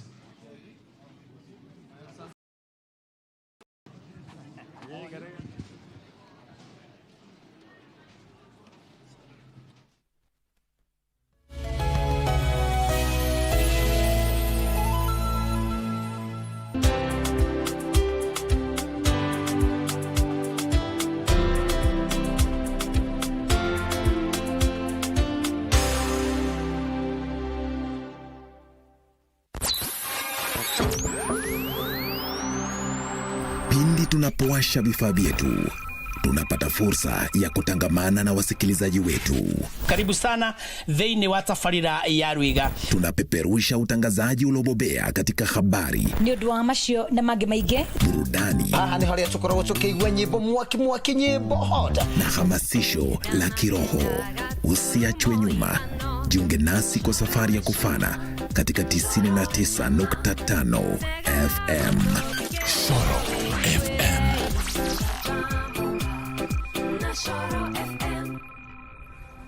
Gaëla Tikaya la patrona, Gilda Sambendengese. Of substance, mambo ni matatu.